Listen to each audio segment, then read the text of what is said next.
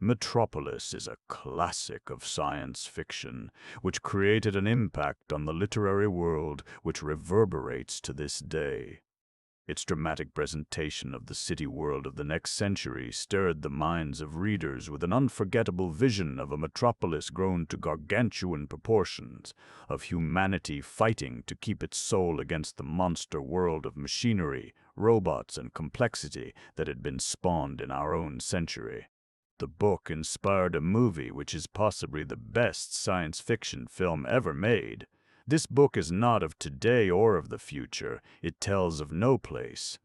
It serves no cause, party, or class. It has a moral which grows on the pillar of understanding. The mediator between brain and muscle must be the heart.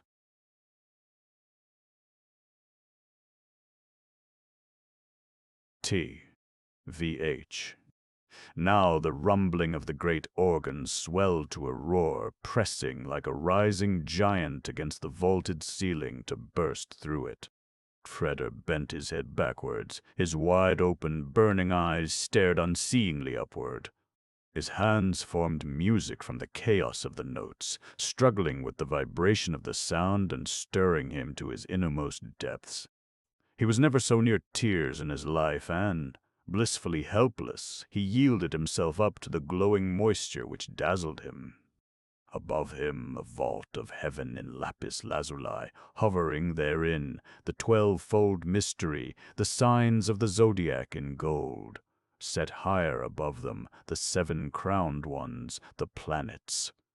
High above all, a silver-shining bevy of stars, the universe. Before the bedewed eyes of the organ player, to his music, the stars of heavens began the solemn, mighty dance. The breakers of the notes dissolved the room into nothing. The organ, which Fredder played, stood in the middle of the sea. It was a reef upon which the waves foamed. Carrying crests of froth, they dashed violently onward, and the 7th was always the mightiest. But high above the sea, which bellowed in the uproar of the waves, the stars of heaven danced the solemn, mighty dance. Shaken to her core, the old earth started from her sleep. Her torrents dried up, her mountains fell to ruin. From the ripped open depths the fire welled up, the earth burnt with all she bore. The waves of the sea became waves of fire. The organ flared up, a roaring torch of music. The earth, the sea, and the hymn-blazing organ crashed in and became ashes. But high above the deserts and the spaces to which creation was burnt, the stars of heaven danced the solemn mighty dance. Then from the gray, scattered ashes, on trembling wings, unspeakably beautiful and solitary, rose a bird with jeweled feathers. It uttered a mournful cry. No bird which ever lived could have mourned so agonizingly. It hovered above the ashes of the completely ruined earth. It hovered hither and thither, not knowing where to settle. It hovered above the grave of the sea and above the corpse of the earth. Never since the sinning angel fell from heaven to hell had the air heard such a cry of despair. Then, from the solemn mighty dance of the stars, one freed itself and neared the dead earth. Its light was gentler than moonlight and more imperious than the light of the sun. Among the music of the spheres, it was the most heavenly note. It enveloped the morning bird in its dear light. It was as strong as a deity crying, "To me, to me!" Then the jeweled bird left the grave of the sea and earth and gave its sinking wings up to the powerful voice which bore it. Moving in a cradle of light, it swept upwards and sang, becoming a note of the spheres, vanishing into eternity. Frieder let his fingers slip from the keys. He bent forward and buried his face in his hands. He pressed his eyes until he saw the fiery dance of the stars behind his eyelids. Nothing could help him. Nothing. Everywhere, everywhere, in an agonizing, blissful omnipresence stood, in his vision, the one countenance. The austere countenance of the Virgin, the sweet countenance of the Mother, the agony and the desire with which he called and called for the one single vision for which his racked heart had not even a name, except the one eternal, You. He let his hands sink and raised his eyes to the heights of the beautifully vaulted room in which his organ stood. From the sea-deep blue of the heavens, from the flawless gold of the heavenly bodies, from the mysterious twilight around him, the girl looked at him with the deadly severity of purity, quite maid and mistress, inviolability, graciousness itself, her beautiful brow in the diadem of goodness, her voice pity, every word a song. Then to turn and to go and to vanish, no more to be found, nowhere. You! Cried the man. The captive notes struck against the walls, finding no way out. Now the loneliness was no longer bearable. Freder stood up and opened the windows. The works lay in quivering brightness before him. He pressed his eyes closed, standing still, hardly breathing. He felt the proximity of the servants, standing silently, waiting for the command which would permit them to come to life. There was one among them, slim, with his courteous face, the expression of which never changed. Freder knew of him. One word to him, and, if the girl still walked on earth with her silent step, then Slim would find her. But one does not set a bloodhound on the track of a sacred white hind if one does not want to be cursed, and to be all his life long a miserable man. Freder saw, without looking at him, how Slim's eyes were taking stock of him. He knew that the silent creature ordained by his father to be his all-powerful protector was, at the same time, his keeper. During the fever of nights, bereft of sleep, during the fever of his work, in his workshop, during the fever when playing his organ, calling upon God, there would be Slim measuring the pulse of the son of his great master. He gave no reports, they were not required of him. But if the hour should come in which they were demanded of him, he would certainly have a diary of faultless perfection to produce, from the number of steps with which one in torment treads out his loneliness with heavy foot, from minute to minute, to the dropping of a brow into propped-up hands, tired with longing. Could it be possible that this man, who knew everything, knew nothing of her? Nothing about him betrayed that he was aware of the upheaval in the well-being and disposition of his young master since that day in the Club of the Suns. But it was one of the slim, silent one's greatest secrets never to give himself away, and, although he had no entrance to the Club of the Suns, Freder was by no means sure that the money-backed agent of his father would be turned back by the rules of the club. He felt himself exposed, unclothed. A cruel brightness, which left nothing concealed, bathed him and everything in his workshop, which was almost the most highly situated room in Metropolis. "I wish to be quite alone," he said softly. Silently the servants vanished. Slim went, but all these doors, which closed without the least sound, could also, without the least sound, be opened again to the narrowest chink. His eyes aching, Freder fingered all the doors of his workroom. A smile, a rather bitter smile, drew down the corners of his mouth. He was a treasure which must be guarded as crown jewels are guarded, the son of a great father and the only son. Really the only one. Ah, really the only one! Huh? His thoughts stopped again at the exit of the circuit, and the vision was there again, and the scene and the event. The Club of the Suns was, perhaps, one of the most beautiful buildings of Metropolis, and that was not so very remarkable. For fathers, for whom every revolution of a machine wheel spelt gold, had presented this house to their sons, it was more a district than a house. It embraced theaters, picture palaces, lecture rooms, and a library in which every book, printed in all the 5 continents, was to be found, race tracks and stadium, and the famous Eternal Gardens. It contained very extensive dwellings for the young sons of indulgent fathers, and it contained the dwellings of faultless male servants and handsome, well-trained female servants for whose training more time was requisite than for the development of new species of orchids.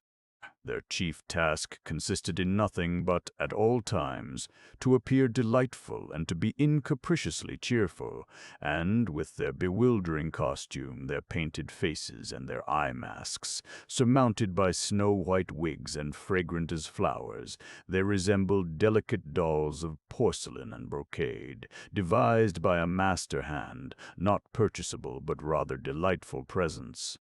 Freder was but a rare visitant to the Club of the Suns. He preferred his workshop and the starry chapel in which this organ stood.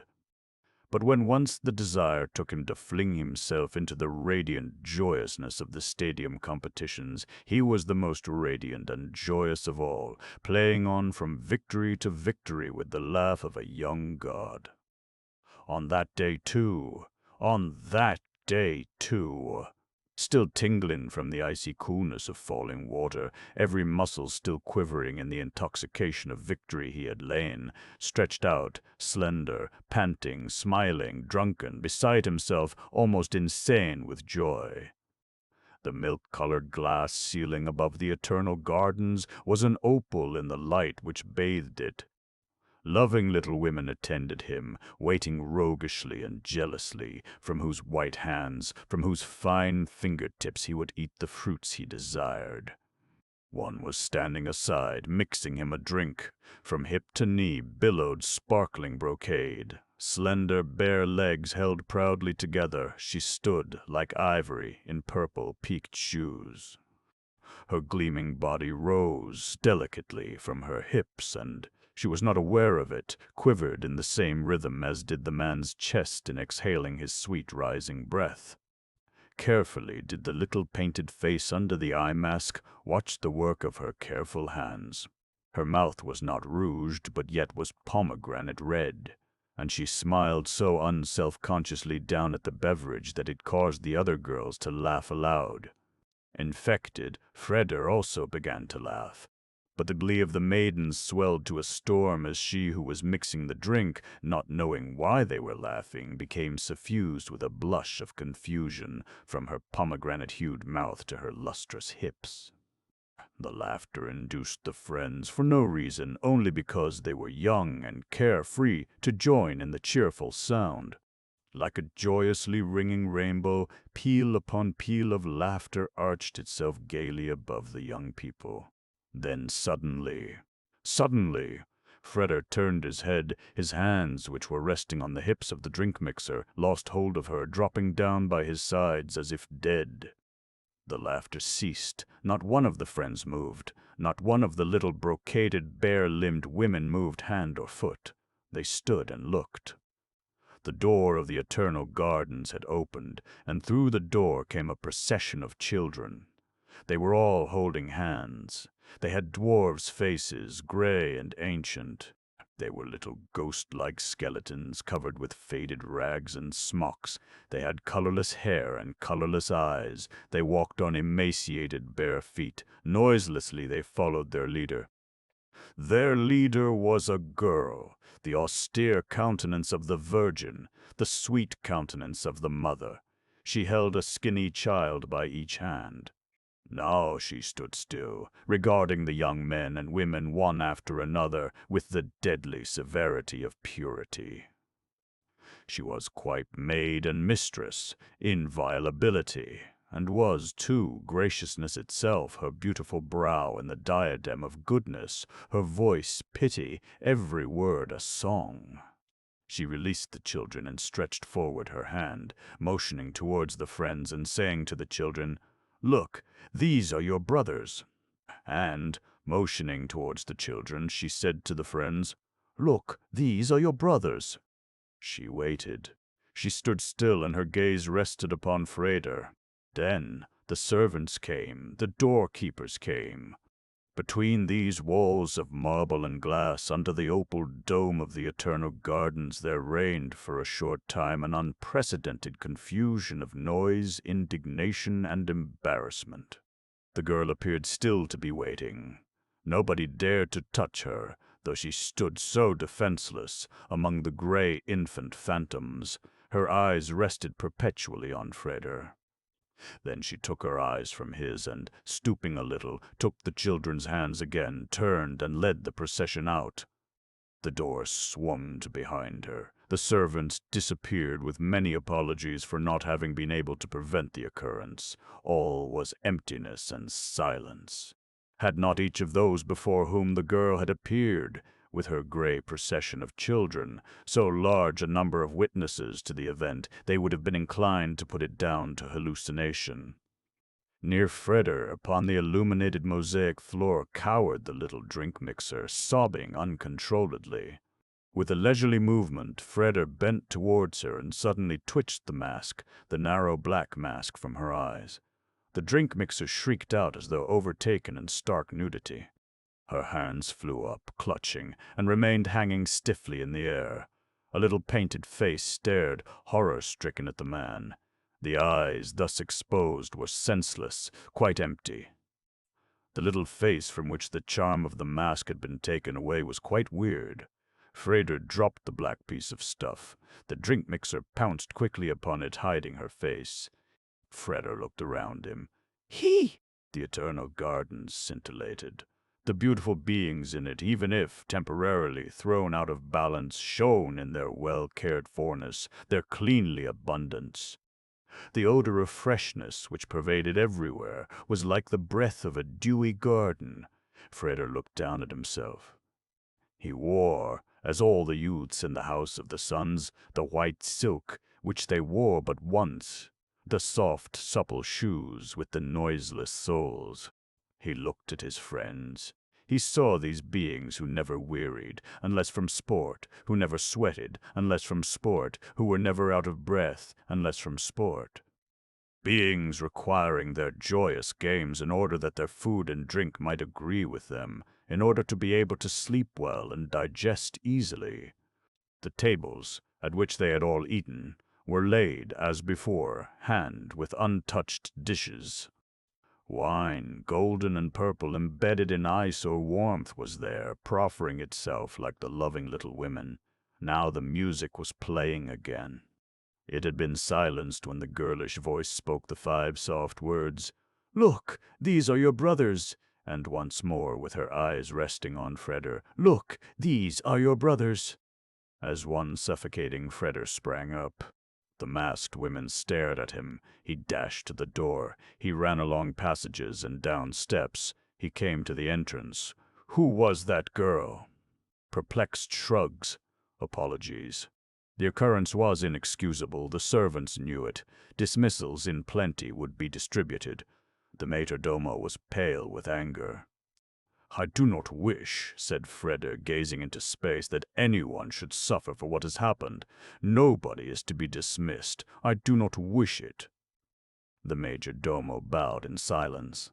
He was accustomed to whims in the Club of the Suns. "Who is the girl? Can nobody tell me?" "No, nobody. But if an inquiry is to be made—" He shook his head, first slowly, then violently. "No, call. One does not set a bloodhound on the track of a sacred white hind. Nobody is to inquire about her," he said tonelessly. He felt the soulless glance of the strange hired person upon his face.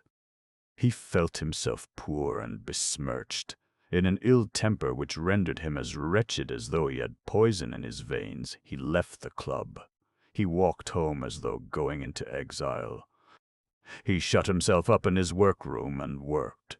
At nights he clung to his instrument and forced the monstrous solitude of Jupiter and Saturn down to him. Nothing could help him. Nothing. In an agonizing, blissful omnipresence stood before his vision the one countenance, the austere countenance of the Virgin, the sweet countenance of the Mother. A voice spoke. "Look, these are your brothers."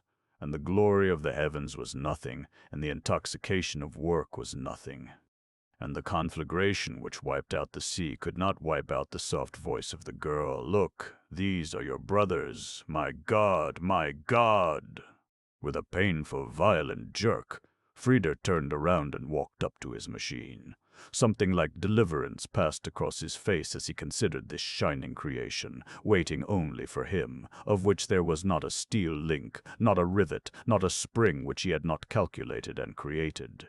The creature was not large, appearing still more fragile by reason of the huge room and flood of sunlight in which it stood. But the soft luster of its metal and the proud swing with which the foremost body seemed to raise itself to leap, even when not in motion, gave it something of the fair godliness of a faultlessly beautiful animal, which is quite fearless because it knows itself to be invincible. Freda caressed his creation. He pressed his head gently against the machine. With ineffable affection he felt its cool, flexible members. "Tonight," he said, "I shall be with you. I shall be entirely enwrapped by you. I shall pour out my life into you, and shall fathom whether or not I can bring you to life.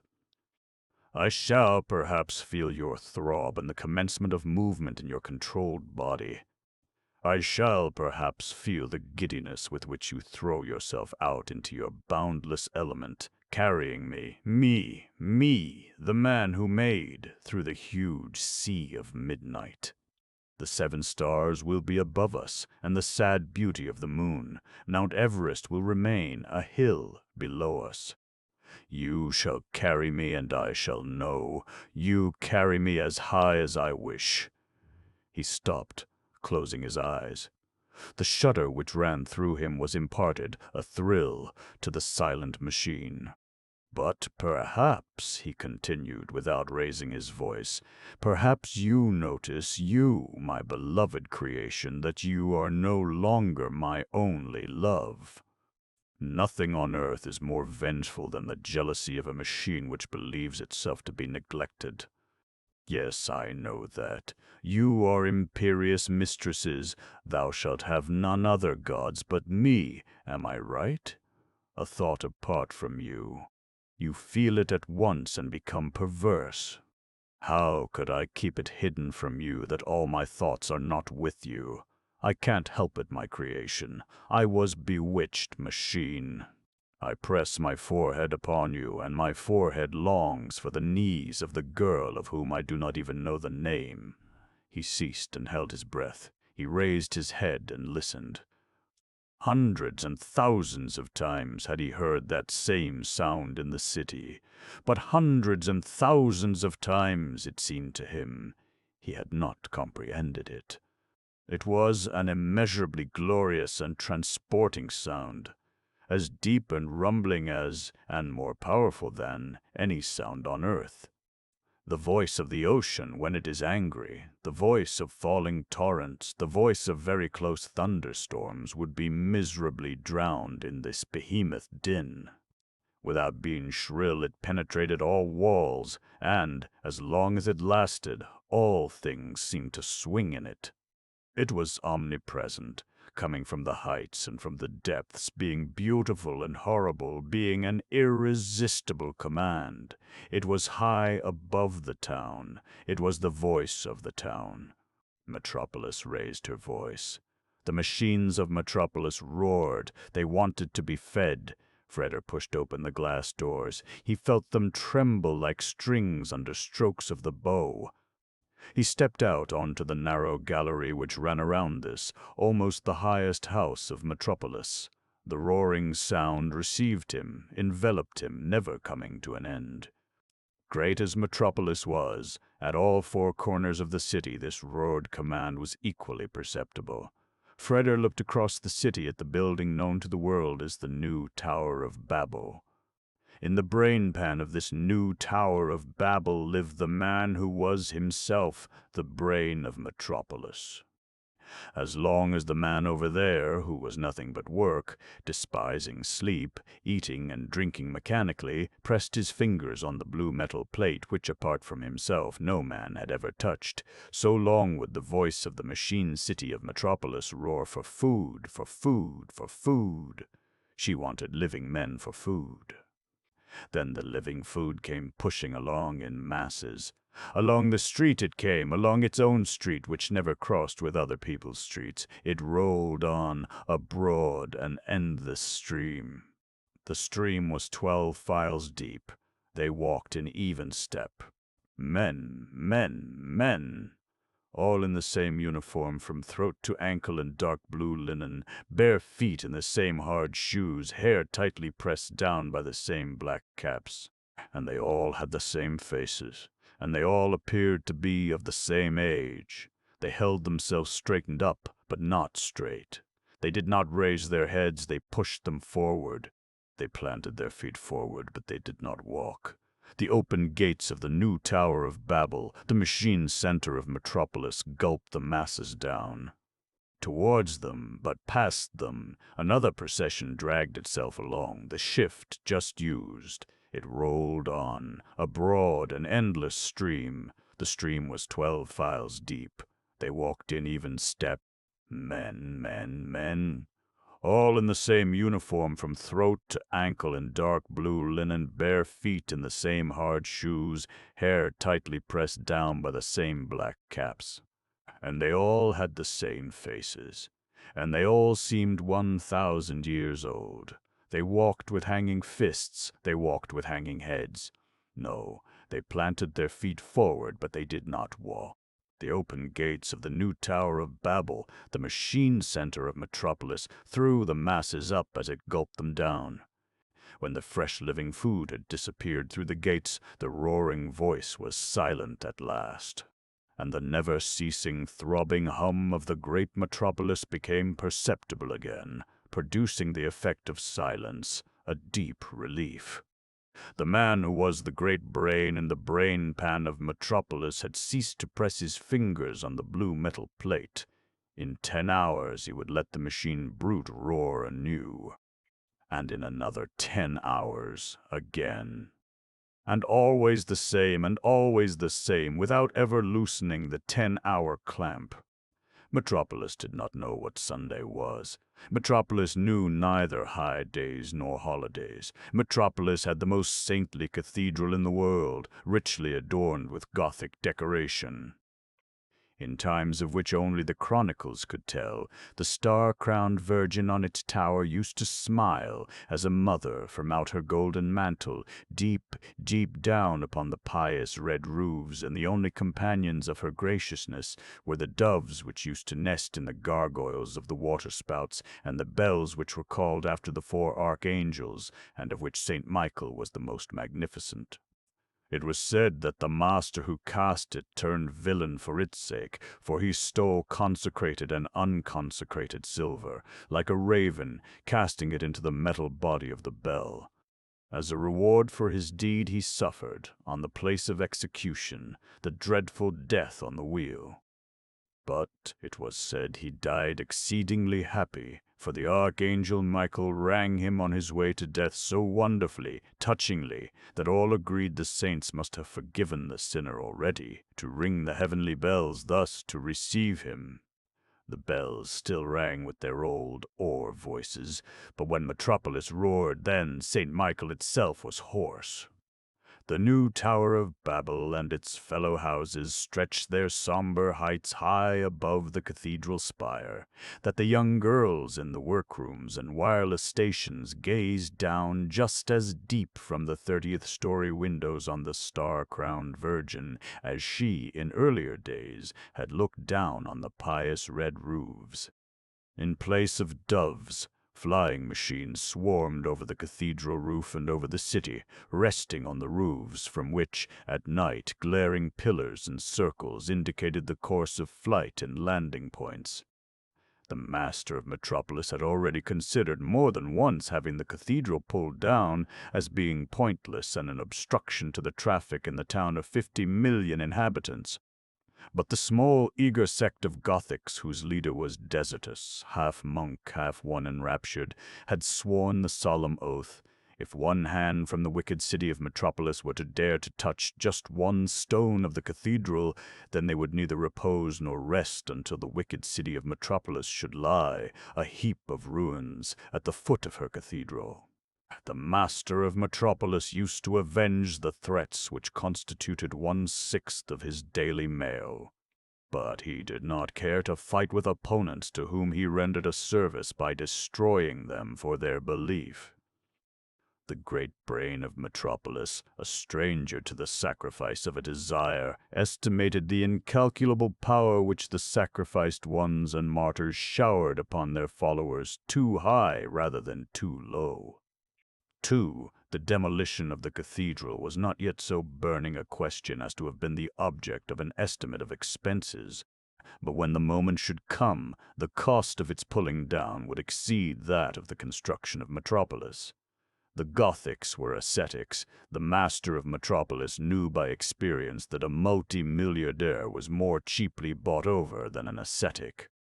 How many more times the greatness timest, the great master of Metropolis, would permit him to look on at the scene which the cathedral would present to him on every rainless day, when the sun sank at the back of Metropolis, the houses turning to mountains and the streets to valleys, when the stream of light, which seemed to crackle with coldness, broke forth from all windows, from the walls of the houses, from the roofs, and from the heart of the town, when the silent quiver of electric advertisements began, when the searchlights in all colors of the rainbow began to play around the new Tower of Babel, when the omnibuses turned to chains of light-spitting monsters, the little motor cars to scurrying, luminous fishes in a waterless deep.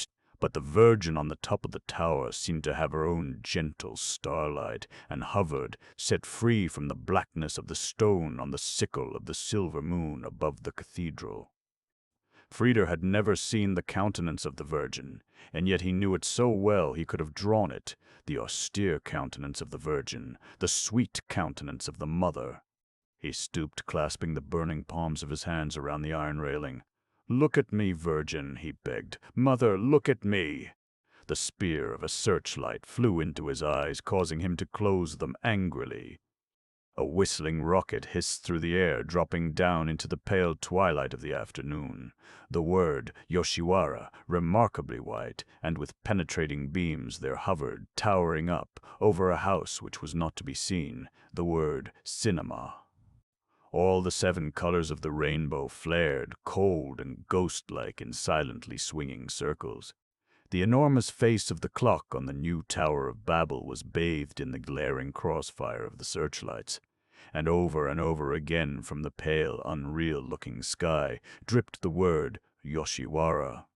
Freder's eyes hung on the clock of the new Tower of Babel, where the "their coming" as in "their going."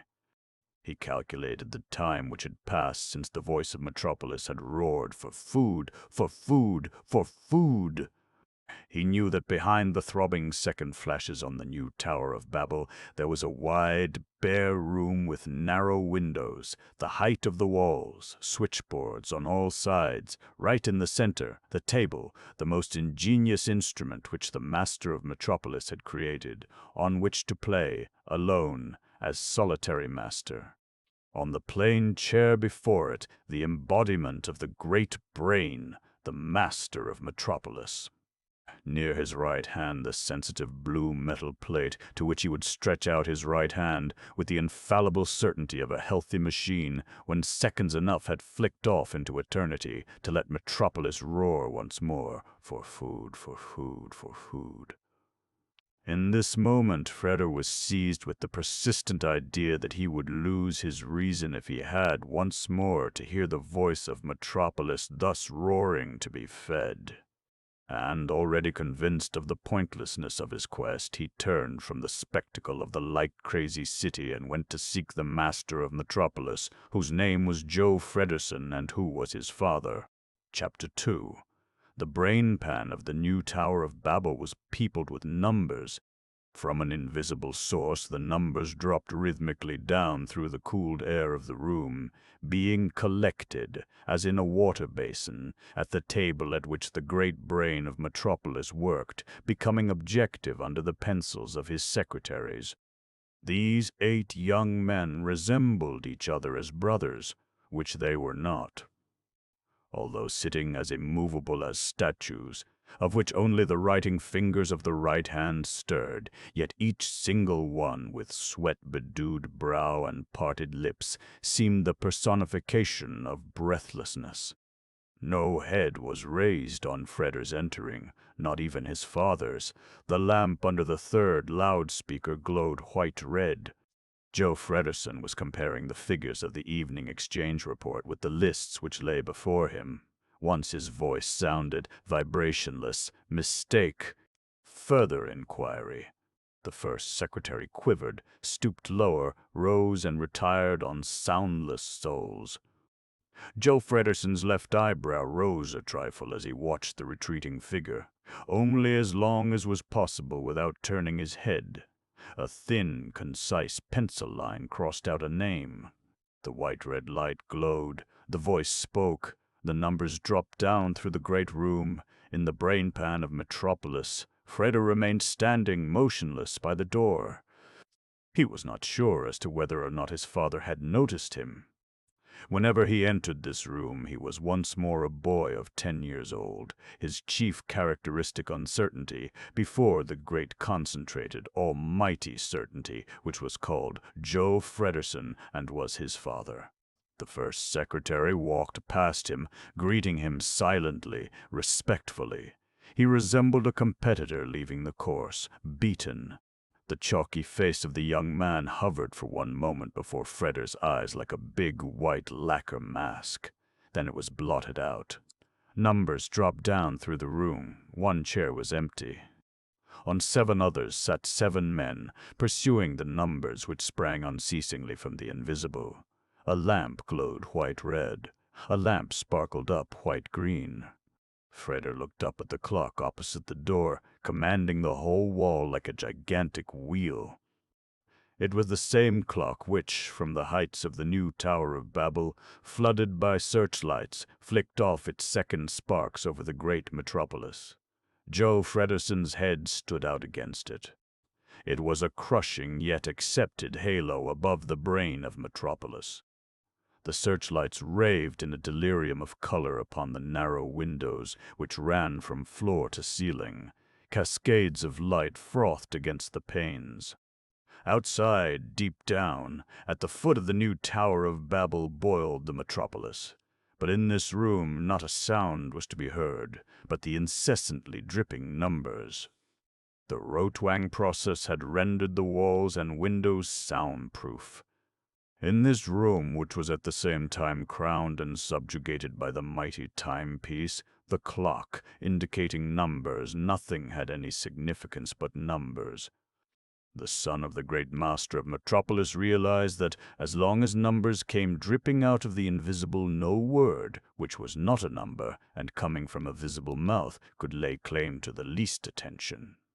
Therefore he stood, gazing unceasingly at his father's head, watching the monstrous hand of the clock sweep onward, inevitably, like a sickle, a reaping scythe, pass through the skull of his father without harming him, climb upwards, up the number-beset ring, creep around the heights and sink again, to repeat the vain blow of the scythe. At last the white-red light went out. A voice ceased. Then the white-green light went out too. Silence. The hands of those writing stopped, and for the space of a moment they sat as though paralyzed, relaxed, exhausted. Then Joe Fredersen's voice said with a dry gentleness, "Thank you, tomorrow." And without looking round, "What do you want, my boy?"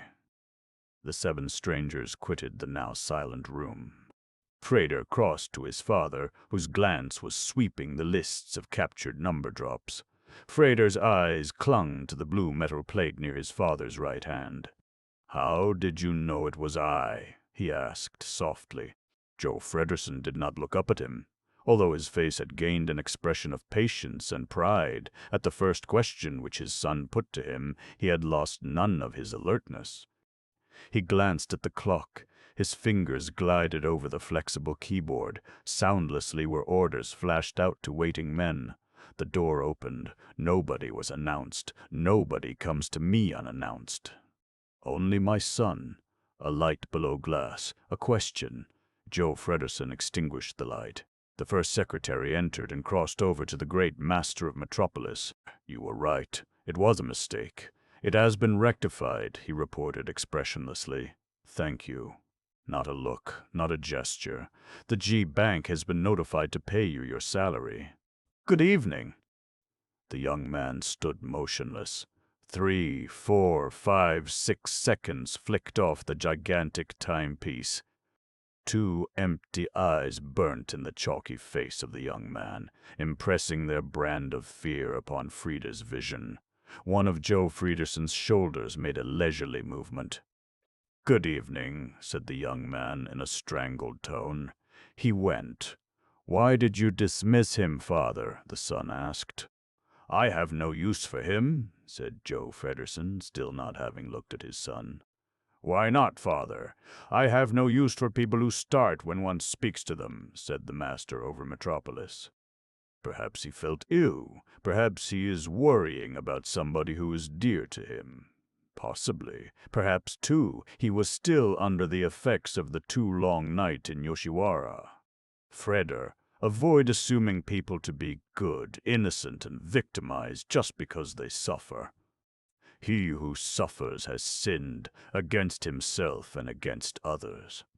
You do not suffer, father? No, you are quite free from sin. The time of sin and suffering lies behind me, Freder.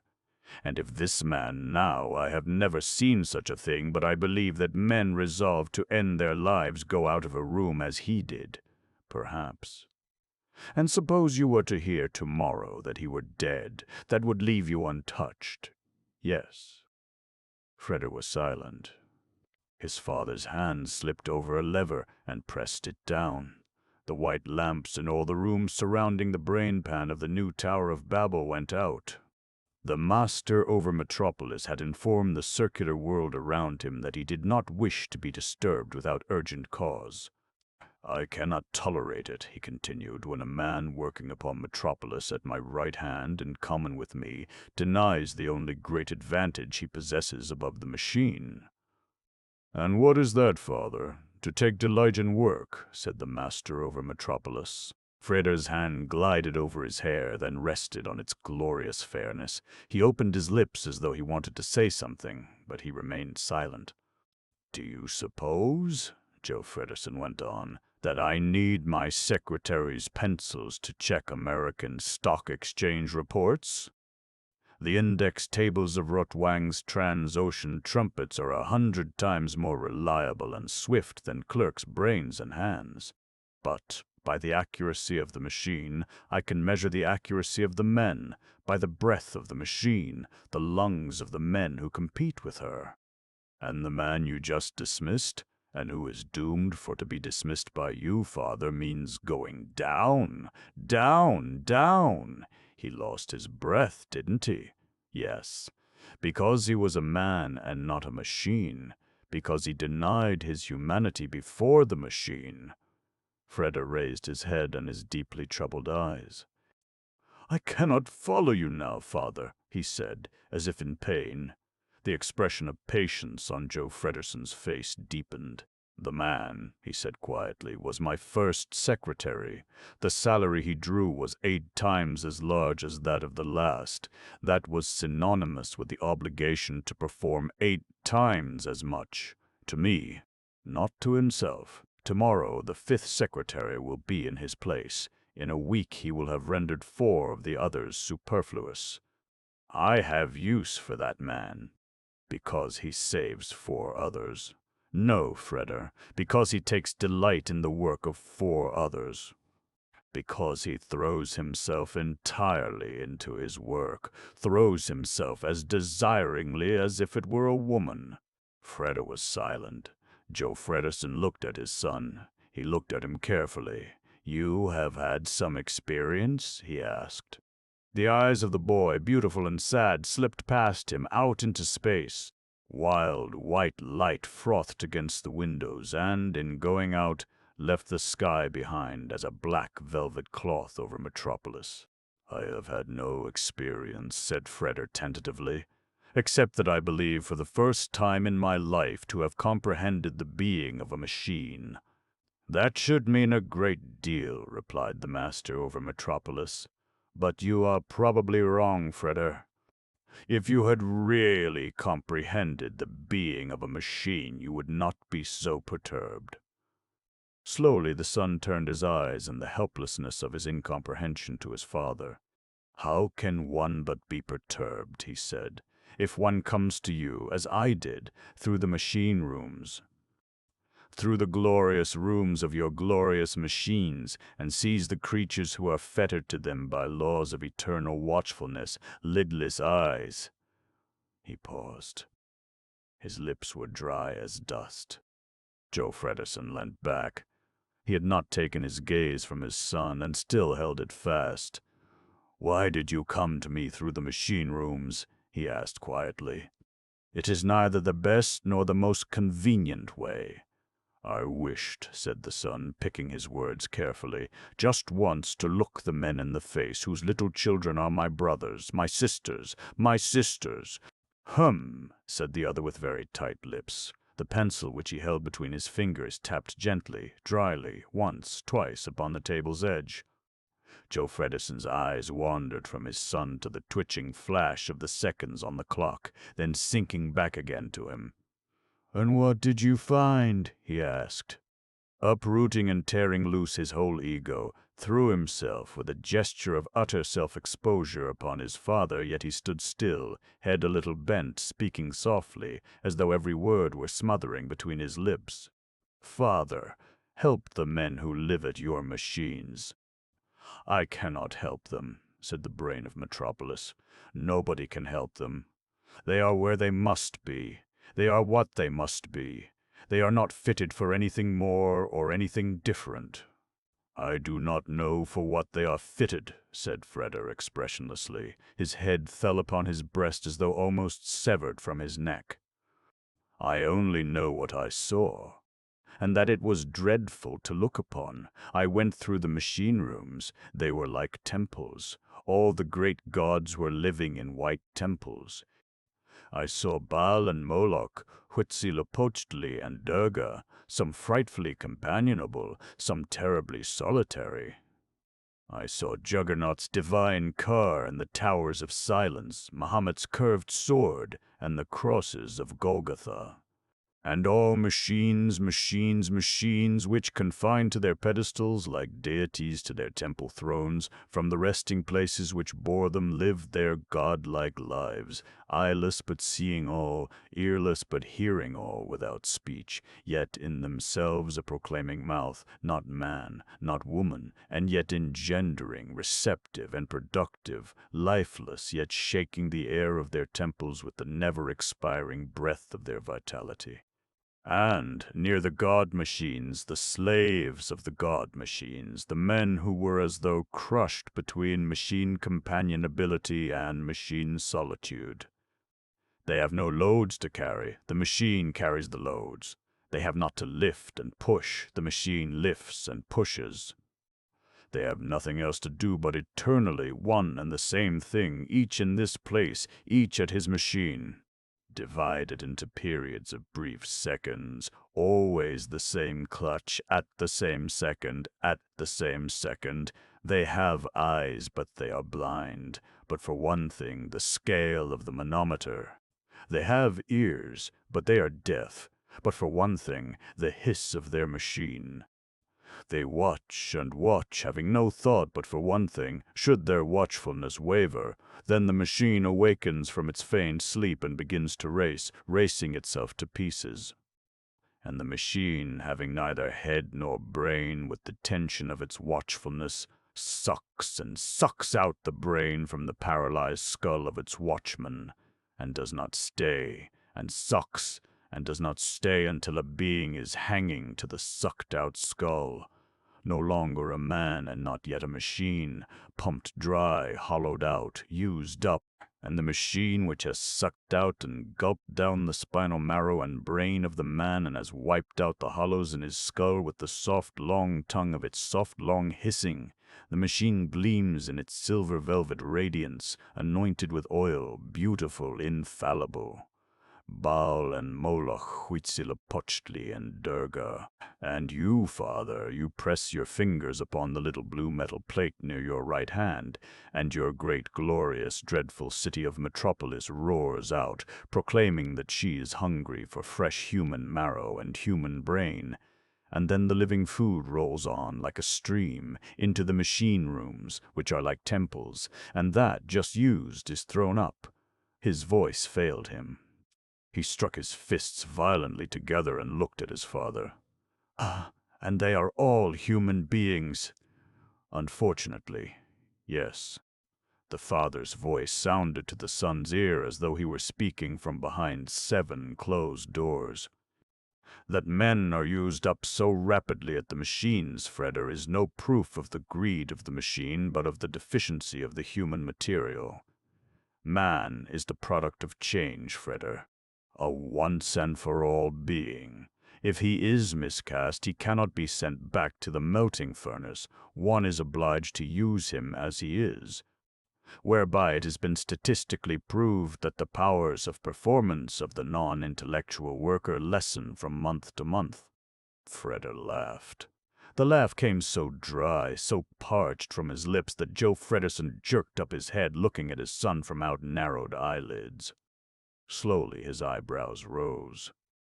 "Are you not afraid, father, supposing that the statistics are correct and the consumption of man is progressing increasingly, rapidly, that one fine day there will be no more food there for the man-eating god machines, and that the Moloch of glass, rubber, and steel, the Durga of aluminium with platinum veins, will have to starve miserably?" "The case is conceivable," said the brain of Metropolis. "And then," said the brain of Metropolis, "by then a substitute for man will have to have been found. The improved man, you mean?"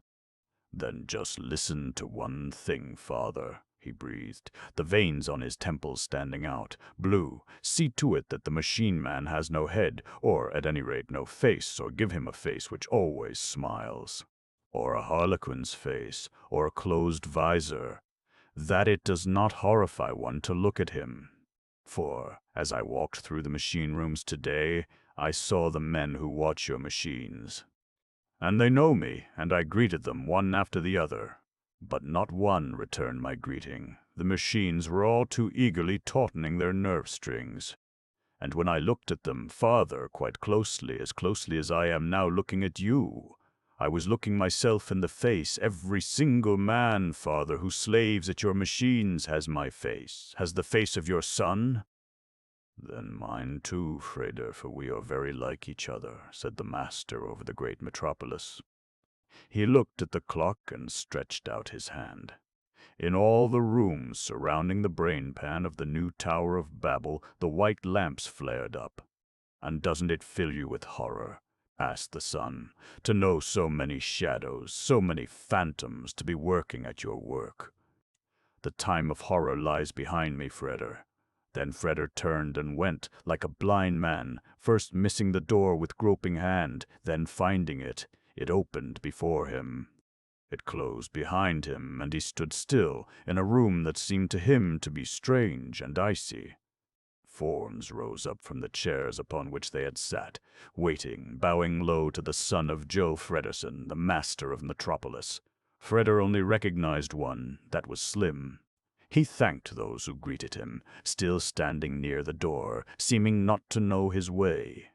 Behind him slipped Slim, going to Joe Fredersen, who had sent for him. The master of Metropolis was standing by the window, his back to the door. "Wait!" said the dark square back. Slim did not stir. He breathed inaudibly. His eyelids lowered, he seemed to sleep while standing, but his mouth, with the remarkable tension of its muscles, made him the personification of concentration. Joe Fredersen's eyes wandered over Metropolis, a restless roaring sea with a surf of light. In the flashes and waves, the Niagara Falls of light, in the color play of revolving towers of light and brilliance, Metropolis seemed to have become transparent. The houses, dissected into cones and cubes by the moving scythes of the searchlights, gleamed, towering up hoveringly, light flowing down their flanks like rain. The streets licked up the shining radiance, themselves shining, and the things gliding upon them, an incessant stream, through cones of light before them.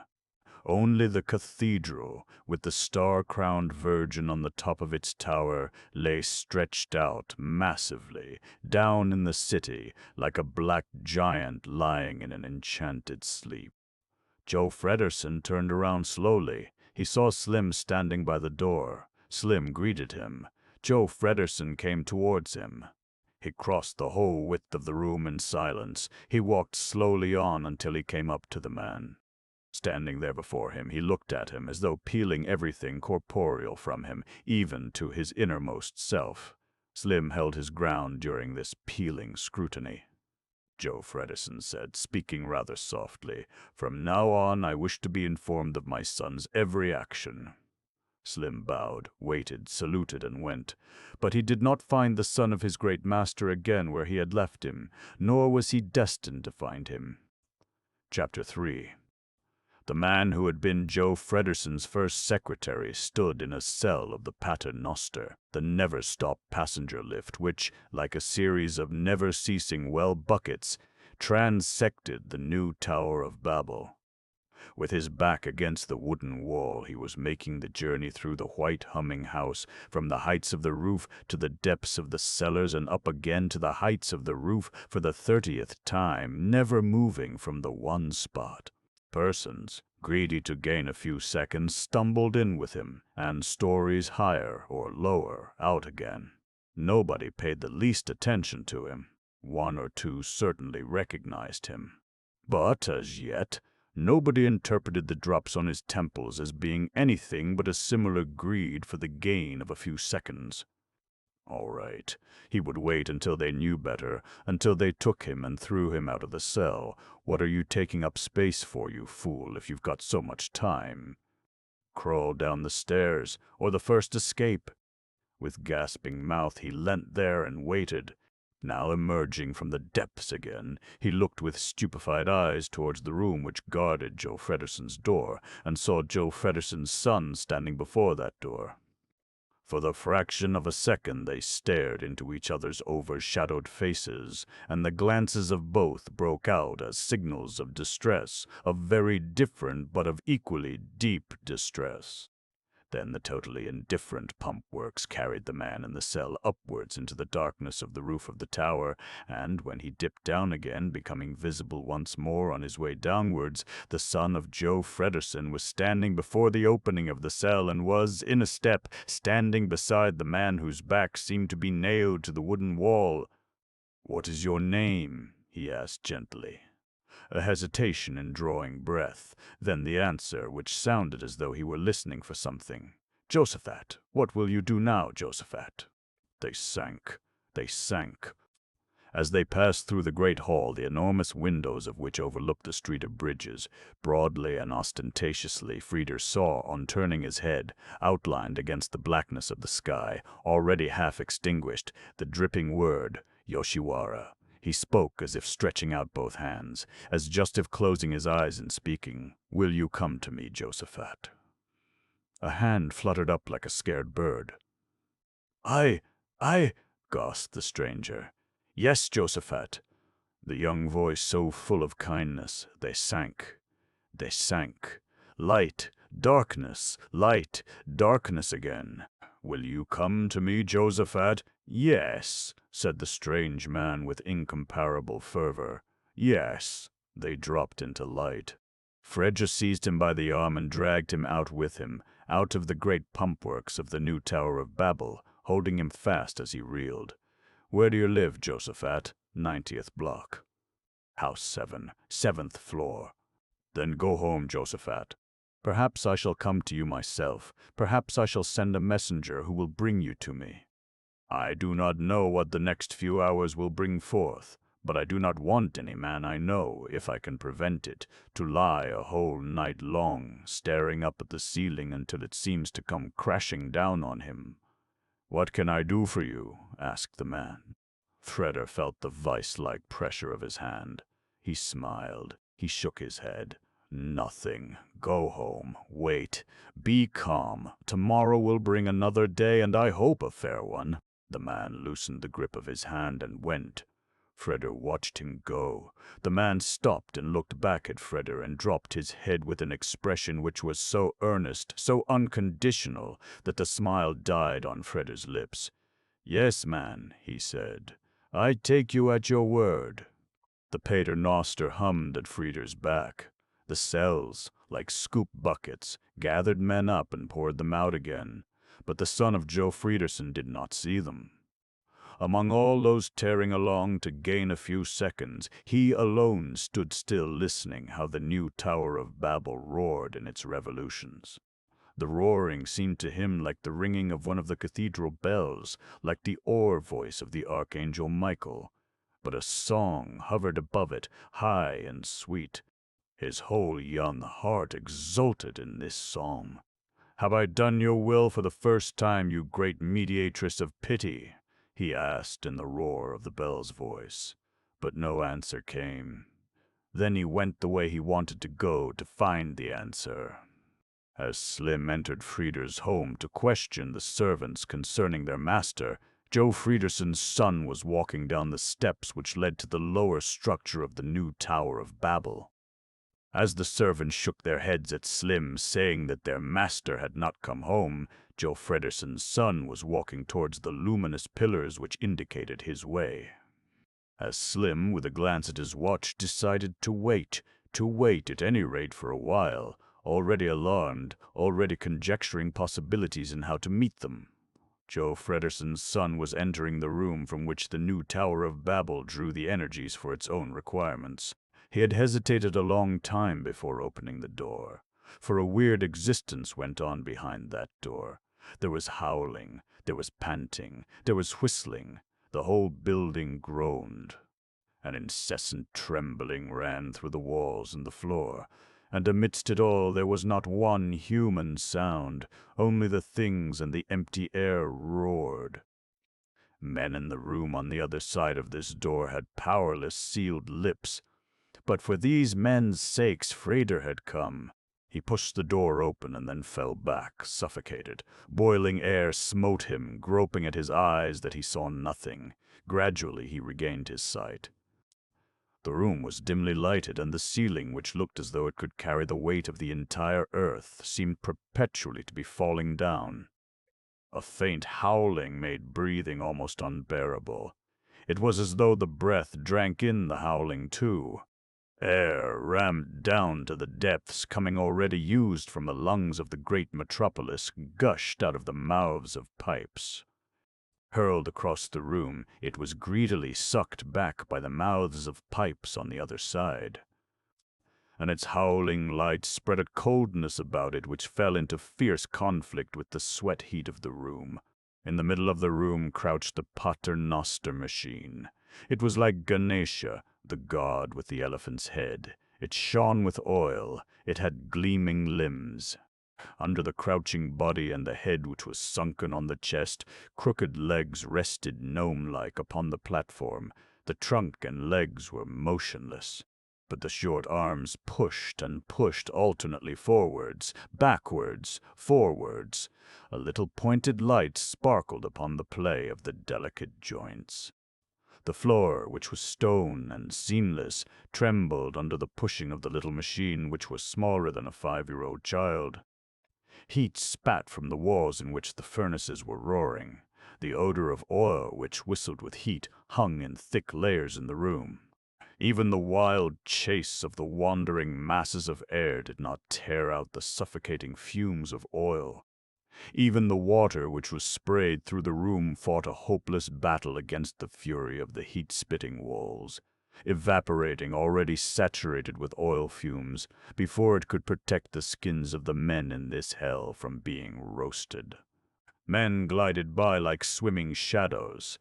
Their movements, the soundlessness of their inaudible slipping past, had something of the black ghostliness of deep-sea divers. Their eyes stood open as though they never closed them.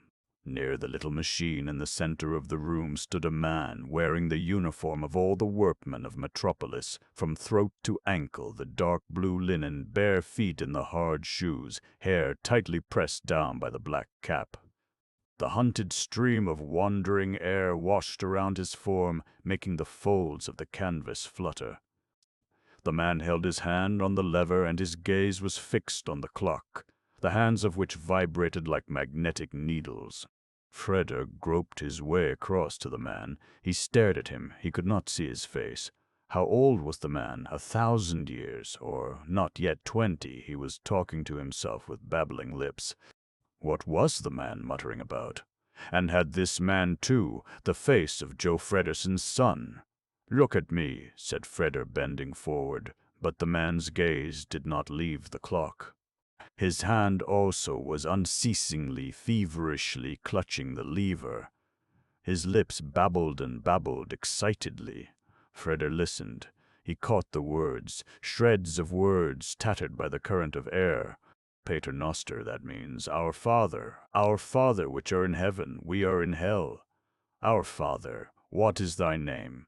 Art thou called Pater Noster, our Father, or Joe Frederson? Or Machine? Be hallowed by us, Machine. Pater Noster, thy kingdom come, Machine, thy will be done on earth as it is in heaven. What is thy will of us, Machine, Pater Noster? Art thou the same in heaven as thou art on earth? Our Father, which art in heaven, when thou callest us into heaven, shall we keep the machines in thy world, the great wheels which break the limbs of thy creatures, the great merry-go-round called the earth. Thy will be done, Pater Noster. Give us this day our daily bread. Grind, machine, grind flour for our bread. The bread is baked from the flour of our bones. And forgive us our trespasses. What trespasses, Pater Noster? The trespass of having a brain and a heart that thou hast not, Machine. And lead us not into temptation. Lead us not into temptation to rise against thee, Machine, for thou art stronger than we. Thou art 1,000 times stronger than we, and thou art always in the right, and we are always in the wrong, because we are weaker than thou art, Machine. But deliver us from evil, Machine. Deliver us from thee, Machine, for thine is the kingdom, the power, and the glory, for ever and ever. Amen. Power and the glory, for ever and ever. Amen. Pater Noster, that means our Father, which are in heaven. Freder touched the man's arm. The man started, struck dumb. His hand lost its hold of the lever and leaped into the air like a shot bird.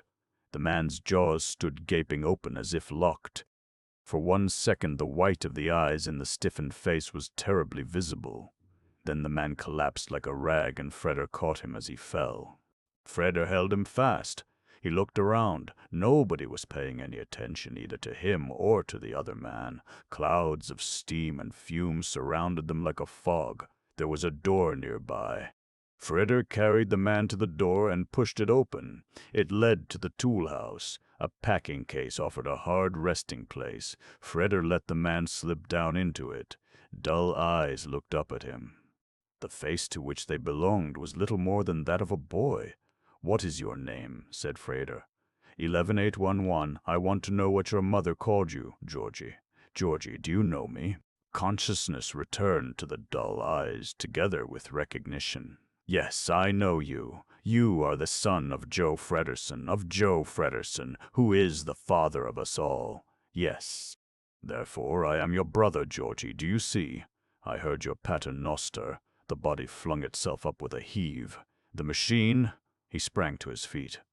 My machine. Pah! Leave it alone, Georgie, and listen to me. Somebody must be at the machine. Somebody will be at the machine, but not you. Who will, then? I. Staring eyes were the answer. I, repeated Freder. Are you fit to listen to me, and will you be able to take good note of what I say? It is very important, Georgie. Yes, said Georgie, paralyzed. We shall now exchange lives, Georgie. You take mine, I yours. I shall take your place at the machine. You go quietly out in my clothes. Nobody noticed me when I came here. Nobody will notice you when you go. You must only not lose your nerve and keep calm. Keep under cover of where the air is brewing like a mist. When you reach the street, take a car. You will find more than enough money in my pockets. 3 streets further on, change the car, and again after another 3 streets. Then drive to the 90th block. At the corner, pay off the taxi and wait until the driver is out of sight.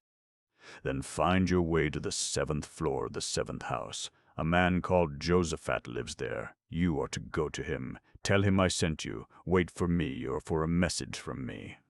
Do you understand, Georgie? Yes. But the yes was empty and seemed to reply to something other than Fredder's question. A little while later, the son of Joe Fredersen, the master of the great Metropolis, was standing before the machine which was like Ganesha, the god with the elephant's head.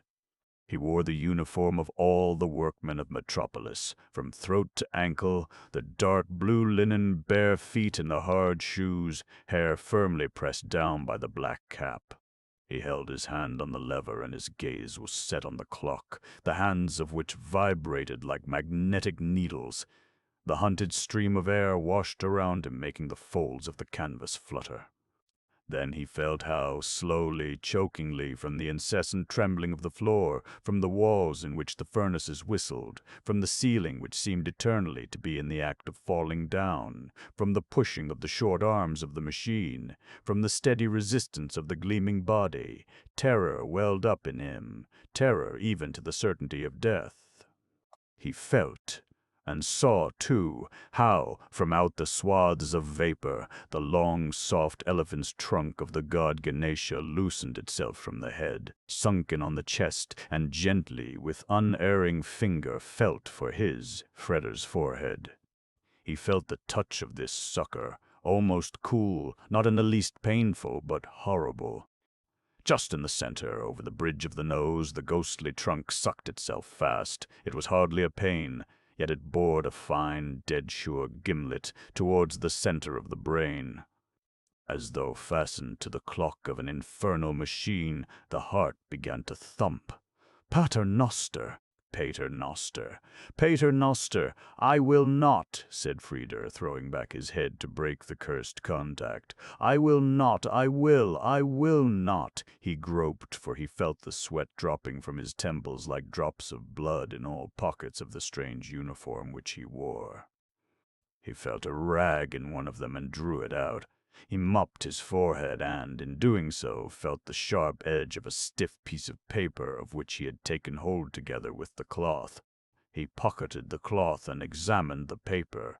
It was no larger than a man's hand, bearing neither print nor script, being covered over and over with the tracing of a strange symbol and an apparently half-destroyed plan. Fredder tried hard to make something of it, but he did not succeed. Of all the signs marked on the plan, he did not know one. Ways seemed to be indicated, seeming to be false ways, but they all led to one destination, to a place which was filled with crosses. A symbol of life? Sense in nonsense? As Joe Fredersen's son, Fredder was accustomed swiftly and correctly to grasp anything called a plan. He pocketed the plan, though it remained before his eyes.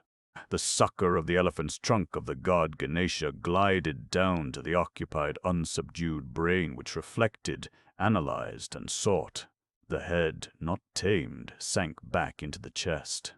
Obediently, eagerly, worked the little machine which drove the paternoster of the new Tower of Babel. A little glimmering light played upon the more delicate joints almost on the top of the machine, like a small malicious eye. The machine had plenty of time. Many hours would pass before the master of Metropolis, before Joe Fredersen would tear the food which his machines were chewing up from the teeth of his mighty machines. Quite softly, almost smilingly, the gleaming eye, the malicious eye of the delicate machine looked down upon Joe Fredersen's son, who was standing before it. Georgie had left the new Tower of Babel unchallenged, through various doors, and the city received him, the great metropolis which swayed in the dance of light and which was a dancer. He stood in the street, drinking in the drunken air. He felt white silk on his body. On his feet he felt shoes which were soft and supple. He breathed deeply, and the fullness of his own breath filled him with the most high, intoxicating intoxication. He saw a city which he had never seen. He saw it as a man he had never been. He did not walk in a stream of others, a stream 12 files deep. He wore no blue linen, no hard shoes, no cap. He was not going to work. Work was put away. Another man was doing his work for him. A man had come to him and had said, "We shall now exchange lives, Georgie. You take mine and I yours. When you reach the street, take a car. You will find more than enough money in my pockets. You will find more than enough money in my pockets. You will find more than enough money in my pockets. You will find more than enough money in my pockets." Georgie looked at the city which he had never seen. Ah, the intoxication of the lights, ecstasy of brightness. Ah, thousand-limbed city, built up of blocks of light, towers of brilliance, steep mountains of splendor. From the velvety sky above you showers golden rain, inexhaustibly, as into the open lap of the Danai. Ah, Metropolis, Metropolis. A drunken man, he took his first step, saw a flame which hissed up into the heavens. A rocket wrote in drops of light on the velvety sky the word Yoshiwara. Georgie ran across the street, reached the steps, and, taking 3 steps at a time, reached the roadway. Soft, flexible, a black, willing beast, a car approached, stopped at his feet.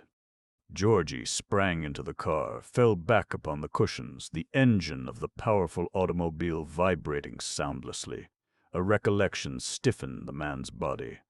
Was there not somewhere in the world, and not so very far away, under the soul of the new Tower of Babel, a room which was run through by incessant trembling? Did not a delicate little machine stand in the middle of this room, shining with oil and having strong, gleaming limbs? Under the crouching body and the head, which was sunken on the chest, crooked legs rested, gnome-like, upon the platform. The trunk and legs were motionless, but the short arms pushed and pushed and pushed, alternately forwards, backwards, and forwards. The floor, which was of stone and seamless, trembled under the pushing of the little machine, which was smaller than a 5-year-old child. The voice of the driver asked, "Where to, sir?" "Straight on," motioned Georgie with his hand. "Anywhere," the man had said to him. "Change the car after the 3rd street." But the rhythm of the motor car embraced him too delightfully. 3rd Street, 6th Street, it was still very far to the 90th block. He was filled with the wonder of being thus couched, the bewilderment of the lights, the shudder of entrancement at the motion. The further that, with the soundless gliding of the wheels, he drew away from the new Tower of Babel, the further did he seem to draw away from the consciousness of his own self. Who was he?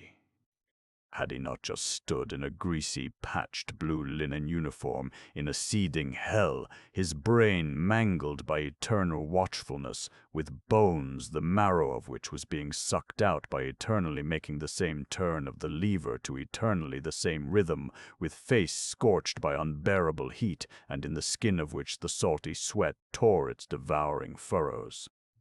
Did he not live in a town which lay deeper under the earth than the underground stations of Metropolis, with their 1,000 shafts? In a town the houses of which storied just as high above squares and streets as, above in the night, did the houses of Metropolis, which towered so high, one above the other? Had he ever known anything else than the horrible sobriety of these houses, in which there lived not men but numbers, recognizable only by the enormous placards by the house doors? Had his life ever had any purpose other than to go out from these doors, framed with numbers, out to work, when the sirens of Metropolis howled for him? And 10 hours later, crushed and tired to death, to stumble into the house by the door of which his number stood? Was he himself anything but a number? Number 18011, crammed into his linen, his clothes, his cap. Had not the number also become imprinted into his soul, into his brain, into his blood, that he must even stop and think of his own name? And now, oh, and now,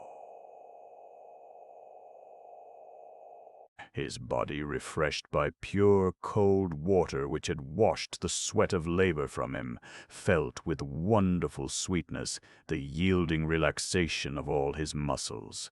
With a quiver which rendered all his muscles weak, he felt the caressing touch of white silk on the bare skin of his body, and, while giving himself up to the gentle, even rhythm of the motion, the consciousness of the first and complete deliverance from all that which had put so agonizing a pressure on his existence overcame him with so overpowering a force that he burst out into the laughter of a madman, his tears falling uncontrollably. Violently, aye, with a glorious violence, the great city whirled towards him like a sea which roars around mountains. The workman, number 181-1, the man who lived in a prison-like house under the underground railway of Metropolis, who knew no other way than that from the hole in which he slept to the machine and from the machine back to the hole. This man saw for the first time in his life the wonder of the world, which was Metropolis, the city, by night shining under millions and millions of lights. He saw the ocean of light which filled the endless trails of streets with a silver flashing luster. He saw the will-o'-the-wisp sparkle of the electric advertisements, lavishing themselves inexhaustibly in an ecstasy of brightness. He saw towers projecting, built up of blocks of light, feeling himself seized, overpowered to a state of complete impotence by this intoxication of light, feeling this sparkling ocean with its hundreds and thousands of spraying waves, to reach out for him, to take the breath from his mouth, to pierce him, suffocate him. And then he grasped that this city of machines, this city of sobriety, this fanatic for work, sought, at night, the mighty counterpoise to the frenzy of the day's work, that this city, at night, lost itself, as one insane, as one entirely witless, in the intoxication of a pleasure which, flinging up to all heights, hurtling down to all depths, was boundlessly blissful and boundlessly destructive. Georgie trembled from head to foot. And yet it was not really trembling which seized his resistless body. It was as though all his members were fastened to the soundless evenness of the engine which bore them forwards. No, not to the single engine which was the heart of the motor car in which he sat, to all these hundreds and thousands of engines which were driving an endlessly gliding double stream of gleaming illuminated automobiles on through the streets of the city in its nocturnal fever. And at the same time his body was set in vibration by the fireworks of spark-streaming wheels, 10-colored lettering snow, white fountains of overcharged lamps, rockets hissing upwards, towers of flame blazing ice-cold. There was a word which always recurred. From an invisible source there shot up a sheaf of light, which, bursting apart at the highest point, dropped down letters in all colors of the rainbow from the velvet black sky of Metropolis. The letters formed themselves into the word Yoshiwara. What did that mean, Yoshiwara?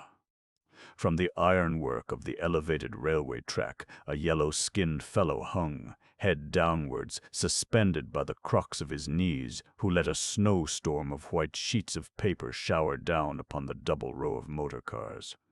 The pages fluttered and fell. Georgie's glance caught one of them. Upon it stood, in large, distorted letters, Yoshiwara. The car stopped at a crossing. Yellow-skinned fellows in many-colored embroidered silk jackets wound themselves, supple as eels, through the 12-fold strings of waiting cars. One of them swung himself onto the footboard of the black motor car in which Georgie sat. For 1 second the grinning hideousness stared into the young, white, helpless face. A sheaf of handbills were hurled through the window, falling upon Georgie's knee and before his feet. He bent down mechanically and picked up that for which his fingers were groping. On these slips, which gave out a penetrating, bittersweet, seductive perfume, there stood, in large, bewitched-looking letters, the word Yoshiwara. Georgie's throat was as dry as dust. He moistened his cracked lips with his tongue. which lay heavy and as though parched in his mouth. A voice had said to him, "You will find more than enough money in my pockets." Enough money? What for? To clutch and drag near this city, this mighty, heavenly, hellish city, to embrace her with both arms, both legs, in the impotence of mastering her, to despair, to throw oneself into her. Take me. Take me. To feel the filled bowl at one's lips, gulping, gulping, not drawing breath, the brim of the bowl set fast between the teeth. Eternal, eternal insatiability competing with the eternal, eternal overflow, overpouring of the bowl of intoxication. Ah, Metropolis, Metropolis, more than enough money. A strange sound came from Georgie's throat, and there was something in it of the throat rattle of a man who knows he is dreaming and wants to awake, and something of the guttural sound of the beast of prey when it scents blood.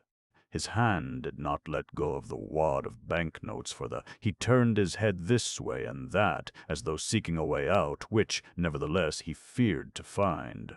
Another car slipped silently along beside his. A great, black gleaming shadow, the couch of a woman set on 4 wheels, decorated with flowers, lighted by dim lamps. Georgie saw the woman very clearly, and the woman looked at him. She cowered rather than sat among the cushions of the car, having entirely wrapped herself in her gleaming cloak, from which one shoulder projected with the dull whiteness of a swan's feather. She was bewilderingly made up, as though she did not wish to be human, to be a woman, but rather a peculiar animal, disposed perhaps to play, perhaps to murder. Calmly holding the man's gaze, she gently slipped her right hand, sparkling with stones, and the slender arm, which was quite bare and dull white, even as the shoulder, from the wrappings of her cloak, and began to fan herself in a leisurely manner with one of the sheets of paper on which the word Yoshiwara stood. "No," said the man. He panted, wiping the perspiration from his forehead. Coolness welled out from the fine, strange stuff with which he dried the perspiration from his brow. Eyes stared at him, eyes which were fading away, the all-knowing smile of a painted mouth. With a panting sound, Georgie made to open the door of the taxi and to jump out into the road. However, the movement of the car threw him back onto the cushions. He clenched his fists, pressing them before both eyes. A vision shot through his head, quite misty and lacking in outline, a strong little machine no larger than a 5-year-old child. Its short arms pushed and pushed and pushed, alternately forwards, forwards. The head, sunken on the chest, rose, grinning. "No!" shrieked the man, clapping his hands and laughing. He had been set free from the machine. He had exchanged lives. Exchanged with whom? With a man who had said, "You will find more than enough money in my pockets." The man bent back his head into the nape of his neck and stared at the roof suspended above him. On the roof there flamed the word, Yoshiwara. The word Yoshiwara became rockets of light which showered around him, paralyzing his limbs. He sat motionless, covered in a cold sweat. He clawed his fingers into the leather of the cushions. His back was stiff, as though his spine were made of cold iron. His jaws chattered. "No," said Georgie, tearing his fists down. But before his eyes, which stared into space, the word flamed up, Yoshiwara. Music was in the air, hurled into the nocturnal streets by enormous loudspeakers. Wanton was the music, most heated of rhythm, of a shrieking, lashing gaiety. "No," panted the man. Blood trickled in drops from his bitten lips. But 100 multicolored rockets wrote in the velvet black sky of Metropolis the word Yoshiwara. Georgie pushed the window open. The glorious town of Metropolis, dancing in the drunkenness of light, threw itself impetuously towards him, as though he were the only beloved, the only awaited. He leant out of the window, crying, "Yoshiwara! Oh!" He fell back upon the cushions. The car turned in a gentle curve, round in another direction. A rocket shot up and wrote in the sky above Metropolis, Yoshiwara, Chapter 4. There was a house in the great metropolis which was older than the town. Many said that it was older, even, than the cathedral, and, before the archangel Michael raised his voice as advocate in the conflict for God, the house stood there in its evil gloom, defying the cathedral from out its dull eyes. It had lived through the time of smoke and soot. Every year which passed over the city seemed to creep, when dying, into this house, so that, at last, it was a cemetery, a coffin filled with dead tens of years. Set into the black wood of the door stood, copper-red, mysterious, the seal of Solomon, the pentagram. It was said that a magician, who came from the east and in the track of whom the plague wandered, had built the house in 7 nights.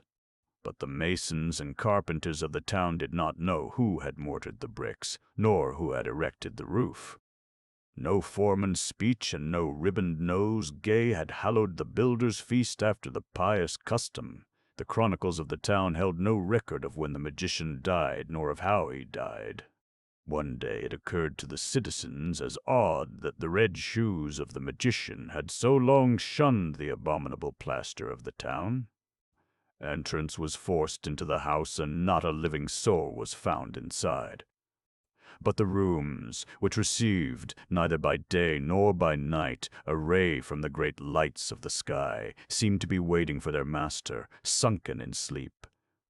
Parchments and folios lay about, open, under a covering of dust, like silver-gray velvet. Set in all the doors stood, copper-red, mysterious, the seal of Solomon, the pentagram.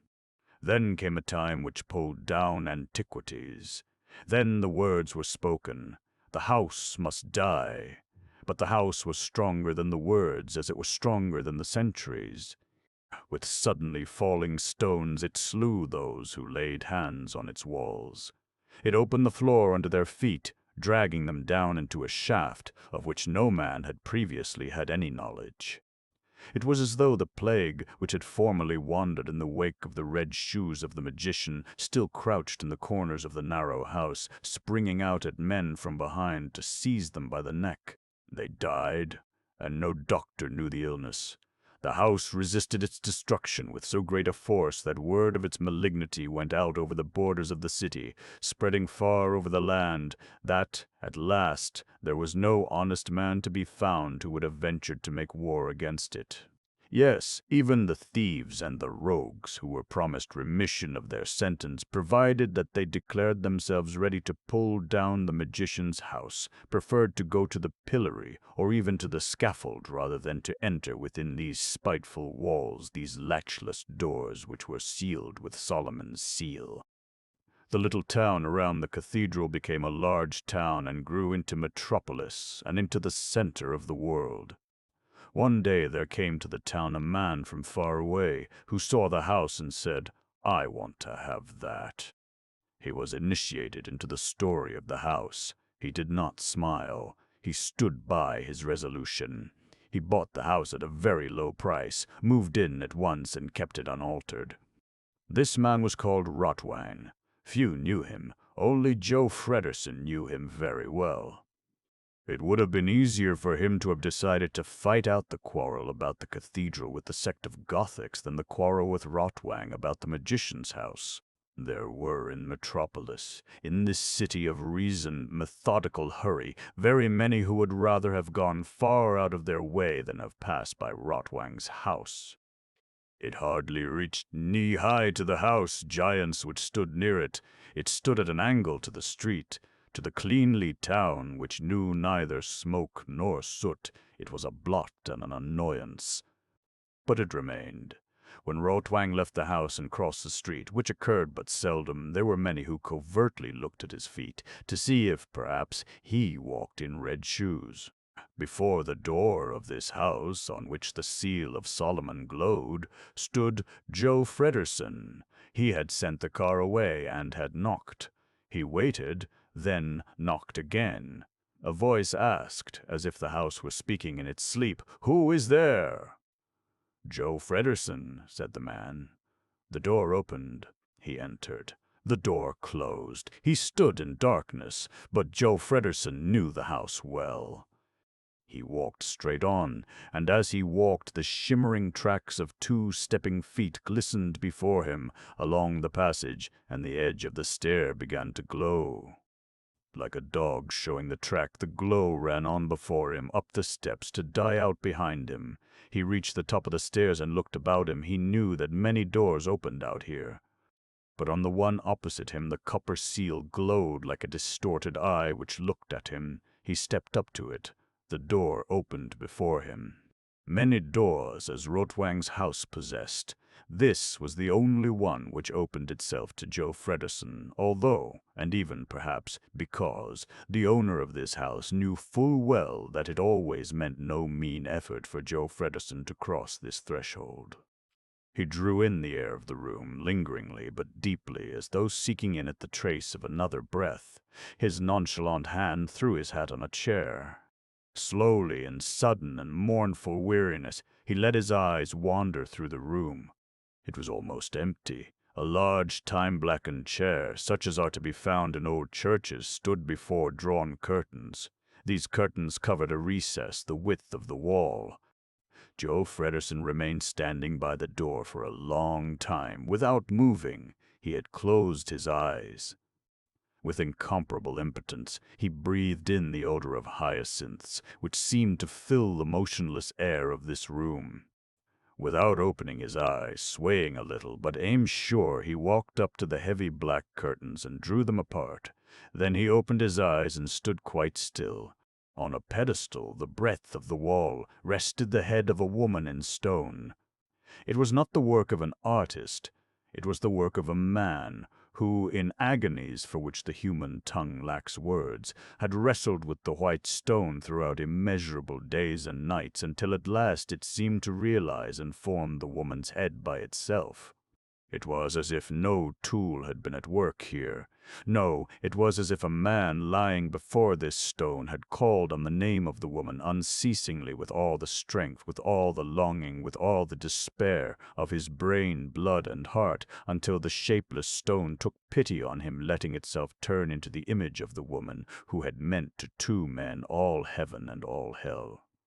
Joe Fredersen's eyes sank to the words which were hewn into the pedestal, roughly, as though chiseled with curses. Hell born to be my happiness, a blessing to all men, lost to Joe Fredersen, dying and giving life to his son Freder. Yes, she died then. But Joe Fredersen knew only too well that she did not die from giving birth to her child. She died then because she had done what she had to do. She really died on the day upon which she went from Rotwang to Joe Fredersen, wondering that her feet left no bloody traces behind on the way. She had died because she was unable to withstand the great love of Joe Fredersen, and because she had been forced by him to tear asunder the life of another. Never was the expression of deliverance at last more strong upon a human face than upon Hell's face when she knew that she would die. But in the same hour the mightiest man in Metropolis had lain on the floor, screaming like a wild beast, the bones of which are being broken in its living body. And on his meeting Rotwang 4 weeks later, he found that the dense, disordered hair over the wonderful brow of the inventor was snow white, and in the eyes under this brow the smoldering of a hatred which was very closely related to madness. In this great love, in this great hatred, the poor dead Hell had remained alive to both men. "You must wait a little while," said the voice which sounded as though the house were talking in its sleep. "Listen, Rotwang," said Joe Fredersen. "You know that I treat your little juggling tricks with patience, and that I come to you when I want anything of you, and that you are the only man who can say that of himself. But you will never get me to join in with you when you play the fool. You know, too, that I have no time to waste. Don't make us both ridiculous, but come." "I told you that you would have to wait a little while," explained the voice, seeming to grow more distant. "I shall not wait. I shall go." "Do so, Joe Fredersen. He wanted to do so." But the door through which he had entered had no key, no latch. The seal of Solomon, glowing copper red, blinked at him. A soft, far-off voice laughed. Joe Fredersen had stopped still, his back to the room. A quiver ran down his back, running along the hanging arms to the clenched fists. "You should have your skull smashed in," said Joe Fredersen very softly. "You should have your skull smashed in, that is, if it did not contain so valuable a brain." "You can do no more to me than you have done," said the far-off voice. Joe Fredersen was silent. "Which do you think," continued the voice, "to be more painful, to smash in the skull or to tear the heart out of the body?" Joe Fredersen was silent. "Are your wits frozen that you don't answer, Joe Fredersen? A brain like yours should be able to forget," said the man standing at the door, staring at Solomon's seal. The soft, far-off voice laughed. "Forget? I have twice in my life forgotten something. Once that atro oil and quicksilver have an idiosyncrasy as regards each other that cost me my arm. Secondly, that hell was a woman and you a man, that cost me my heart. The third time, I am afraid, it will cost me my head. I shall never again forget anything, Joe Fredersen." Joe Fredersen was silent. The far-off voice was silent, too. Joe Fredersen turned round and walked to the table. He piled books and parchments on top of each other, sat down and took a piece of paper from his pocket. He laid it before him and looked at it. It was no larger than a man's hand, bearing neither print nor script, being covered over and over with the tracing of a strange symbol and an apparently half-destroyed plan. Ways seemed to be indicated, seeming to be false ways, but they all led one way, to a place that was filled with crosses. Suddenly he felt from the back a certain coldness approaching him. Involuntarily he held his breath. A hand grasped along by his head, a graceful skeleton hand. Transparent skin was stretched over the slender joints which gleamed beneath it like dull silver. Fingers, snow-white and fleshless, closed over the plan which lay on the table and, lifting it up, took it away with it. Joe Fredersen swung around. He stared at the being which stood before him with eyes which grew glassy. The being was, indubitably, a woman. In the soft garment which it wore stood a body like the body of a young birch tree, swaying on feet set fast together. But, although it was a woman, it was not human. The body seemed as though made of crystal, through which the bones shone silver. Cold streamed from the glazed skin, which did not contain a drop of blood. The being held its beautiful hands pressed against its breast, which was motionless, with a gesture of determination, almost of defiance. But the being had no face. The beautiful curve of the neck bore a lump of carelessly shaped mass. The skull was bald, nose, lips, temples merely traced. Eyes, as though painted on closed lids, stared unseeingly with an expression of calm madness at the man, who did not breathe. "Be courteous, my parody," said the far-off voice, which sounded as though the house were talking in its sleep. "Greet Joe Fredersen, the master over the great Metropolis." The being bowed slowly to the man. The mad eyes neared him like two darting flames. The mass began to speak. It said in a voice full of a horrible tenderness, "Good evening, Joe Fredersen." And these words were more alluring than a half-open mouth. "Good, my pearl." "Good, my crown jewel," said the far-off voice, full of praise and pride. But at the same moment the being lost its balance. It fell, tipping forward towards Joe Fredersen. He stretched out his hands to catch it, feeling them in the moment of contact to be burnt by an unbearable coldness, the brutality of which brought up in him a feeling of anger and disgust. He pushed the being away from him and towards Rotwang, who was standing near him as though fallen from the air. Rotwang took the being by the arm. He shook his head. "Too violent," he said. "Too violent. My beautiful parody, I fear your temperament will get you into much more trouble." "What is that?" asked Joe Fredersen, leaning his hands against the edge of the tabletop, which he felt behind him. Rotwang turned his face towards him, his glorious eyes glowing as watchfires glow when the wind lashes them with its cold lash. "Who is it?" he replied. "Futura, parody, whatever you like to call it, also delusion. In short, it is a woman. Every man-creator makes himself a woman. I do not believe that humbug about the first human being, a man.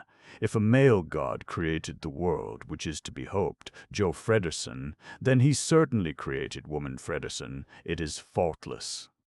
A little cool. I admit that comes of the material which is my secret. But she is not yet completely finished. She is not yet discharged from the workshop of her creator. I cannot make up my mind to do it. You understand that. Completion means setting free. I do not want to set her free from me. That is why I have not yet given her a face. You must give her that, Joe Fredersen. For you were the one to order the new beings. I ordered machine men from you, Rotwang, which I can use at my machines. No woman, no plaything. No plaything, Joe Fredersen. No, you and I, we no longer play. Not for any stakes. We did it once, and never again. No plaything, Joe Fredersen, but a tool. Do you know what it means to have a woman as a tool? A woman like this, faultless and cool. And obedient, implicitly obedient. Why do you fight with the Gothics and the monk Desertus about the cathedral? Send the woman to them, Joe Fredersen. Send the woman to them when they are kneeling, scourging themselves. Let this faultless, cool woman walk through the rows of them, on her silver feet, fragrance from the garden of life in the folds of her garment. Who in the world knows how the blossoms of the tree smell, on which the apple of knowledge ripened? The woman is both, fragrance of the blossom and the fruit. Shall I explain to you the newest creation of Rotwang, the genius, Joe Fredersen? It will be sacrilege, but I owe it to you. For you kindled the idea of creating within me too. Shall I show you how obedient my creatures are? Give me what you have in your hand, parody. "Stop," said Joe Fredersen rather hoarsely. But the infallible obedience of the creature which stood before the two men brooked no delay in obeying. It opened its hands, in which the delicate bones shimmered silver, and handed to its creator the piece of paper which it had taken from the table before Joe Fredersen's eyes. "That's trickery, Rotwang," said Joe Fredersen. The great inventor looked at him. He laughed. The noiseless laughter drew back his mouth to his ears. "No trickery, Joe Fredersen, the work of a genius. Shall Futura dance to you? Shall my beautiful parody play the affectionate or the sulky? Cleopatra of Damayanti. Shall she have the gestures of the Gothic Madonnas, or the gestures of love of an Asiatic dancer? What hair shall I plant upon the skull of your tool? Shall she be modest or impudent? Excuse me my many words, you man of few. I am drunk, you see, drunk with being a creator. I intoxicate myself, I inebriate myself on your astonished face. I have surpassed your expectations, Joe Fredersen, haven't I? And you do not know everything yet. My beautiful parody can sing, too. She can also read. The mechanism of her brain is as infallible as that of your own, Joe Fredersen." "If that is so," said the master over the great Metropolis, with a certain dryness in his voice, which had become quite hoarse, "then command her to unriddle the plan which you have in your hand, Rotwang, or twang." Rotwang burst out into laughter which was like the laughter of a drunken man. He threw a glance at the piece of paper which he held spread out in his fingers, and was about to pass it, anticipatingly triumphant, to the being which stood beside him. But he stopped in the middle of the movement. With open mouth he stared at the piece of paper, raising it nearer and nearer to his eyes. Joe Fredersen, who was watching him, bent forward. He wanted to say something, to ask a question. But before he could open his lips, Rotwang threw up his head and met Joe Fredersen's glance with so green a fire in his eyes that the master of the great Metropolis remained dumb. Twice, 3 times did this green glow flash between the piece of paper and Joe Fredersen's face. And during the whole time not a sound was perceptible in the room but the breath that gushed in heaves from Rotwang's breast as though from a boiling, poisoned source. "Where did you get the plan?"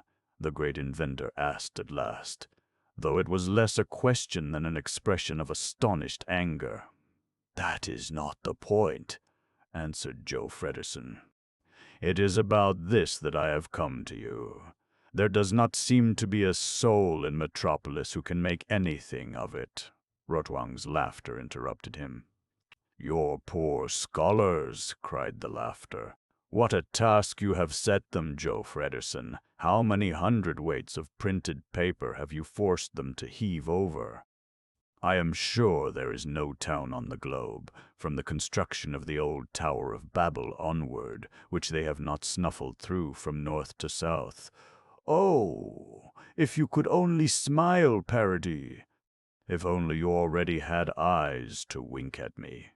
But laugh at least, Parody, laugh ripplingly at the great scholars to whom the ground under their feet is foreign." The being obeyed. It laughed ripplingly. "Then you know the plan, or what it represents?" asked Joe Fredersen through the laughter. "Yes, by my poor soul, I know it," answered Rotwang. "But by my poor soul, I am not going to tell you what it is until you tell me where you got the plan," Joe Fredersen reflected. Rotwang did not take his gaze from him. "Do not try to lie to me, Joe Fredersen," he said softly, and with a whimsical melancholy. "Somebody found the paper," began Joe Fredersen. "Who? Somebody? One of my foremen? Grot?" "Yes, Grot. Where did he find the plan?" "In the pocket of a workman who was killed in the accident to the geyser machine." "Grot brought you the paper?" "Yes. And the meaning of the plan seemed to be unknown to him." Joe Fredersen hesitated a moment with the answer. "The meaning? Yes, but not the plan. He told me he has often seen this paper in the workmen's hands, and that they anxiously keep it a secret, and that the men will crowd closely around him who holds it. So the meaning of the plan has been kept secret from your foreman." "So it seems, for he could not explain it to me." Rotwang turned to the being which was standing near him with the appearance of listening intently. "What do you say about it, my beautiful Parody?" The being stood motionless. Well, said Joe Fredersen with a sharp expression of impatience. Rotwang looked at him, jerkily turning his great skull towards him. The glorious eyes crept behind their lids as though wishing to have nothing in common with the strong white teeth and the jaws of the beast of prey. But from beneath the almost closed lids they gazed at Joe Fredersen, as though they sought in his face the door to the great brain. "How can one bind you, Joe Fredersen?" he murmured. "What is a word to you, or an oath, O God, you with your own laws? What promise would you keep if the breaking of it seemed expedient to you?" "Don't talk rubbish, Rotwang," said Joe Fredersen. "I shall hold my tongue because I still need you. I know quite well that the people whom we need are our solitary tyrants. So, if you know, speak." Rotwang still hesitated, but gradually a smile took possession of his features, a good-natured and mysterious smile which was amusing itself at itself. "You are standing on the entrance," he said. "What does that mean? To be taken literally, Joe Fredersen, you are standing on the entrance. What entrance, Rotwang? You are wasting time that does not belong to you." The smile on Rotwang's face deepened to serenity. "Do you recollect, Joe Fredersen, how obstinately I refused, that time, to let the underground railway be run under my house?" "Indeed I do. I still know the sum the detour cost me also. The secret was expensive, I admit, but it was worth it. Just take a look at the plan, Joe Fredersen. What is that?" Perhaps a flight of stairs. Quite certainly a flight of stairs. It is a very slovenly execution in the drawing, as in reality. So you know them? I have the honor, Joe Fredersen, yes. Now come 2 paces sideways. What is that? He had taken Joe Fredersen by the arm. He felt the fingers of the artificial hand pressing into his muscles like the claws of a bird of prey. With the right one, Rotwang indicated the spot upon which Joe Fredersen had stood. "What is that?" he asked, shaking the hand which he held in his grip. Joe Fredersen bent down. He straightened himself up again. "A door." "Right, Joe Fredersen. A door. A perfectly fitting and well-shutting door. The man who built this house was an orderly and careful person. Only once did he omit to give heed, and then he had to pay for it. He went down the stairs which are under the door, followed the careless steps and passages which are connected with them, and never found his way back. It is not easy to find, for those who lodged there did not care to have strangers penetrate into their domain. I found my inquisitive predecessor, Joe Fredersen, and recognized him at once by his pointed red shoes, which have preserved themselves wonderfully. As a corpse he looked peaceful and Christian-like, both of which he certainly was not in his life. The companions of his last hours probably contributed considerably to the conversion of the erstwhile devil's disciple. He tapped with his right forefinger upon a maze of crosses in the center of the plan. "Here he lies, just on this spot.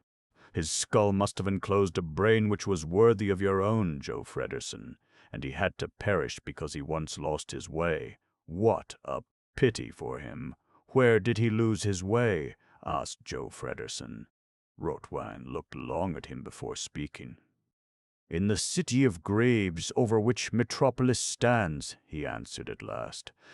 "Deep below the mole's tunnels of your underground railway, Joe Fredersen, lies the 1,000-year-old metropolis of the 1,000-year-old dead."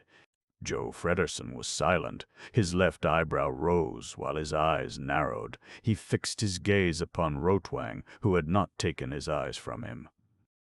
"What is the plan of this city of graves doing in the hands and pockets of my workmen?" "That is yet to be discovered," answered Rotwang. "Will you help me?" "Yes, tonight." "Very well. I shall come back after the changing of the shift." "Do so, Joe Fredersen. And if you take some good advice, well, come in the uniform of your workman when you come back." Joe Fredersen raised his head, but the great inventor did not let him speak. He raised his hand as one calling for and admonishing to silence. "The skull of the man in the red shoes also enclosed a powerful brain, Joe Fredersen, but nevertheless he could not find his way homewards from those who dwell down there," Joe Fredersen reflected. He nodded and turned to go. "Be courteous, my beautiful parody," said Rotwang. "Open the doors for the master over the great metropolis." The being glided past Joe Fredersen. He felt the breath of coldness which came forth from it. He saw the silent laughter between the half-open lips of Rotwang, the great inventor. He turned pale with rage, but he remained silent. The being stretched out the transparent hand in which the bones shone silver, and, touching it with its fingertips, moved the seal of Solomon which glowed copperish. The door yielded back. Joe Fredersen went out after the being, which stepped downstairs before him. There was no light on the stairs, nor in the narrow passage. But a shimmer came from the being no stronger than that of a green burning candle, yet strong enough to lighten up the stairs and the black walls. At the house door the being stopped still and waited for Joe Fredersen, who was walking slowly along behind it. The house door opened before him, but not far enough for him to pass out through the opening. The eyes stared at him from the mass head of the being, eyes as though painted on closed lids, with the expression of calm madness. "Be courteous, my beautiful parody," said a soft, far-off voice, which sounded as though the house were talking in its sleep. The being bowed. It stretched out a hand, a graceful skeleton hand. Transparent skin was stretched over the slender joints, which gleamed beneath it like dull silver. Fingers, snow white and fleshless, opened like the petals of a crystal lily. Joe Fredersen laid his hand in it, feeling it, in the moment of contact, to be burnt by an unbearable coldness. He wanted to push the being away from him, but the silver crystal fingers held him fast. "Goodbye, Joe Fredersen," said the mass head in a voice full of a horrible tenderness. "Give me a face soon, Joe Fredersen." A soft, far-off voice laughed, as if the house were laughing in its sleep. The hand let go, the door opened, Joe Fredersen reeled into the street, the door closed behind him. In the gloomy wood of the door glowed copper-red, the seal of Solomon, the pentagram. When Joe Fredersen was about to enter the brain-pan of the new Tower of Babel, Slim stood before him, seeming to be slimmer than ever. "What is it?" asked Joe Fredersen. Slim made to speak, but at the sight of his master the words died on his lips. Well, said Joe Fredersen between his teeth. Slim breathed deeply. "I must inform you, Mr. Fredersen," he said, "that since your son left this room he has disappeared." "What does that mean?" "Disappeared. He has not gone home, and none of our men has seen him." Joe Fredersen screwed up his mouth. "Look for him," he said hoarsely. "What are you all here for? Look for him." He entered the brain-pan of the new Tower of Babel. His first glance fell upon the clock. He stepped to the table and stretched out his hand to the little blue metal plate. Chapter 5. The man before the machine, which was like Ganesha, the god with the elephant's head, was no longer a human being, merely a dripping piece of exhaustion, from the pores of which the last powers of volition were oozing out in large drops of sweat. Running eyes no longer saw the manometer. The hand did not hold the lever. It clawed it fast in the last hold which saved the mangled man-creature before it from falling into the crushing arms of the machine. The paternoster works of the new Tower of Babel turned their buckets with an easy smoothness. The eye of the little machine smiled softly and maliciously at the man who stood before it, and who was now no more than a babble. "Father," babbled the son of Joe Fredersen, "today, for the first time since Metropolis stood, you have forgotten to let your city and your great machines roar punctually for fresh food. Has Metropolis gone dumb, father? Look at us. Look at your machines. Your god machines turn sick at the chewed-up cuds in their mouths, at the mangled food that we are. Why do you strangle its voice to death? Will 10 hours never, never come to an end? Our Father, which art in heaven." But in this moment Joe Fredersen's fingers were pressing the little blue metal plate and the voice of the great Metropolis. "Thank you, Father," said the mangled soul before the machine, which was like Ganesha. He smiled. He tasted a salty taste on his lips and did not know if it was from blood, sweat, or tears. From out a red mist of long-flamed, drawn-out clouds, fresh men shuffled on towards him. His hand slipped from the lever and he collapsed. Arms pulled him up and led him away. He turned his head aside to hide his face. The eye of the little machine, the soft, malicious eye, twinkled at him from behind. "Goodbye, friend," said the little machine. Freder's head fell upon his breast. He felt himself dragged further, heard the dull evenness of feet tramping onwards, felt himself tramping, a member of 12 members. The ground under his feet began to roll. It was drawn upwards, pulling him up with it. Doors stood open, double doors. Towards him came a stream of men. The great Metropolis was still roaring. Suddenly she fell dumb, and in the silence Freda became aware of the breath of a man at his ear, and of a voice, merely a breath, which asked, "She has called. Are you coming?" He did not know what the question meant, but he nodded. He wanted to get to know the ways of those who walked, as he, in blue linen, in the black cap, in the hard shoes. With tightly closed eyelids he groped on, shoulder to shoulder with an unknown man. She has called, he thought, half asleep. Who is that she? He walked and walked in smoldering weariness. The way would never, never come to an end. He did not know where he was walking. He heard the tramp of those who were walking with him like the sound of perpetually falling water. She has called, he thought. Who is that she whose voice is so powerful that these men, exhausted to death by utter weariness, voluntarily throw off sleep, which is the sweetest thing of all to the weary, to follow her when her voice calls? It can't be very much further to the center of the earth. Still deeper down. No longer any light round about, only here and there twinkling pocket torches in men's hands. At last, in the far distance, a dull shimmer. Have we wandered so far to walk towards the sun, thought Freder, and does the sun dwell in the bowels of the earth? The procession came to a standstill. Freder stopped too. He staggered against the dry, cool stones. Where are we, he thought? In a cave. If the sun dwells here, then she can't be at home now. I am afraid we have come in vain. Let us turn back, brother. Let us sleep. He slid along the wall, fell on his knees, leant his head against the stone. How smooth it was.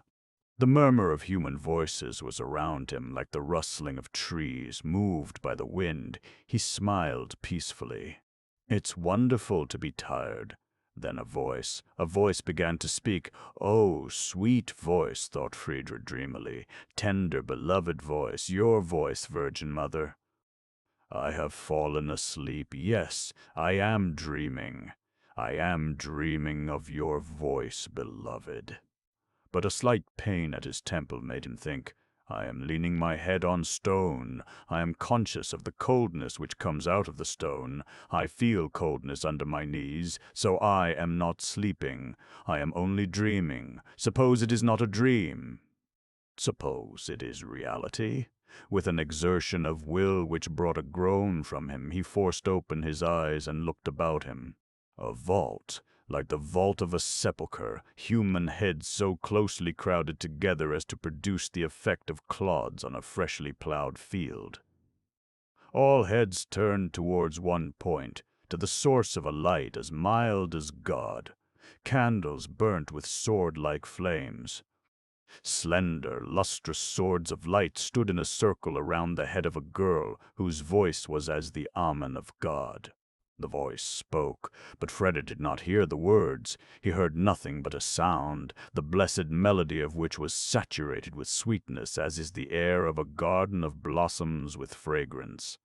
And suddenly there sprang up above this melody the wild throb of a heartbeat.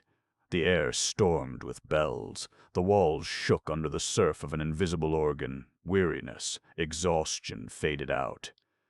He felt his body from head to foot to be one single instrument of blissfulness. All strings stretched to bursting point, yet tuned together into the purest, hottest, most radiant accord, in which his whole being hung quivering. He longed to stroke with his hands the stones on which he knelt. He longed to kiss with unbounded tenderness the stones on which he rested his head. God, God, God, beat the heart in his breast, and every throb was a thank-offering. He looked at the girl, and yet he did not see her. He saw only a shimmer. He knelt before it. Gracious one, formed his mouth. Mine, mine, my beloved. How could the world have existed before you were? How must God have smiled when he created you? You are speaking. What are you saying? My heart is shouting within me. I cannot catch your words. Be patient with me, gracious one, beloved. Without his being aware of it, drawn by an invisible, unbreakable cord, he pushed himself forward on his knees, nearer and nearer to the shimmer which the girl's face was to him. At last he was so near that he could have touched the hem of her dress with his outstretched hand. Look at me, virgin, implored his eyes. Mother, look at me. But her gentle eyes looked out over him. Her lips said, "My brothers," and stopped dumb as though alarmed. Freda raised his head. Nothing had happened, nothing to speak of, only that the air which passed through the room had suddenly become audible, like a raised breath, and that it was cool, as though coming in through open doors. With a faint crackling sound, the swords of flame bowed themselves. Then they stood still again. "Speak, my beloved," said Freda's heart. Yes, now she spoke. This is what she said. "Do you want to know how the building of the Tower of Babel began, and do you want to know how it ended? I see a man who comes from the dawn of the world. He is as beautiful as the world, and has a burning heart. He loves to walk upon the mountains, and to offer his breast unto the wind, and to speak with the stars. He is strong and rules all creatures. He dreams of God and feels himself closely tied to him. His nights are filled with faces. One hallowed hour bursts his heart. The firmament is above him and his friends. Oh, friends, friends, he cries, pointing to the stars. Great is the world and its creator. Great is man. Come, let us build a tower, the top of which reaches the sky. And when we stand on its top and hear the stars ringing above us, then let us write our creed in golden symbols on the top of the tower. Great is the world and its creator, and great is man." And they set to, a handful of men, full of confidence, and they made bricks and dug up to the earth. Never have men worked more rapidly, for they all had one thought, one aim, and one dream. When they rested from work in the evening, each knew of what the other was thinking. They did not need speech to make themselves understood.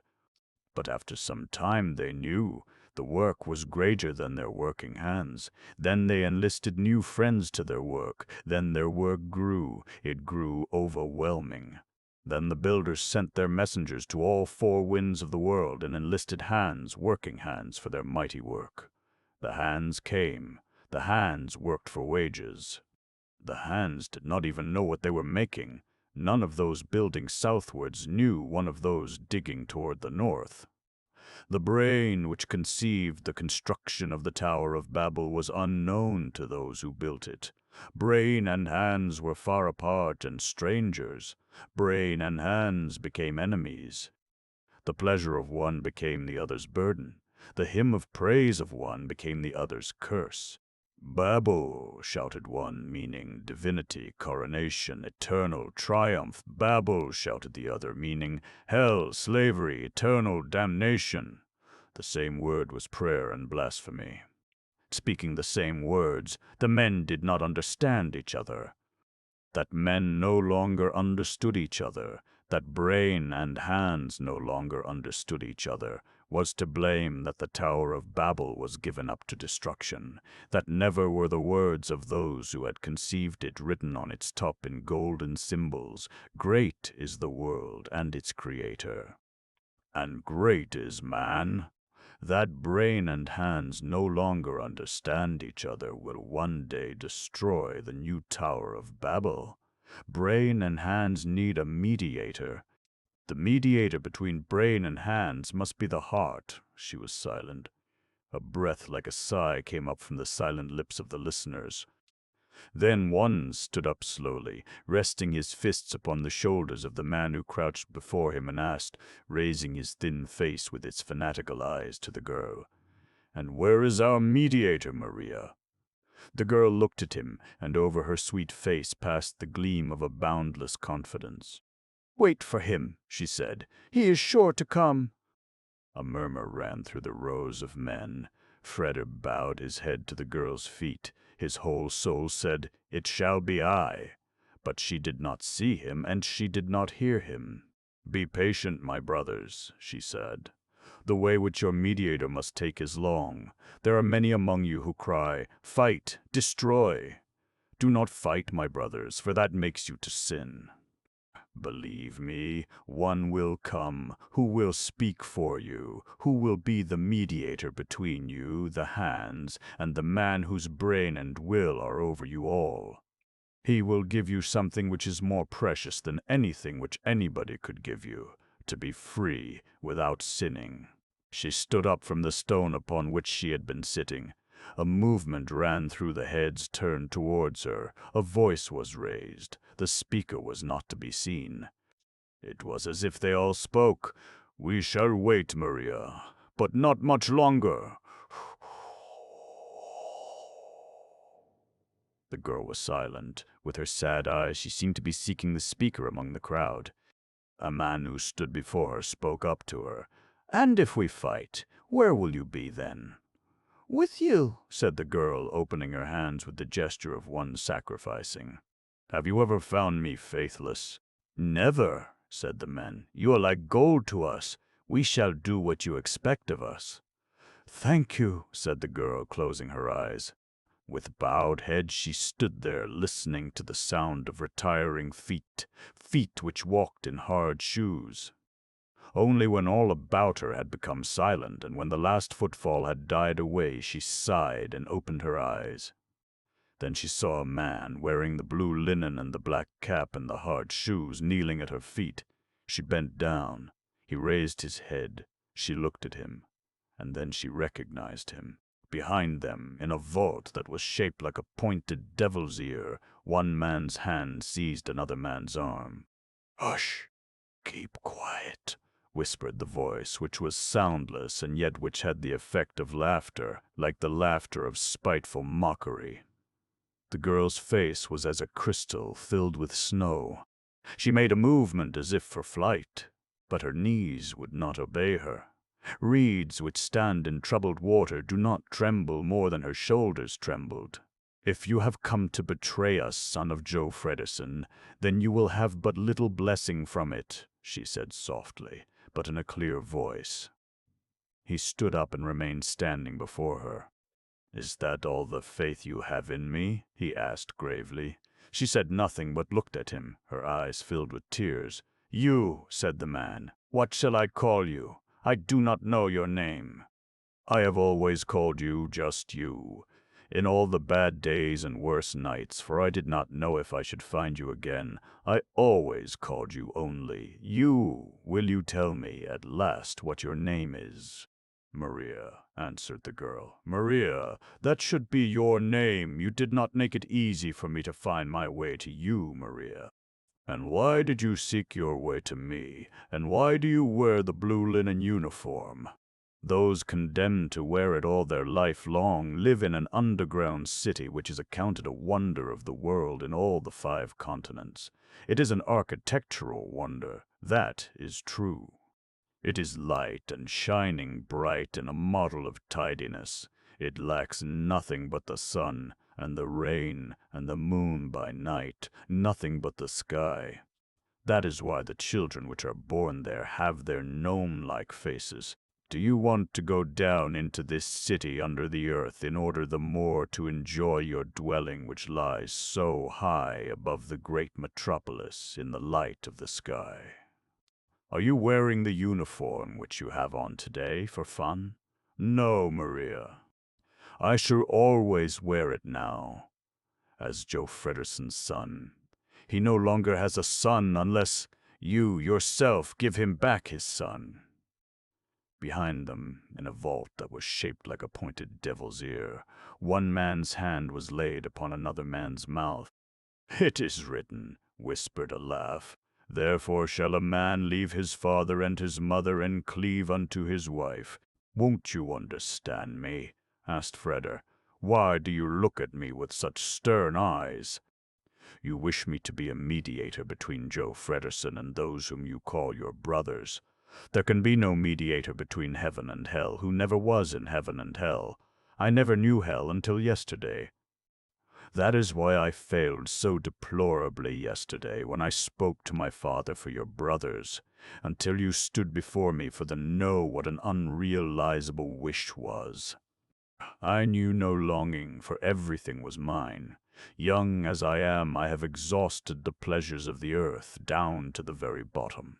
I had an aim, a gamble with death, a flight to the stars, and then you came and showed me my brothers. From that day on I have sought you.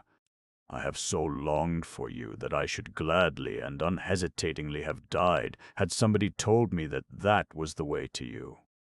But as it was, I had to live and seek another way, to me or to your brothers. To you, Maria, I will not make myself out to you to be better than I am. I want to come to you, Maria, and I want you. I love mankind, not for its own sake, but for your sake, because you love it. I do not want to help mankind for its own sake, but for your sake, because you wish it. Yesterday I did good to 2 men. I helped one whom my father had dismissed. And I did the work of the man whose uniform I have on. That was my way to you. God bless you. His voice failed him. The girl stepped up to him. She took his hands in both her hands.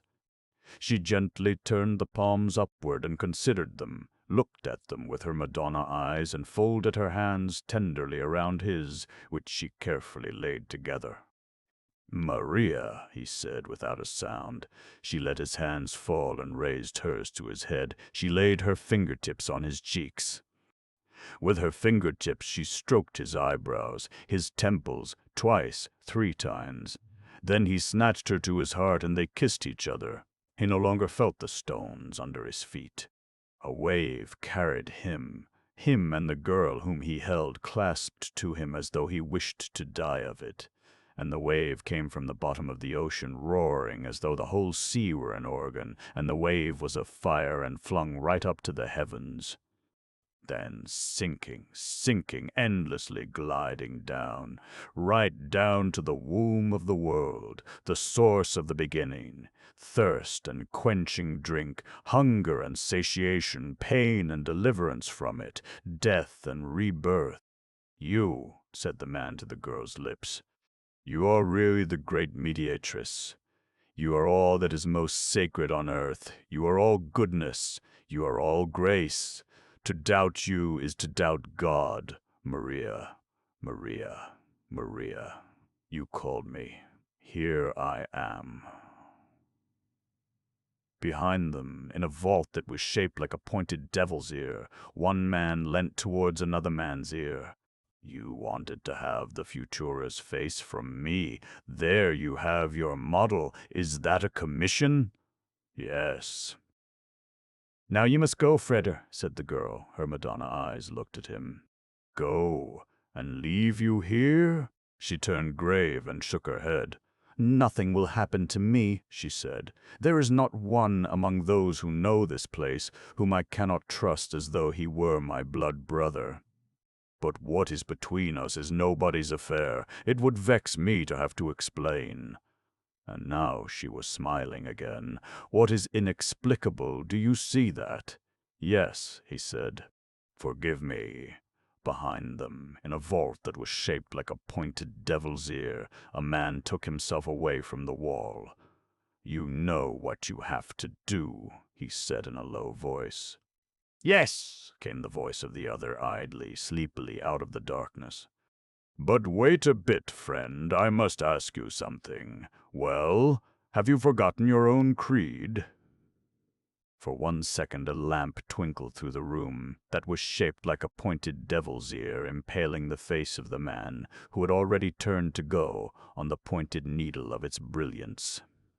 That sin and suffering are twin sisters. You will be sinning against 2 people, friend. What has that to do with you? Nothing. Or little. Freder is Hell's son, and mine, yes. It is he whom I do not wish to lose. Better to sin once more, yes, and to suffer, yes. Very well, friend, and in the voice was an inaudible laugh of mockery. May it happen to you according to your creed? The girl walked through the passages that were so familiar to her. The bright little lamp in her hand roved over the roof of stone and over the stone walls where, in niches, the 1,000-year-old dead slept. The girl had never known fear of the dead, only reverence and gravity in face of their gravity. Today she saw neither wall nor dead. She walked on, smiling and not knowing she did it. She felt like singing. with an expression of happiness which was still incredulous and yet quite softly, "Freder," and once more, "Freder." Then she raised her head, listening attentively, standing quite still. It came back as a whisper. An echo? No. Almost inaudibly, a word was breathed. "Maria." She turned around, blissfully startled. Was it possible that he had come back? "Freder!" she called. She listened. No answer. "Freder! Freder!" Nothing. But suddenly there came a cool draught of air which made the hair at her neck quiver, and a hand of snow ran down her back. There came an agonized sigh, a sigh which would not come to an end. The girl stood still. The bright little lamp which she held in her hand let its gleam play tremblingly about her feet. "Freder." Now her voice too was only a whisper. No answer. But behind her, in the depths of the passage she would have to pass through, a gentle gliding slink became perceptible. Feet in soft shoes on rough stones. That was strange. Nobody apart from her ever came this way. Nobody could be here. And if somebody were here, then it was no friend, certainly nobody whom she wanted to meet. Should she let him by? Yes. A second passage opened to her left. She did not know it well, but she would not follow it up. She would only wait in it until the man outside, the man behind her, had gone by. She pressed herself against the wall of the strange passage, keeping still and waiting quite silently. She did not breathe. She had extinguished the lamp.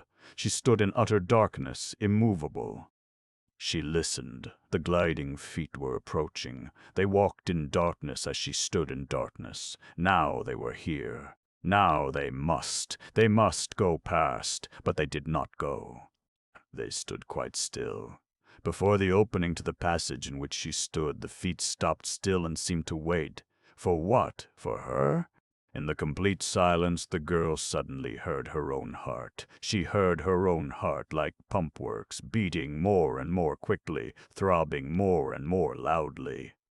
These loud, throbbing heartbeats must also be heard by the man who kept the opening to the passage.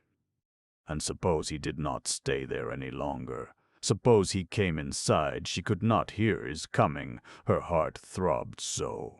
She groped with fumbling hand along the stone wall. Without breathing, she set her feet, one before the other, only to get away from the entrance, away from the place where the other was standing. Was she wrong? Or were the feet really coming after her? Soft, slinking shoes on rough stones. Now the agonized, heavy breathing, heavier still and nearer, cold breath on her neck. Then, nothing more.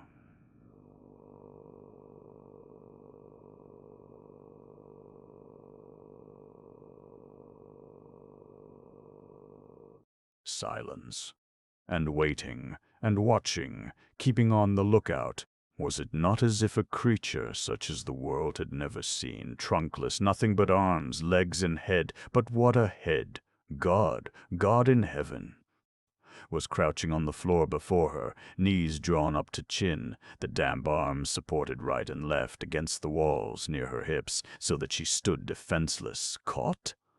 Did she not see the passage lighted by a pale shimmer, and did not the shimmer come from the being's jellyfish head?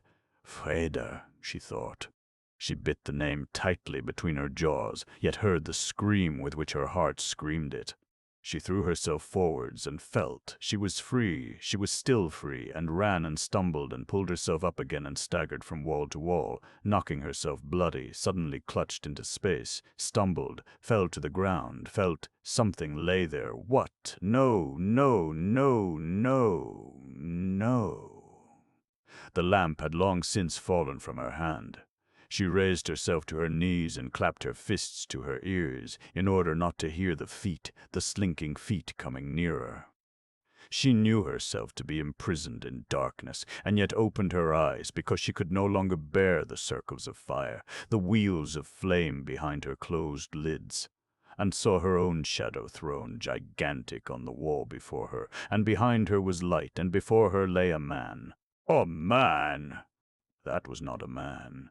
That was the remains of a man, with his back half leaning against the wall, half slipped down, and on his skeleton feet, which almost touched the girl's knees, were the slender shoes, pointed and purple-red. With a shriek which tore her throat, the girl threw herself up backwards, and then on, without looking round, pursued by the light which lashed her own shadow in springs before her feet, pursued by long, soft, feathery feet, by feet which walked in red shoes, by the icy breath which blew at her back. She ran, screamed and ran. "Freda! Freda! Freda!" Her throat rattled. She fell.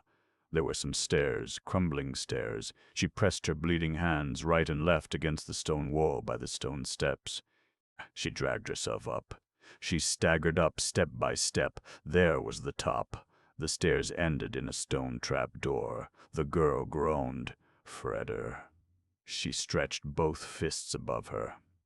She pushed head and shoulders against the trap-door, and one more groan, "Freda." The door rose and fell back with a crash. Below, deep down, laughter. The girl swung herself over the edge of the trap-door. She ran hither and thither with outstretched hands. She ran along walls, finding no door. She saw the luster which welled up from the depths. By this light she saw a door which was latchless. It had neither bolt nor lock. In the gloomy wood glowed copper-red the seal of Solomon, the pentagram. The girl turned around. She saw a man sitting on the edge of the trap-door and saw his smile. Then it was as though she were extinguished, and she plunged into nothing. Chapter 6.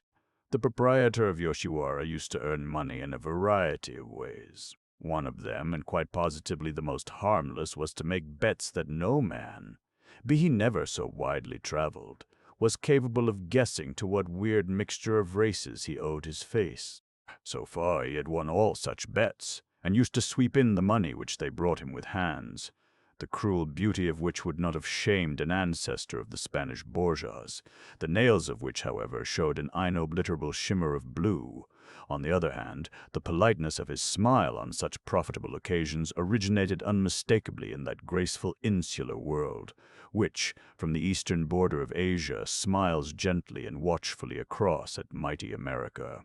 There were prominent properties combined within him which made him appear to be a general representative of Great Britain and Ireland, for he was as red-haired, chaff-loving, and with as good a head for drink as if his name had been McFosh, avaricious and superstitious as a Scotsman, and, in certain circumstances which made it requisite, of that highly bred obliviousness which is a matter of will and a foundation-stone of the British Empire. He spoke practically all living languages as though his mother had taught him to pray in them and his father to curse. His greed appeared to hail from the Levant, his contentment from China, and above all this, two quiet, observant eyes watched with German patience and perseverance. As to the rest, he was called, for reasons unknown, September. The visitants to Yoshiwara had met September in a variety of emotions, from the blockheaded dozing away of the well-contented bushman to the dance ecstatic of the Ukrainer. But to come upon his features in an expression of absolute bewilderment was reserved for Slim when, on the morning after his having lost sight of his young master, he set throbbing the massive gong which demanded entrance to Yoshiwara. It was most unusual that the generally very obliging door of Yoshiwara was not opened before the fourth gong signal, and that this was performed by September himself, and with this expression of countenance deepened the impression of an only tolerably overcome catastrophe. Slim bowed. September looked at him. A mask of brass seemed to fall over his face, but a chance glance at the driver of the taxi, in which Slim had come, tore it off again. "Would to God your tin kettle had gone up in the air before you could have brought that lunatic here yesterday evening," he said. "He drove away my guests before they even thought of paying. The girls are huddling down in the corners like lumps of wet floor-cloth, that is, those who are not in hysterics. Unless I call in the police, I might just as well close the house, for it doesn't look as though that chap will have recovered his 5 senses by this evening." "Of whom are you speaking, September?" asked Slim. September looked at him. At this moment, the tiniest hamlet in North Siberia would have flatly refused to have been proclaimed the birthplace of so idiotic-looking an individual. "If it is the man for whom I have come here to look," continued Slim, "then I shall rid you of him in a more agreeable and swifter manner than the police." "And for what man are you looking, sir?" Slim hesitated. He cleared his throat slightly. "You know the white silk which is woven for comparatively few in Metropolis. In the long line of ancestors, the manifold sediment of whom had been crystallized into September, a fur trader from Tarnopolis must also have been represented, and he now smiled out from the corners of his great-grandson's wily eyes. "Come in, sir."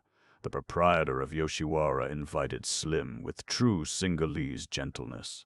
Slim entered. September closed the door behind him. In the moment when the matutinal roar of the great metropolis no longer bellowed up from the streets, another roar from inside the building became perceptible. The roar of a human voice, hotter than the voice of a beast of prey, mad, drunk with triumph. "Who is that?" asked Slim, involuntarily dropping his own voice. "He," answered September, and how he could stow the smooth and pointed vengefulness of whole Corsica into the monosyllable remained his own secret. Slim's glance became uncertain, but he said nothing. He followed September over soft and glossy straw mats, along walls of oiled paper narrowly framed in bamboo. Behind one of these walls the weeping of a woman was to be heard, monotonous, hopeless, heartbreaking, like a long spell of rainy days which enveloped the summit of Fujiyama. "That's Yuki," murmured September with a fierce glance at the paper prison of this pitiful weeping. "She's been crying since midnight, as if she wanted to be the source of a new salt sea. This evening she will have a swollen potato on her face instead of a nose. Who pays for it?" "I do. Why is the little snowflake crying?" asked Slim, half thoughtlessly, for the roaring of the human voice coming from the depths of the house occupied all the ears and attention he possessed. "Oh, she isn't the only one," answered September, with the tolerant mien of one who owns a prosperous harbor tavern in Shanghai. "But she is at least tame. Plum Blossom has been snapping about her like a young puma, and Miss Rainbow has thrown the sake bowl at the mirror and is trying to cut her artery with the chips, and all on account of this white silk youngster." The agitated expression on Slim's face deepened. He shook his head. "How did he manage to get such a hold over them?" he said, and it was not meant to be a question. September shrugged his shoulders. "Mao-he," he said in a sing-song tone, as though beginning one of those Greenland fairy tales which, the quicker they sent one to sleep, are the more highly appreciated. "What is that, Mao-he?" asked Slim irritably. September drew his head down between his shoulders. The Irish and the British blood corpuscles in his veins seemed to be falling out, violently, but the impenetrable Japanese smile covered this up with its mantle before it could grow dangerous. "You don't know what Maui is. Not a soul in the great metropolis knows. No, nobody. But here in Yoshiwara they all know." "I wish to know too, September," said Slim. Generations of Roman lackeys bowed within September as he said, "Certainly, sir!" But they did not get the better of the wink of the heavy-drinking lying grandfathers in Copenhagen. "Mao-he, that is. Isn't it odd that, of all the 10,000 who have been guests here in Yoshiwara and who had experienced in detail what Mao-he stands for, outside they know nothing more about it? Don't walk so fast, sir. The yelling gentleman down there won't run away from us. And if I am to explain to you what Mao-he means, drugs, I expect, September? My dear sir, the lion is also a cat. Mao-he is a drug, but what is a cat beside a lion? Mao-he is from the other side of the earth. It is the divine, the only thing, because it is the only thing which makes us feel the intoxication of the others."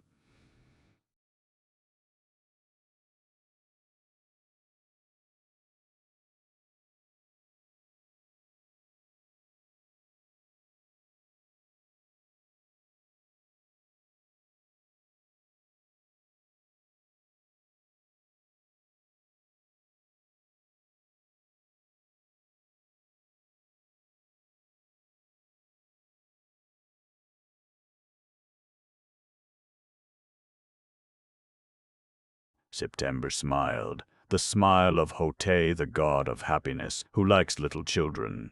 He laid the hand of the Borgia with the suspiciously blue shimmering nails on Slim's arm.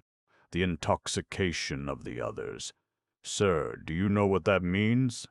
Not of one other, no, of the multitude which rolls itself into a lump. The rolled-up intoxication of the multitude gives Mauhi its friends.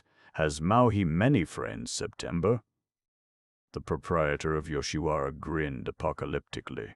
Sir, in this house there is a round room. You shall see it. It has not its like. It is built like a winding seashell, like a mammoth shell, in the windings of which thunders the surf of 7 oceans. In these windings people crouch, so densely crowded that their faces appear as one face. No one knows the other, yet they are all friends. They all fever. They are all pale with expectation. They have all clasped hands. The trembling of those who sit right down at the bottom of the shell runs right through the windings of the mammoth shell, right up to those who, from the gleaming top of the spiral, send out their own trembling towards it. September gulped for breath. Sweat stood like a fine chain of beads on his brow. An international smile of insanity parted his prating mouth. "Go on, September," said Slim. "On, on." Suddenly the rim of the shell begins to turn gently, ah, how gently, to music such as would bring a 10-fold murderer bandit to sobs and his judges to pardon him on the scaffold, to music on hearing which deadly enemies kiss. Beggars believe themselves to be kings, the hungry forget their hunger. To such music the shell revolves around its stationary heart until it seems to free itself from the ground and, hovering, to revolve about itself. The people scream, not loudly, no, no. They scream like the birds that bathe in the sea. The twisted hands are clenched to fists. The bodies rock in one rhythm. Then comes the first stammer of Mauhi. The stammer swells, becomes waves of spray, becomes a spring tide. The revolving shell roars, Mauhi, Mauhi. It is as though a little flame must rest on everyone's hair parting like St. Elmo's fire. Mauhi, Mauhi. They call on their god. They call on him whom the finger of the god touches today. No one knows from where he will come today. He is there. They know he is amongst them. He must break out from the rows of them. He must, for they call him Mauhi, Mauhi, Mauhi. And suddenly, the hand of the Borgia flew up and hung in the air like a brown claw. And suddenly a man is standing in the middle of the shell, in the gleaming circle on the milk-white disk. But it is no man. It is the embodied conception of the intoxication of them all. He is not conscious of himself. A slight froth stands on his mouth. His eyes are stark and bursting, and are yet like rushing meteors which leave waving tracks of fire behind them on the route from heaven to earth. He stands and lives his intoxication. He is what his intoxication is. From the thousands of eyes which have cast anchor into his soul, the power of intoxication streams into him. There is no delight in God's creation which does not reveal itself, surmounted by the medium of these intoxicated souls. What he says becomes visible, what he hears becomes audible to all. What he feels, power, desire, madness, is felt by them all. On the shimmering area around which the shell revolves, to music beyond all description, one in ecstasy lives the 1,000-fold ecstasy which embodies itself in him, for thousands of others. September stopped and smiled at Slim.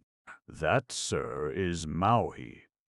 "It must indeed be a powerful drug," said Slim with a feeling of dryness in his throat, "which inspires the proprietor of Yoshiwara to such a hymn.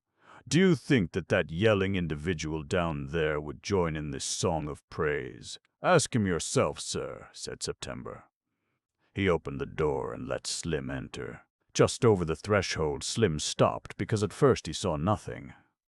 A gloom, more melancholy than the deepest darkness, spread over a room, the dimensions of which he could not estimate.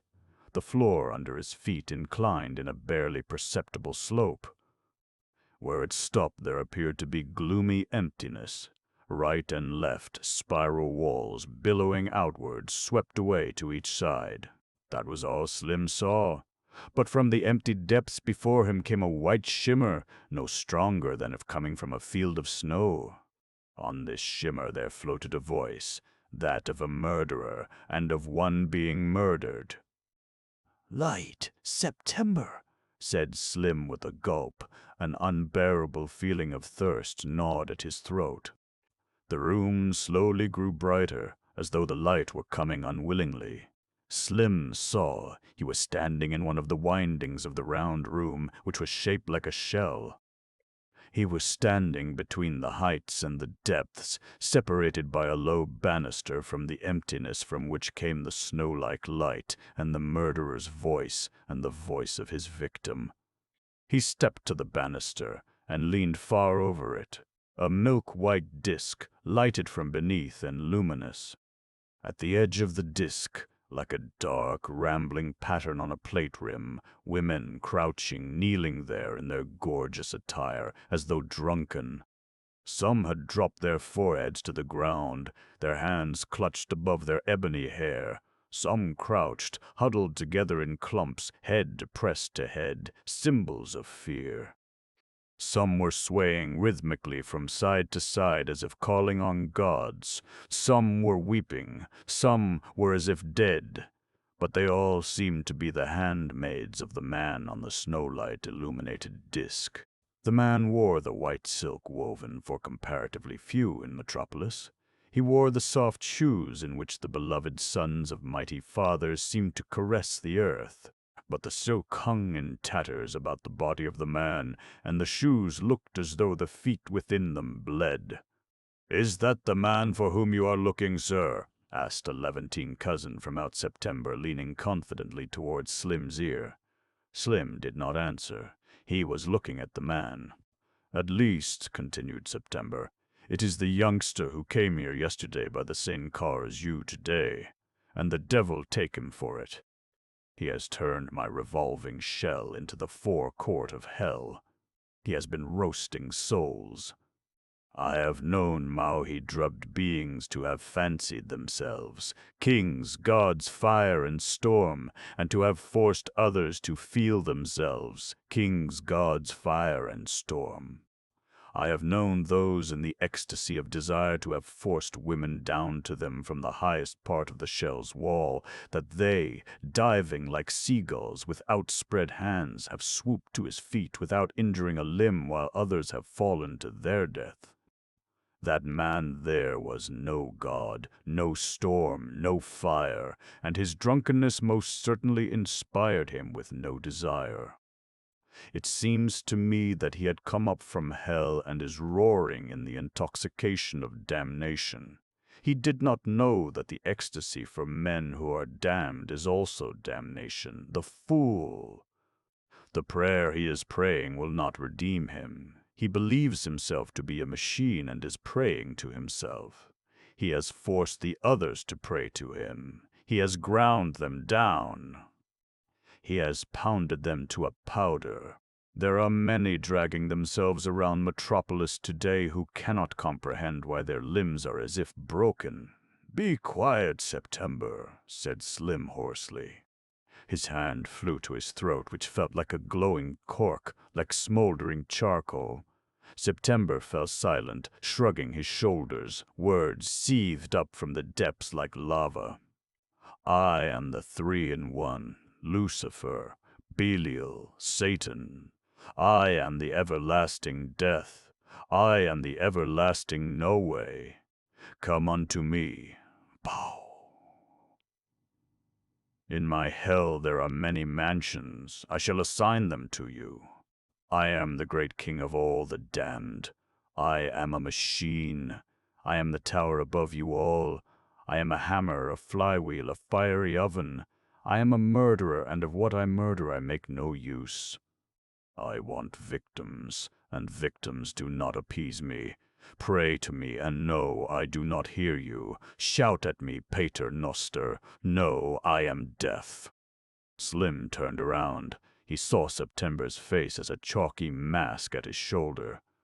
Maybe that, among September's ancestresses, there was one who hailed from an isle in the South Sea where gods mean little, spirits everything. That's no more a man, he whispered with ashen lips. A man would have died of it long ago. Do you see his arms, sir? Do you think a man can imitate the pushing of a machine for hours and hours at a time without its killing him? He is as dead as stone.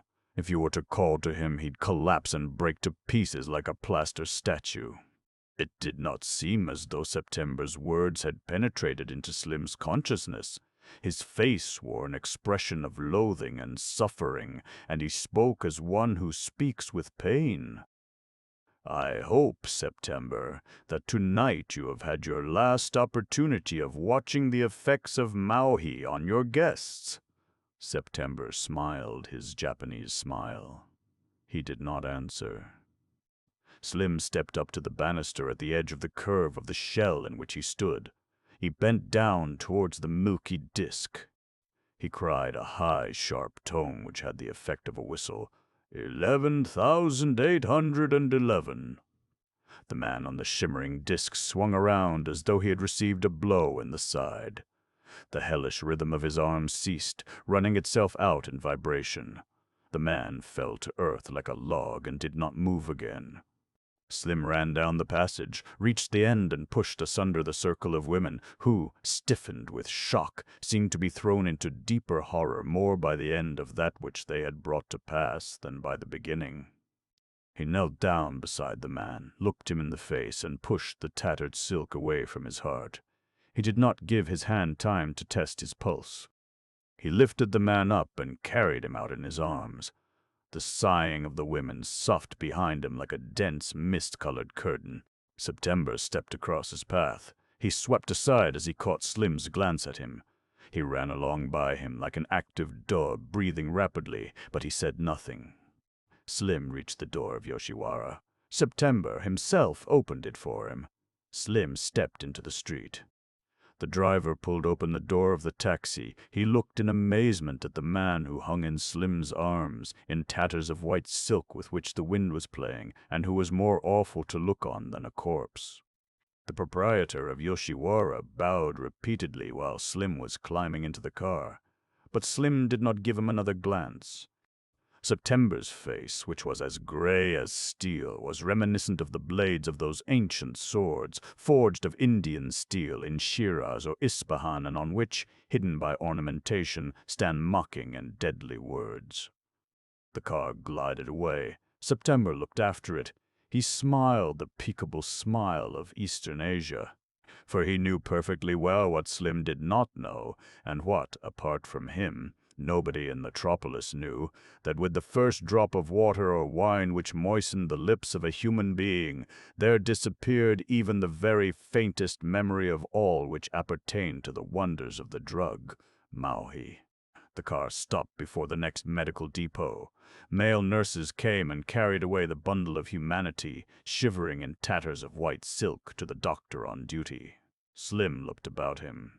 He beckoned to a policeman who was stationed near the door.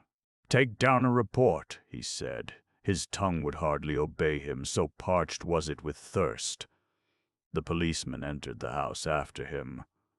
"Wait," said Slim, more with the movement of his head than in words. He saw a glass jug of water standing on the table, and the coolness of the water had studded the jug with 1,000 pearls. Slim drank like an animal which finds drink on coming from the desert. He put down the jug and shivered. A short shudder passed through him. He turned around and saw the man he had brought with him lying on a bed over which a young doctor was bending. The lips of the sick man were moistened with wine. His eyes stood wide open, staring up at the ceiling, tears upon tears running gently and incessantly from the corners of his eyes, down over his temples. It was as though they had nothing to do with the man, as though they were trickling from a broken vessel and could not stop trickling until the vessel had run quite empty. Slim looked the doctor in the face. The latter shrugged his shoulders. Slim bent over the prostrate man. "Georgie," he said in a low voice, "can you hear me?" The sick man nodded. It was the shadow of a nod. "Do you know who I am?" A second nod. "Are you in a condition to answer 2 or 3 questions?" Another nod. "How did you get the white silk clothes?" For a long time he received no answer apart from the gentle falling of the teardrops. Then came the voice, softer than a whisper. "He changed with me." "Who did?" "Freder, Joe Frederson's son. And then Georgie, he told me I was to wait for him." "Wait where, Georgie?" A long silence. And then, barely audible, 90th Street, House 7, 7th floor. Slim did not question him further. He knew who lived there. He looked at the doctor. The latter's face wore a completely impenetrable expression. Slim drew a breath as though he were sighing. He said, more deploringly than inquiringly, "Why did you not rather go there, Georgie?" He turned to go, but stopped still as Georgie's voice came wavering after him. "The city, all the lights, more than enough money. It is written, 'Forgive us our trespasses, lead us not into temptation.'" His voice died away. His head fell to one side. He breathed as though his soul wept, for his eyes could do so no longer. The doctor cleared his throat cautiously. Slim raised his head as though somebody had called him, then dropped it again. "I shall come back again," he said softly. "He is to remain under your care." Georgie was asleep. Slim left the room, followed by the policeman. "What do you want?" Slim asked, with an absent-minded look at him. "The report, sir." "What report?" "I was to take down a report, sir." Slim looked at the policeman very attentively, almost meditatively. He raised his hand and rubbed it across his forehead. "A mistake," he said. "That was a mistake." The policeman saluted and retired, a little puzzled, for he knew Slim. He remained standing on the same spot. Again and again he rubbed his forehead with the same helpless gesture. Then he shook his head, stepped into the car, and said, "90th block." Chapter 7. "Where's Georgie?" asked Freder, his eyes wandering through Josaphat's 3 rooms, which stretched out before him. Beautiful, with a rather bewildering superabundance of armchairs, divans, and silk cushions with curtains which goldenly obscured the light. "Who?" asked Josaphat listlessly. He had waited, had not slept, and his eyes stood excessively large in his thin, almost white face. His gaze, which he did not take from Freder, was like hands which are raised adoringly. "Georgie," repeated Freder. He smiled happily with his tired mouth. "Who is that?" asked Josaphat. "I sent him to you." "Nobody has come." Freder looked at him without answering. "I sat all night in this chair," continued Josaphat, misinterpreting Freder's silence. "I did not sleep a wink. I expected you to come at any second, or a messenger to come from you, or that you would ring me up. I also informed the watchman. Nobody has come, Mr. Freder." Freder still remained silent. "Oh!" Slowly, almost stumblingly, he stepped over the threshold, into the room, raising his right hand to his head, as though to take off his hat. Then, noticing that he was wearing the cap, the black cap, which pressed the hair tightly down, he swept it from his head. It fell to the ground. His hand sank from his brow, over his eyes, resting there a little while. Then the other joined it, as though wishing to console its sister. His form was like that of a young birch tree pressed sideways by a strong wind. Josaphat's eyes hung on the uniform which Freder wore. "Mr. Freder," he began cautiously, "how comes it that you are wearing these clothes?" Freder remained turned away from him. He took his hands from his eyes and pressed them to his face as though he felt some pain there. "Georgie wore them," he answered. "I gave him mine." "Then Georgie is a workman." "Yes, I found him before the Paternoster machine. I took his place and sent him to you. Perhaps he'll come yet," answered Josaphat. Freder shook his head. He should have been here hours ago. If he had been caught when leaving the new Tower of Babel, then someone would have come to me when I was standing before the machine. It is strange, but there it is, he has not come. Was there much money in the suit which you exchanged with Georgie? Asked Josephat tentatively, as one who bears a wounded spot. Freder nodded.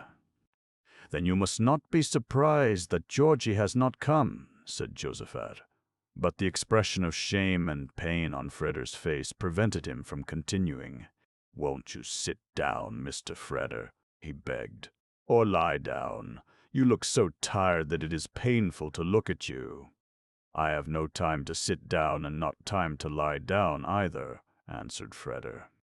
He walked through the rooms, aimlessly, senselessly, stopping wherever a chair, a table, offered him a hold. The fact is this, Josephat, I told Georgie to come here and to wait here for me, or for a message from me. It is 1,000 to 1 that Slim, in searching for me, is already on Georgie's track, and it's 1,000 to 1 he gets out of him where I sent him.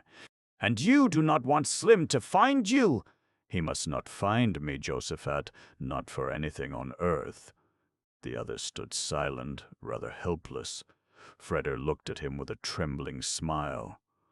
How shall we obtain money now, Josephat? That should offer no difficulty to Joe Frederson's son. More than you think, Josephat, for I am no longer Joe Frederson's son. Josephat raised his head. I do not understand you, he said after a pause. There is nothing to misunderstand, Josephat. I have set myself free from my father, and am going my own way.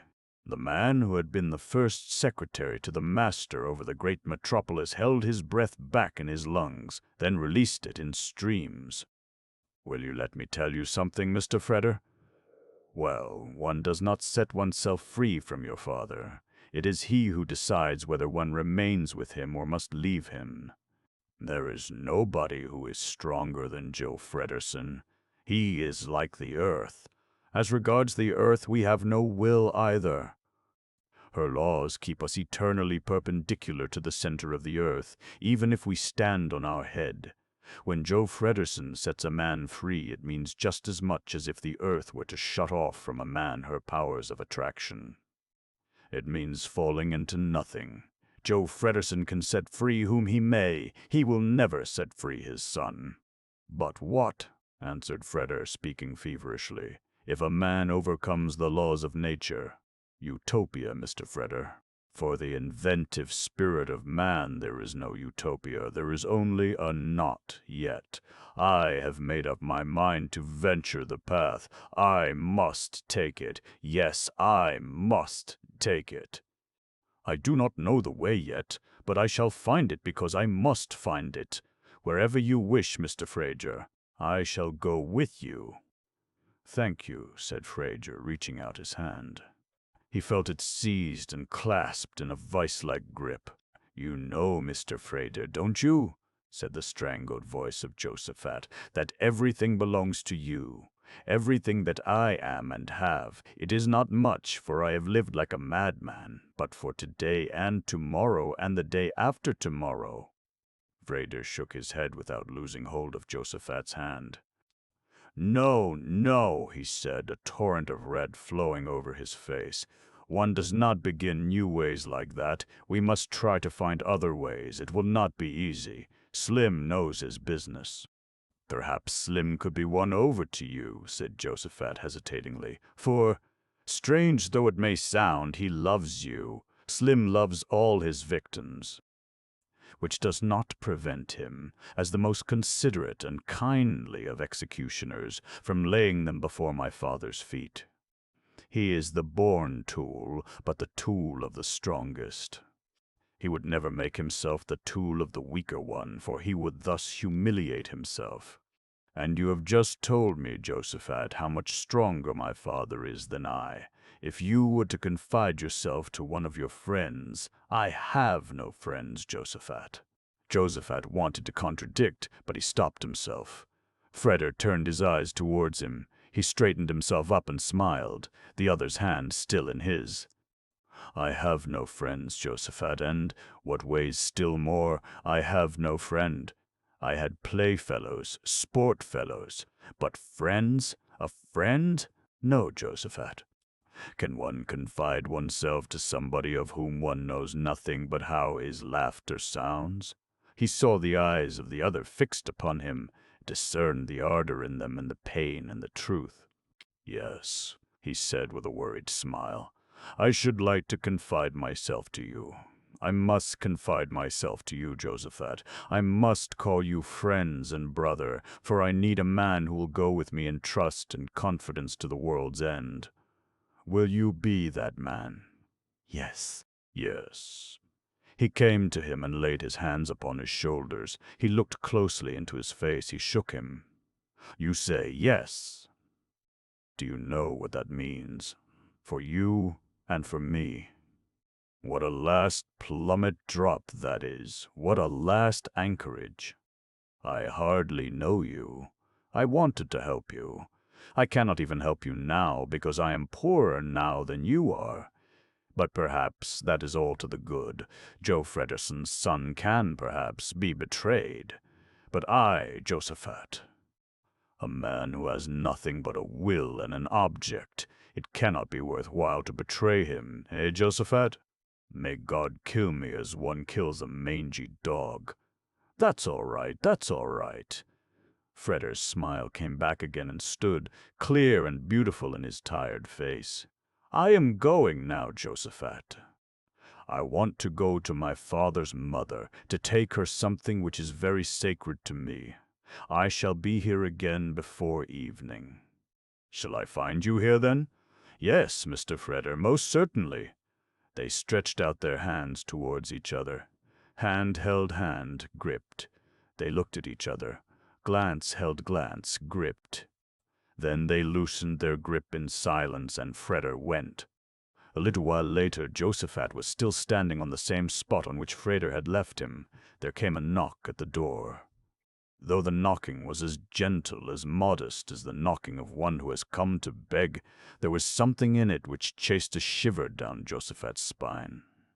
He stood still, gazing at the door, incapable of calling out, "Come in," or of opening it himself. The knocking was repeated, becoming not in the least louder. It came for the third time, and was still as gentle. But just that deepened the impression that it was inescapable, that it would be quite pointless to play deaf permanently. "Who is there?" asked Josephat hoarsely. He knew very well who was standing outside. He only asked to gain time, to draw breath, which he badly needed. He expected no answer, neither did he receive one. The door opened. In the doorway stood Slim. They did not greet each other, neither greeted the other. Josephat, because his gullet was too dry. Slim, because his all-observing eye had darted through the room in the second in which he put his foot on the threshold and had found something, a black cap, lying on the floor. Josephat followed Slim's gaze with his eyes. He did not stir. With silent steps, Slim went up to the cap, stooped, and picked it up. He twisted it gently this way and that. He twisted it inside out. In the sweat-sodden lining of the cap stood the number 11.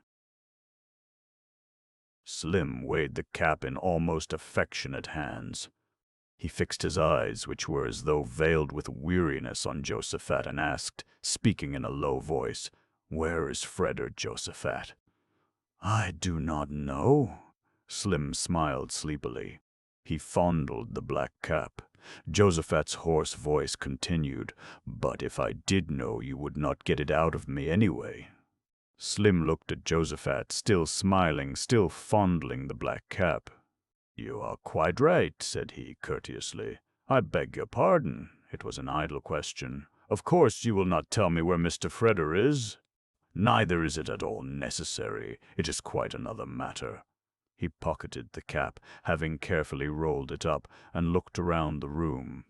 He went up to an armchair, standing near a low, black, polished table.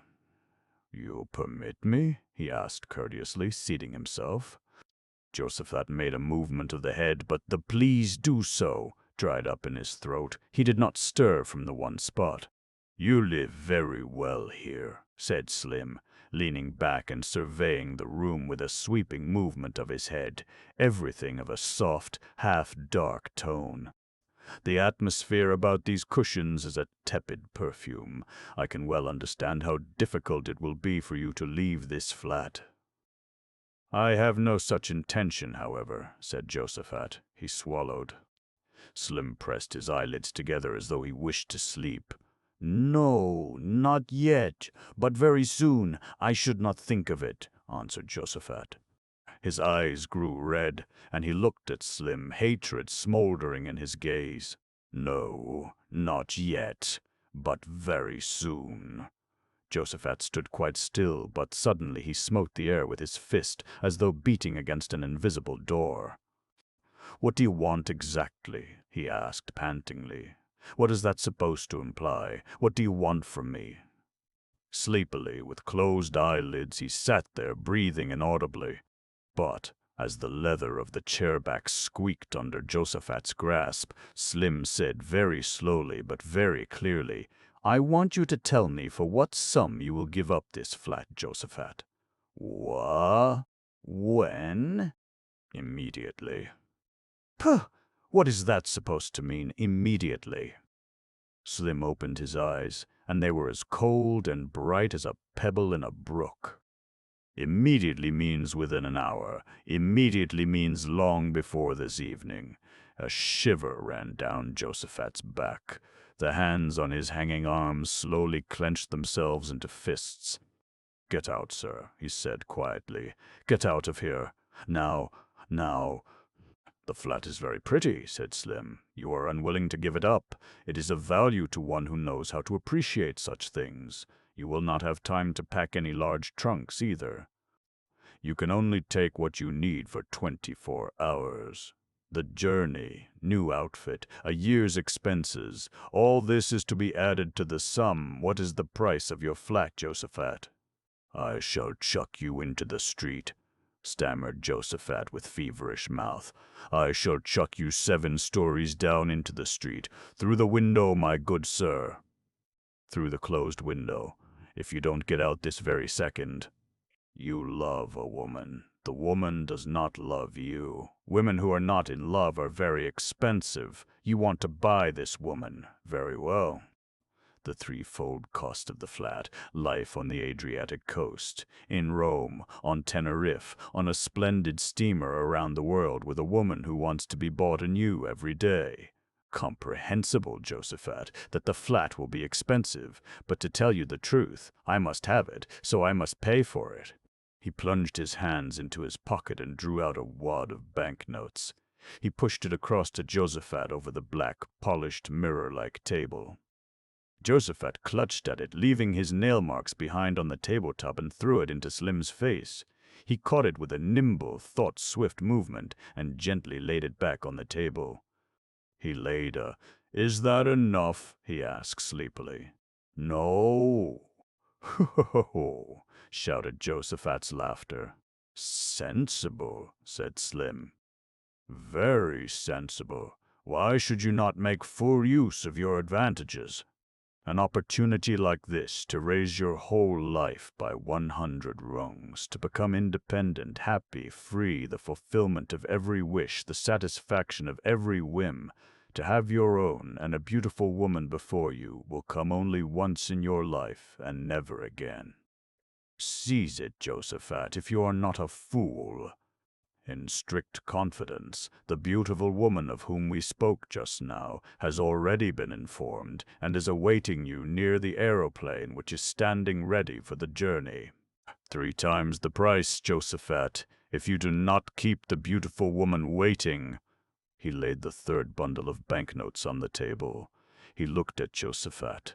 Josaphat's reddened eyes devoured his. Josaphat's hands fumbled across blindly and seized the 3 brown wads. His teeth showed white under his lips, while his fingers tore the notes to shreds. They seemed to be biting them to death. Slim shook his head. "That's of no account," he said undisturbedly. "I have a checkbook here, some of the blank leaves of which bear the signature Joe Fredersen. Let us write a sum on the first leaf, a sum the double of the amount agreed upon up to now. "Well, Josephat, I will not." Said the other, shaken from head to foot. Slim smiled. "No," he said. "Not yet, but very soon." Josephat did not answer. He was staring at the piece of paper, white. He did not see the figure upon it. He only saw the name upon it, Joe Fredersen. The signature, as though written with the blade of an axe, Joe Fredersen. Josephat turned his head this way and that, as though he felt the blade of the axe at his neck. "No," he croaked. "No, no, no. Not enough yet?" asked Slim. "Yes," said he in a mutter. "Yes, it is enough." Slim got up. Something which he had drawn from his pocket with the bundles of banknotes, without his having noticed it, slid down from his knees. It was a black cap, such as the workmen in Joe Fredersen's works used to wear. A howl escaped Josephat's lips. He threw himself down on both knees. He seized the black cap in both hands. He snatched it to his mouth. He stared at Slim. He jerked himself up. He sprang, like a stag before the pack, to gain the door. But Slim got there before him. With a mighty leap he sprang across table and divan, rebounded against the door, and stood before Josephat. For the fraction of a second they stared each other in the face. Then Josephat's hands flew to Slim's throat. Slim lowered his head. He threw forward his arms, like the grabbing arms of the octopus. They held each other, tightly clasped, and wrestled together, burning and ice-cold, raving and reflecting, teeth grinding and silent, breast to breast. They tore themselves apart and dashed at each other. They fell and, wrestling, rolled along the floor. Josephat forced his opponent beneath him. Fighting, they pushed each other up. They stumbled and rolled over armchairs and divans. The beautiful room, turned into a wilderness, seemed to be too small for the two twisted bodies which jerked like fishes, stamped like steers, struck at each other like fighting bears. But against Slim's unshakable, dreadful coldness, the white-hot fury of his opponent could not stand its ground. Suddenly, as though his knee joints had been hacked through, Josephat collapsed in Slim's hands, fell on his knees and remained there, his back resting against an overturned armchair, staring up with glassy eyes. Slim loosened his hold. He looked down at him. "Had enough yet?" he asked, and smiled sleepily. Josephat did not answer. He moved his right hand. In all the fury of the fight he had not lost hold of the black cap which Freder had worn when he came to him. He raised the cap painfully onto his knees, as though it weighed 100-weight. He twisted it between his fingers. He fondled it. "Come, Josephat, get up," said Slim. He spoke very gravely and gently and a little sadly. "May I help you? Give me your hands." "No, no, I shall not take the cap away from you. I am afraid I was obliged to hurt you very much." "It was no pleasure, but you forced me into it." He let go of the man, who was now standing upright, and he looked around him with a gloomy smile. "A good thing we settled the price beforehand," he said. "Now the flat would be considerably cheaper." He sighed a little and looked at Josephat. "When will you be ready to go?" "Now," said Josephat. "You will not take anything with you?" "No." "You will go just as you are, with all the marks of the struggle, all tattered and torn?" "Yes." "Is that courteous to the lady who is waiting for you?" Sight returned to Josephat's eyes. He turned a reddened gaze towards Slim. "If you do not want me to commit the murder on the woman which did not succeed on you, then send her away before I come." Slim was silent. He turned to go. He took the check, folded it together, and put it into Josephat's pocket. Josephat offered no resistance. He walked before Slim towards the door. Then he stopped again and looked around. He waved the cap which Freder had worn, in farewell to the room, and burst out into ceaseless laughter. He struck his shoulder against the doorpost. Then he went out. Slim followed him. Chapter 8. Freder walked up the steps of the cathedral hesitatingly. He was walking up them for the first time. Hell, his mother used often to go to the cathedral, but her son had never yet done so. Now he longed to see it with his mother's eyes, and to hear with the ears of Hel, his mother, the stony prayer of the pillars, each of which had its own particular voice. He entered the cathedral as a child, not pious, yet not entirely free from shyness, prepared for reverence, but fearless. He heard as Hel, his mother, the Kyrie eleison of the stones and the Te Deum laudamus, the De profundis and the Jubilate. And he heard, as his mother, how the powerfully ringing stone chair was crowned by the Amen of the cross vault. He looked for Maria, who was to have waited for him on the belfry steps, but he could not find her. He wandered through the cathedral, which seemed to be quite empty of people. Once he stopped. He was standing opposite Death.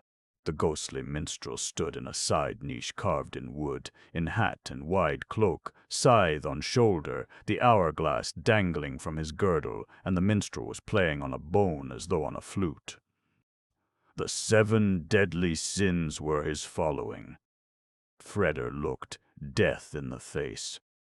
Then he said, "If you had come earlier, you would not have frightened me. Now, I pray you, keep away from me and my beloved." But the awful flute player seemed to be listening to nothing but the song he was playing upon a bone. Freder walked on. He came to the central nave.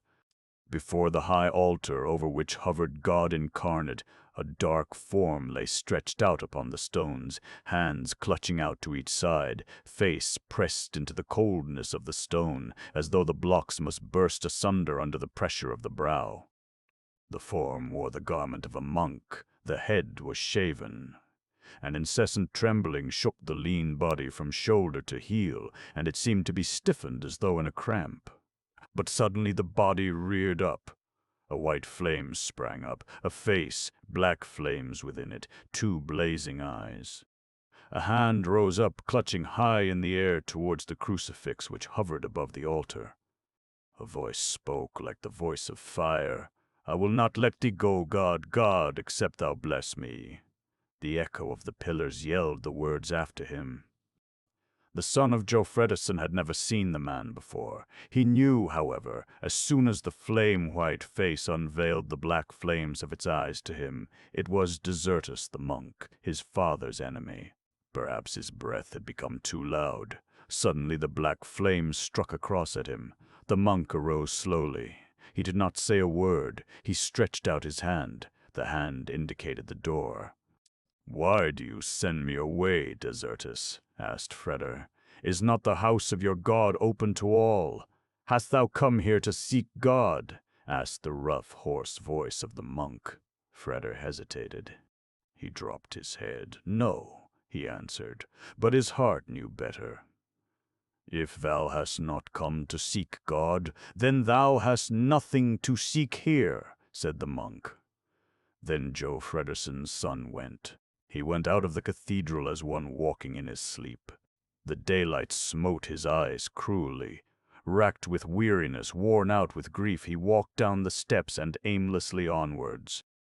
The roar of the streets wrapped itself, as a diver's helmet, about his ears. He walked on in his stupefaction, as though between thick glass walls. He had no thought apart from the name of his beloved, no consciousness apart from his longing for her. Shivering with weariness, he thought of the girl's eyes and lips with a feeling very like homesickness. Brow to brow with her, then mouth to mouth, eyes closed, breathing, "Peace, peace, come," said his heart. "Why do you leave me alone?" He walked along in a stream of people, fighting down the mad desire to stop amid this stream, and to ask every single wave, which was a human being, if it knew of Maria's whereabouts, and why she had let him wait in vain. He came to the magician's house. There he stopped. He stared at a window. Was he mad? There was Maria standing behind the dull panes. Those were her blessed hands, stretched out towards him, a dumb cry, "Help me!" Then the entire vision was drawn away, swallowed up by the blackness of the room behind it, vanishing, not leaving a trace, as though it had never been. Dumb, dead and evil stood the house of the magician there. Freder stood motionless. He drew a deep, deep breath. Then he made a leap. He stood before the door of the house. Copper red in the black wood of the door glowed the seal of Solomon, the pentagram. Freder knocked. Nothing in the house stirred. He knocked for the second time. The house remained dull and obstinate. He stepped back and looked up at the windows. They looked out in their evil gloom, over and beyond him. He went to the door again. He beat against it with his fists. He heard the echo of his drumming blows shake the house as in dull laughter. But the copper Solomon's seal grinned at him from the unshaken door. He stood still for a moment. His temples throbbed. He felt absolutely helpless and was as near crying as swearing. Then he heard a voice, the voice of his beloved. "Freder!" And once more, "Freder!" He saw blood before his eyes. He made to throw himself with the full weight of his shoulders against the door. But in that same moment the door opened noiselessly.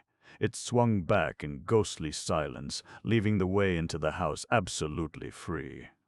That was so unexpected and alarming that, in the midst of the swing which was to have thrown him against the door, Freder caught both his hands against the doorposts and stood fixed there. He buried his teeth in his lips. The heart of the house was as black as midnight, but the voice of Maria called to him from the heart of the house, "Freder! Freder! Freder!" He ran into the house as though he had gone blind. The door fell to behind him. He stood in blackness. He called. He received no answer. He saw nothing. He groped. He felt walls, endless walls, steps. He climbed up the steps. A pale redness swam about him like the reflection of a distant gloomy fire. Suddenly, he stopped still, clawing his hand into the stonework behind him. A sound was coming out of the nothingness, the weeping of a woman sorrowing, sorrowing unto death. It was not very loud, but yet it was as if the source of all lamentation were streaming out of it. It was as though the house were weeping, as though every stone in the wall were a sobbing mouth set free from eternal dumbness, once and once only, to mourn an everlasting agony.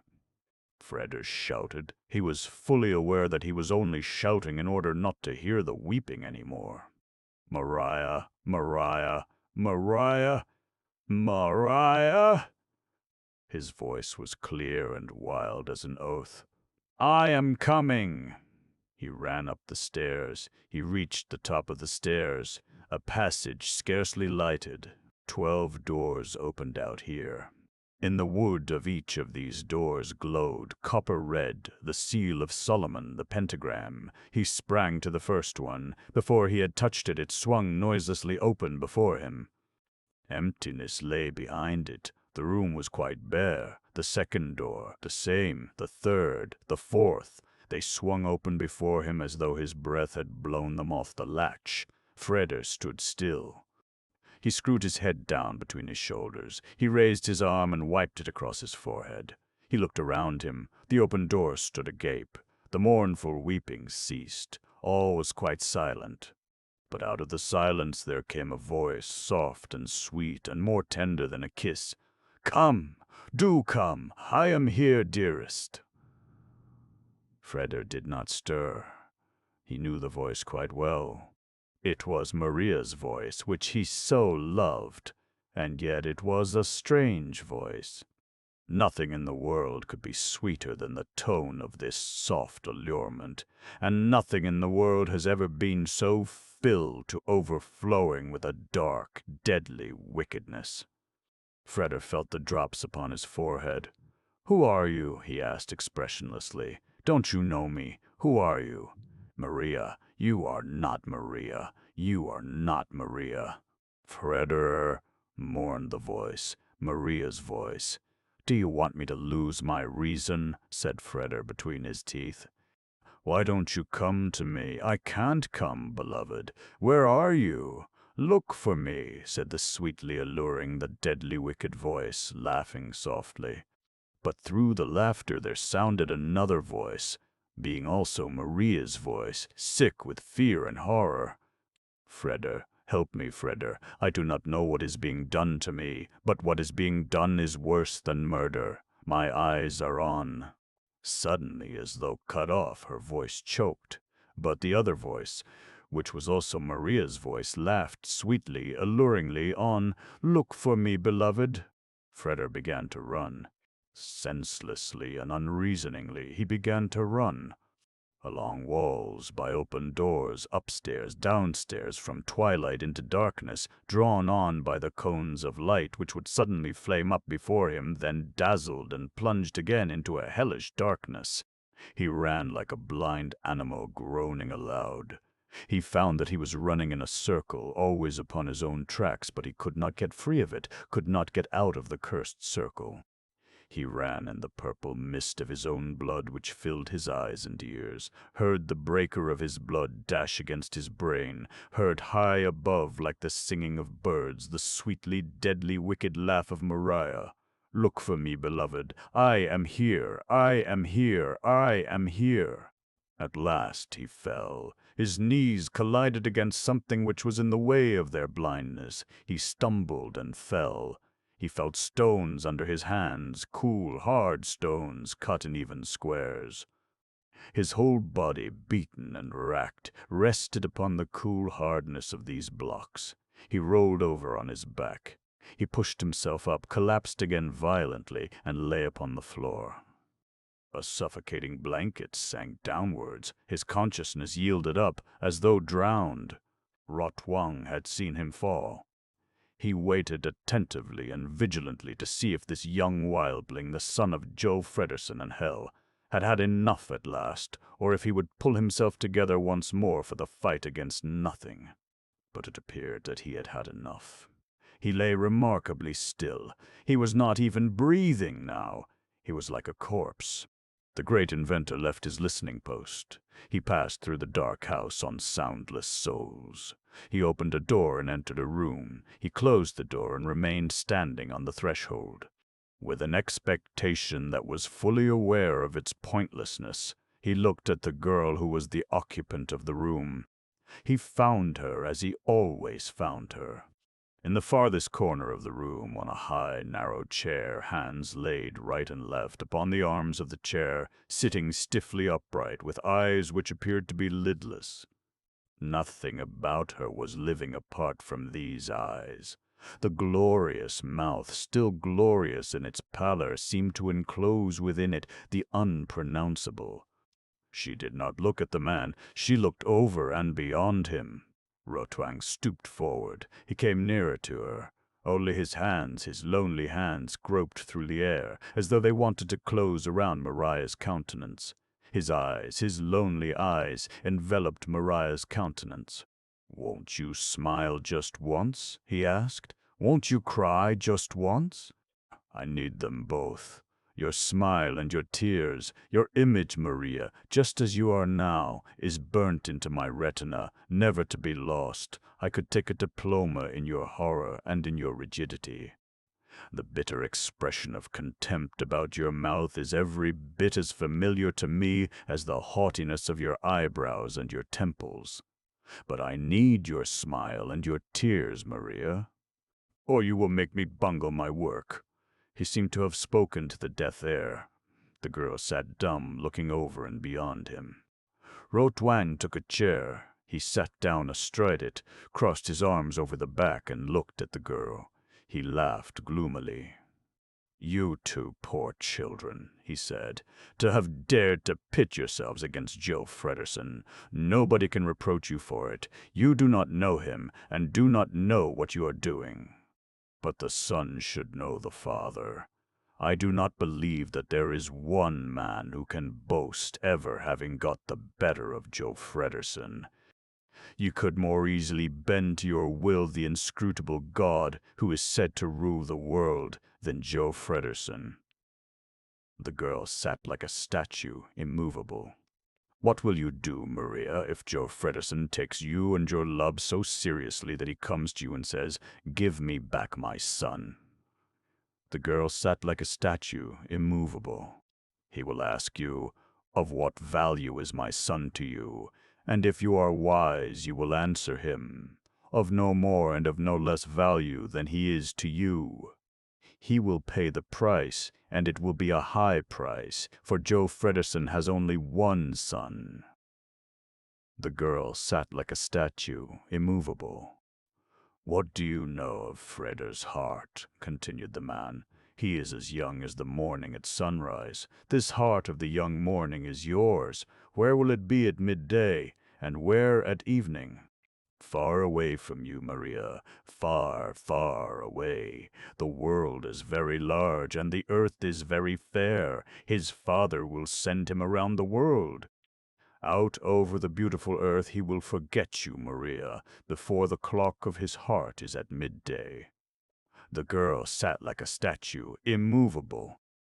But around her pale mouth, which was like the bud of a snow rose, a smile began to bloom, a smile of such sweetness, of such depths, that it seemed as though the air about the girl must begin to beam. The man looked at the girl. His lonely eyes were starved and parched as the desert which does not know the dew. In a hoarse voice he went on, "Where do you get your sainted confidence from? Do you believe that you are Freder's first love? Have you forgotten the Club of the Suns, Maria? There are 100 women there, and all are his. These loving little women could all tell you about Freder's love, for they know more about it than you do, and you have only one advantage over them. You can weep when he leaves you, for they are not allowed to weep. When Joe Fredersen's son celebrates his marriage, it will be as though all Metropolis celebrated its marriage. When? Joe Fredersen will decide that. With whom? Joe Fredersen will decide that, but you will not be the bride, Maria. The son of Joe Fredersen will have forgotten you by the day of his wedding." "Never," said the girl. "Never, never!" And the painless tears of a great true love fell upon the beauty of her smile. The man got up. He stood still before the girl. He looked at her. He turned away. As he was crossing the threshold of the next room, his shoulder fell against the doorpost. He slammed the door to. He stared straight ahead. He looked on the being, his creature of glass and metal, which bore the almost completed head of Maria.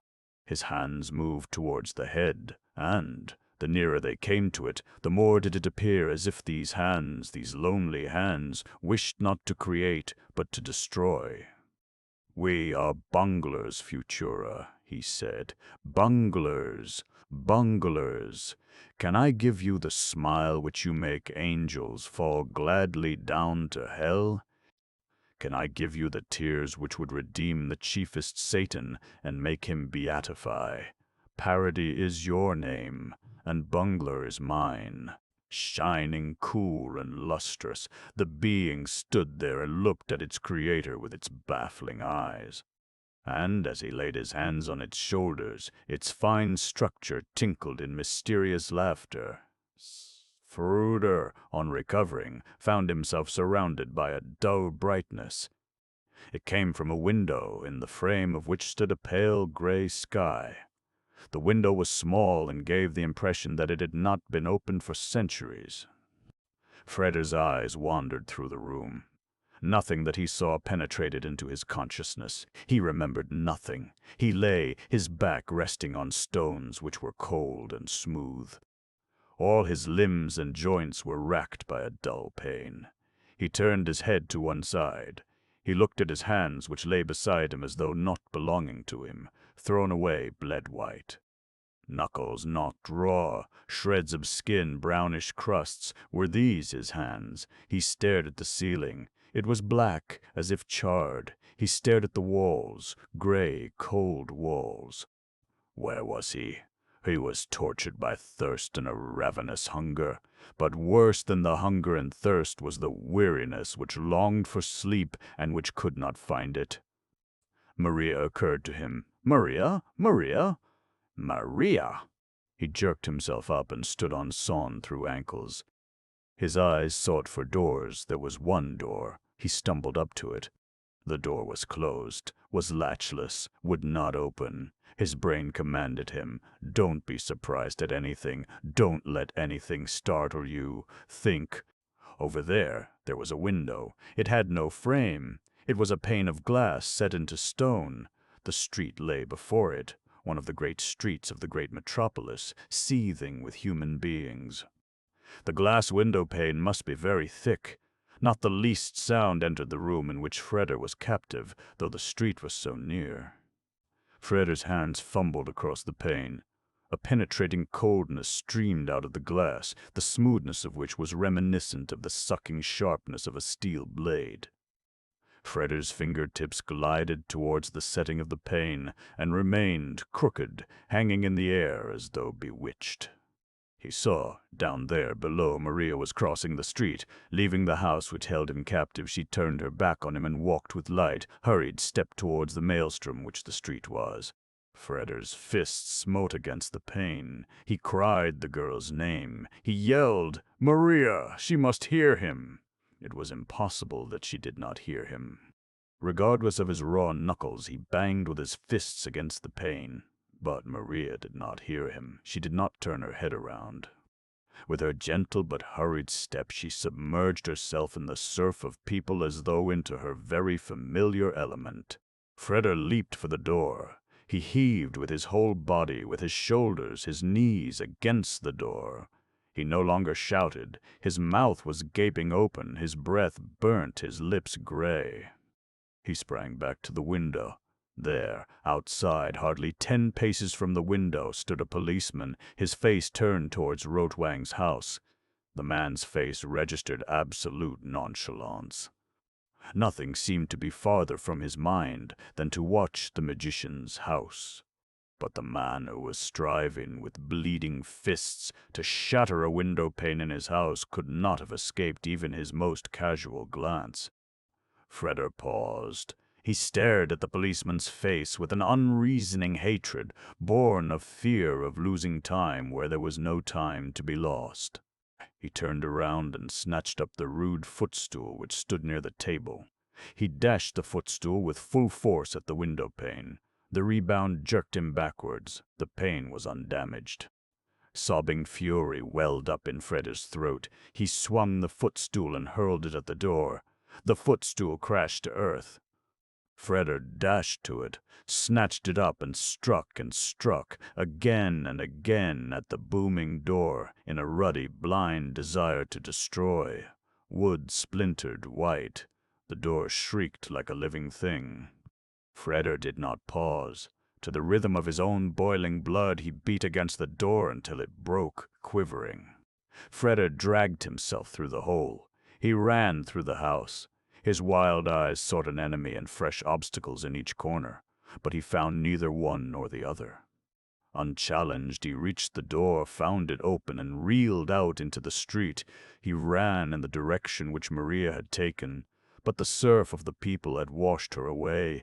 She had vanished.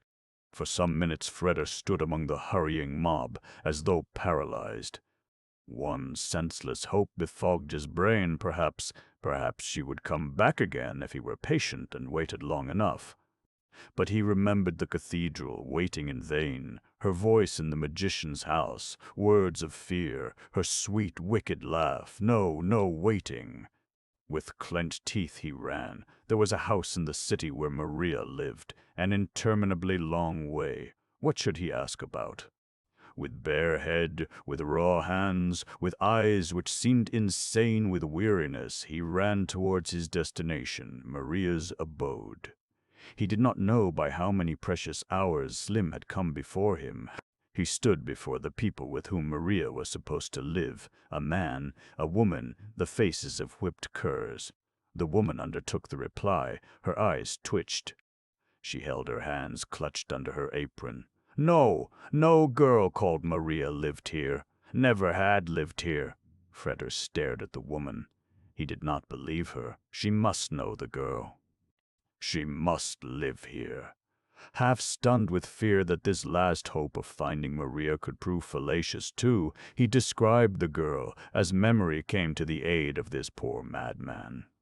She had such fair hair, she had such gentle eyes, she had the voice of a loving mother, she wore a severe but lovely gown. The man left his position near the woman and stooped down sideways, hunching his head down between his shoulders as though he could not bear to hear how that strange young man there at the door spoke of the girl for whom he was seeking.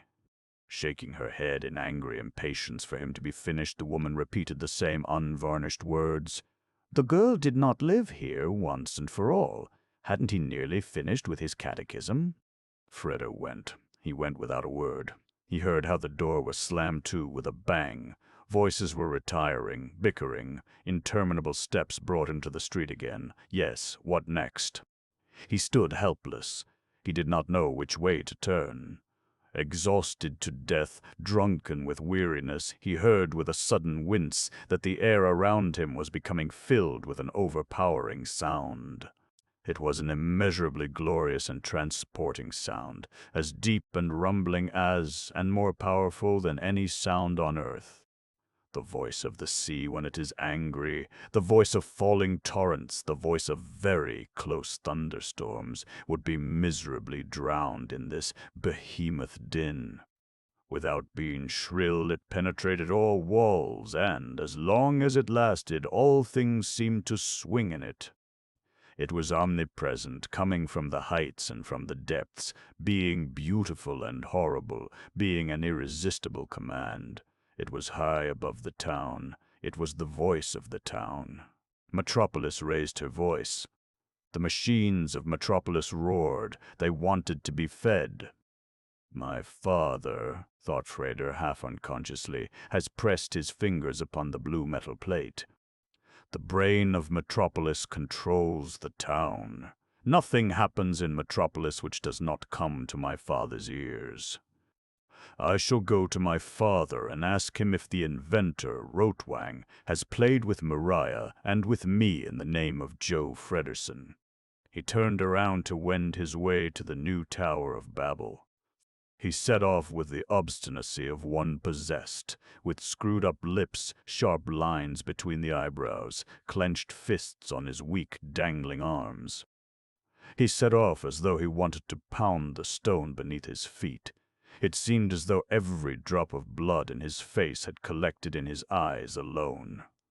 He ran, and on the interminable way at every step he had the feeling, I am not. He who is running, I am running, a spirit by the side of my own self. I, the spirit, am forcing my body to run onwards, although it is tired to death.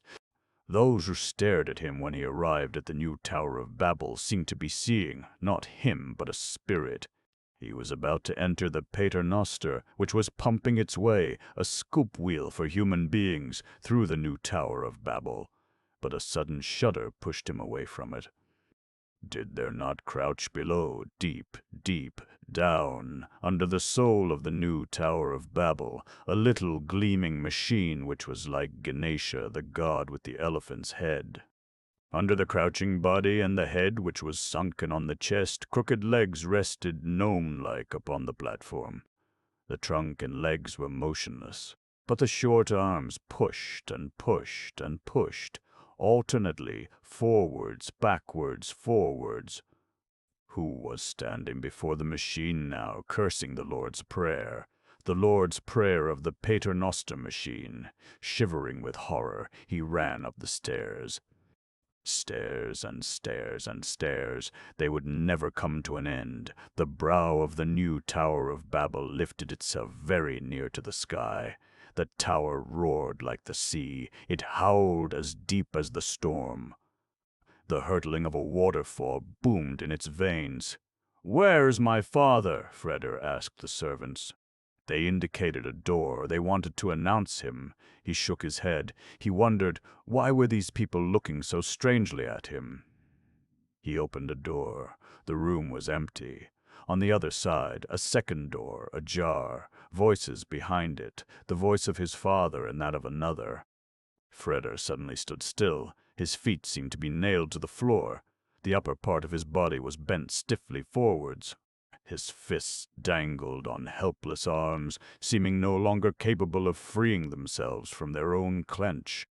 He listened. The eyes in his white face were filled with blood. The lips were open as though forming a cry. Then he tore his deadened feet from the floor, stumbled to the door, and pushed it open. In the middle of the room, which was filled with a cutting brightness, stood Joe Fredersen, holding a woman in his arms. And the woman was Maria. She was not struggling. Leaning far back in the man's arms, she was offering him her mouth, her alluring mouth, that deadly laugh. "You!" shouted Frieder. He dashed to the girl. He did not see his father. He saw only the girl. No, neither did he see the girl, only her mouth and her sweet, wicked laugh. Joe Fredersen turned around, broad and menacing. He let the girl go. He covered her with the might of his shoulders, with the great cranium flamed with blood, and in which the strong teeth and the invincible eyes were very visible. But Frieder did not see his father. He only saw an obstacle between him and the girl. He rushed at the obstacle. It pushed him back. Scarlet hatred for the obstacle choked him. His eyes flew around. They sought an implement which could be used as a battering ram. He found none. Then he threw himself forward as a battering ram. His fingers clutched into stuff. He bit into the stuff. He heard his own breath like a whistle, very high and shrill. Yet within him there was only one sound, only one cry, Maria. Groaningly, beseechingly, Maria. Whew! A man dreaming of hell shrieks out no more in his torment than did he. And still, between him and the girl, the man, the lump of rock, the living wall, he threw his hands forward. Ah, look, there was a throat. He seized the throat. His fingers snapped fast like iron fangs. "Why don't you defend yourself?" he yelled, staring at the man. "I'll kill you. How? I'll take your life. I'll murder you. How?" But the man before him held his ground while he throttled him. Thrown this way and that by Freder's fury, the body bent, now to the right, now to the left. And as often as this happened, Freder saw, as through a transparent mist, the smiling countenance of Maria, who, leaning against the table, was looking on with her sea-water eyes at the fight between father and son. His father's voice said, "Freder." He looked the man in the face. He saw his father. He saw the hands which were clawing around his father's throat. They were the hands of his son. His hands fell loose as though cut off. He stared at his hands, stammering something which sounded half like an oath, half like the weeping of a child that believes itself to be alone in the world. The voice of his father said, "Freder." He fell on his knees. He stretched out his arms. His head fell forward into his father's hands. He burst into tears, into despairing sobs. A door slid to. He flung his head around. He sprang to his feet. His eyes swept the room. "Where is she?" he asked. "Who? She? Who? She who was here? Nobody was here, Freder." The boy's eyes glazed. "What did you say?" He stammered. "There has not been a soul here, Freder, but you and I." Freder twisted his head around stiffly. He tugged the shirt from his throat. He looked into his father's eyes as though looking into well shafts. "You say there was not a soul here. I did not see you when you were holding Maria in your arms. I have been dreaming. I am mad, aren't I?" "I give you my word," said Joe Fredersen. "When you came to me, there was neither a woman nor any other living soul here." Freder remained silent. His bewildered eyes were still searching along the walls. "You are ill, Freder," said his father's voice. Freder smiled. Then he began to laugh.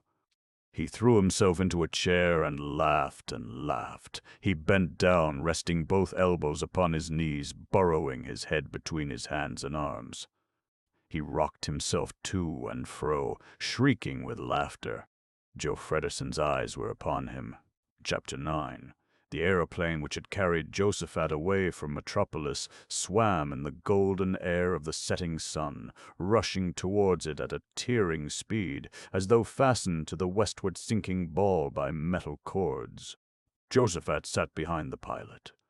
From the moment when the aerodrome had sunk below them and the stone mosaic of the great Metropolis had paled away into the inscrutable depths, he had not given the least token that he was a human being with the faculty for breathing and moving.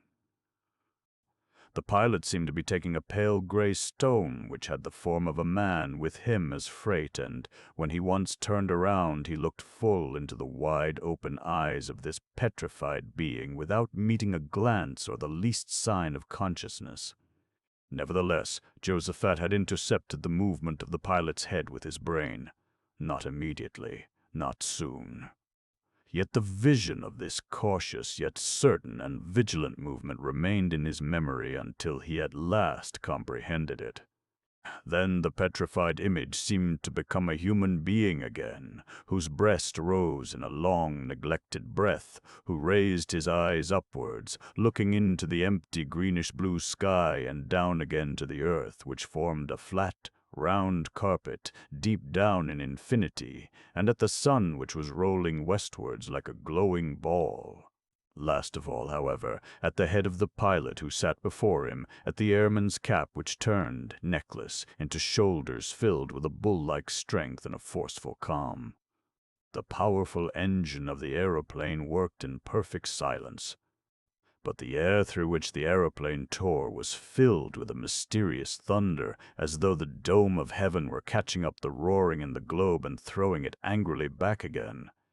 The aeroplane hovered homelessly above a strange earth, like a bird not able to find its nest. Suddenly, amid the thunder of the air, the pilot heard a voice at his left ear saying, almost softly, "Turn back!" The head in the airman's cap was about to bend backwards, but at the which rested exactly on the top of his skull. This object of resistance was small, apparently angular, and extraordinarily hard. "Don't move," said the voice at his left ear, which was so soft, yet making itself understood through the thunder of the air. "Don't look round, either. I have no revolver with me. Had I had one handy, I should probably not be here. What I have in my hand is an implement, the name and purpose of which are unknown to me. But it is made of solid steel and quite sufficient to smash in your skull with, should you not obey me immediately. Turn back." The bull-like shoulders under the airman's cap raised themselves in a short, impatient shrug. The glowing ball of the sun touched the horizon with an inexpressibly light hovering movement. For a few seconds it seemed to dance along it in soft, blazing rhythm. The nose of the aeroplane was turned towards it and did not alter its course by a hand's breadth. "You do not seem to have understood me," said the voice behind the pilot. "Turn back. I wish to return to Metropolis. Do you hear? I must be there before nightfall." "Well, shut your mouth," said the pilot. "For the last time, will you obey, or will you not? Sit down and keep quiet back there, damn it all. What do you mean by it, too?" "You won't obey?" What the hell, a young girl, turning the hay in a wide, undulating field, by the last light of the setting sun, had sighted the rushing bird above her in the evening sky and was watching it with eyes heated by work and tired by the summer. How strangely the aeroplane was rising and falling. It was making jumps like a horse that wants to shake off its rider. Now it was racing towards the sun. Now it was turning its back upon it. The young girl had never seen so wild and unruly a creature in the air before. Now it had swung westwards and was dashing in long, spurting bounds along the sky. Something freed itself from it, a broad, silver-gray cloth which swelled itself out.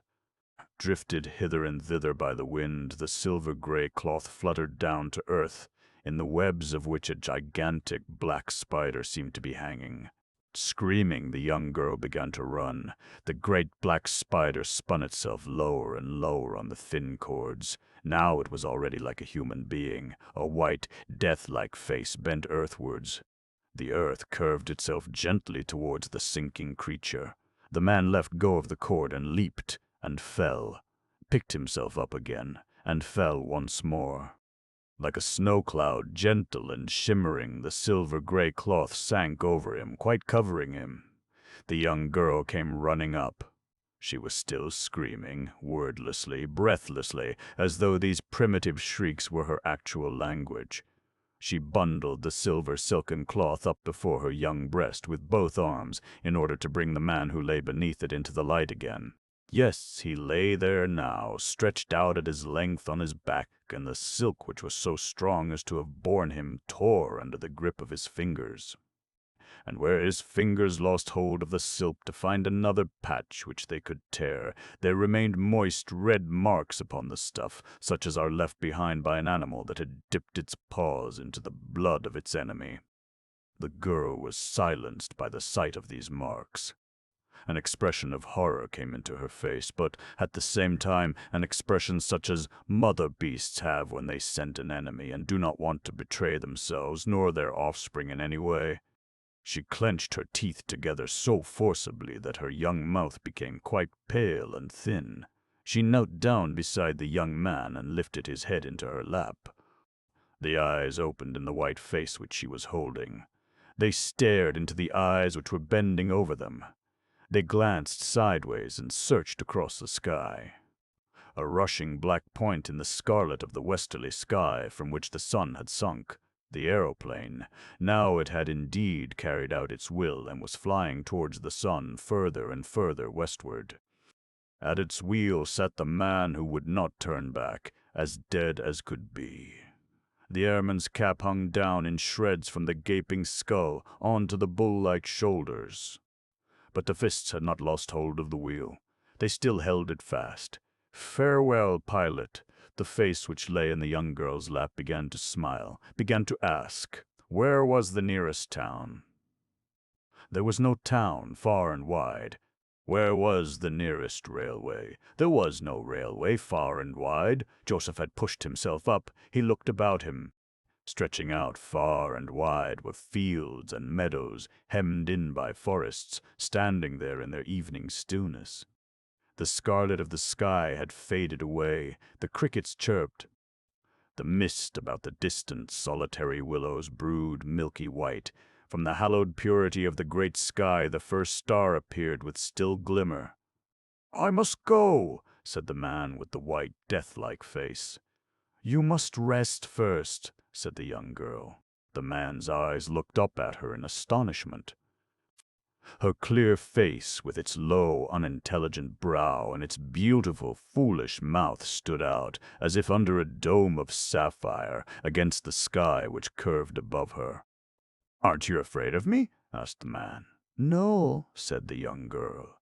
The head of the man fell into her lap. She bent forward and covered up the shivering body with the billowing silver silk. "Rest," said the man with a sigh. She made no reply. She sat quite motionless.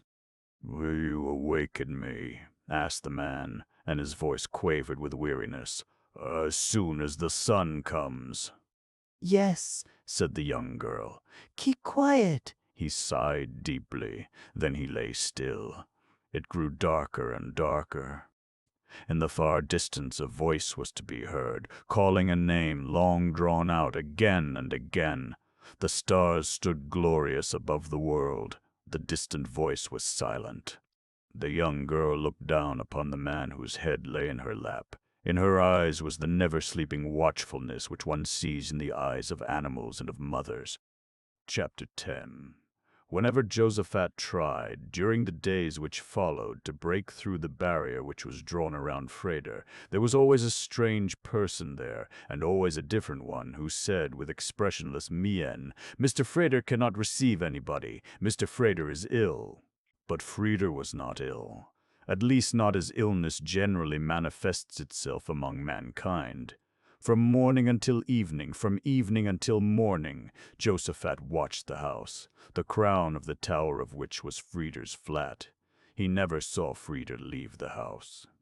But for hours at a time he saw, during the night, behind the white-veiled windows which ran the breadth of the wall, a shadow wandering up and down, and saw at the hour of twilight, when the roofs of Metropolis still shone, bathed in the sun, and the darkness of the ravines of its streets was flooded out by streams of cold light, the same shadow, a motionless form, standing on the narrow balcony which ran around this, almost the highest house in Metropolis. Yet what was expressed by the shadow's wandering up and down, by the motionless standing still of the shadow form, was not illness. It was uttermost helplessness. Lying on the roof of the house which was opposite Freder's flat, Josaphat watched the man who had chosen him as friend and brother, whom he had betrayed and to whom he had returned. He could not discern his face, but he read from the pale patch which this face was in the setting sun, in the shower bath of the searchlight, that the man over there, whose eyes were staring across Metropolis, did not see Metropolis. Sometimes people would emerge beside him, would speak to him, expecting an answer, but the answer never came. Then the people would go crushed. Once Joe Fredersen came to his son, who stood on the narrow balcony, seeming not to know that his father was near. Joe Fredersen spoke to him for a long time. He laid his hand on his son's hand, which was resting on the railing. The mouth received no answer. The hand received no answer. Only once did Freder turn his head, then with difficulty, as though the joints of his neck were rusted. He looked at Joe Fredersen. Joe Fredersen went. And when his father had gone, Freder turned his head back again on idle joints and stared out once more across Metropolis, which was dancing in a whirl of light, staring with blind eyes. The railing of the narrow balcony on which he stood appeared as an insuperable wall of loneliness, of deep, inward consciousness of having been deserted. No calling, no signaling, not even the loudest of sounds penetrated this wall, which was washed about by the strong, lustrous surf of the great Metropolis. But Josaphat did not want to have ventured the leap from heaven to earth, to have sent a man who was but performing his duty into infinity, impotently to make a halt before this wall of loneliness. There came a night which hung, glowing and vaporous over Metropolis. A thunderstorm, which was still distant, burnt its warning fires in deep clouds. All the lights of the great Metropolis seemed more violently, seemed more wildly to lavish themselves on the darkness. Freder stood by the railing of the narrow balcony, his hot hands laid on the railing. A sultry, uneasy puff of wind tugged at him, making the white silk which covered his now much emaciated body to flutter. Around the ridge of the roof of the house right opposite him there ran, in a shining border, a shining word, running in an everlasting circuit around, behind itself, Phantasus, Phantasus, Phantasus. Freder did not see this row of words. The retina received it, not the brain. Eternal hammering similarity of the wandering word, Phantasus, Phantasus, Phantasus. Suddenly the word picture was extinguished, and in its place numbers sparkled out of the darkness, disappearing again, again emerging, and this coming and disappearing, coming again and again disappearing, and coming anew had the effect, in its unmistakability, of a penetrating, persistent call. 97, 7, 97, 7, 97, 7, 7. Freder's eyes caught the numbers. 97, 7, 7. They turned around. They came back again. 97, 7. Thoughts stumbled through his brain. 97, 7, 7, 7, 7, 7.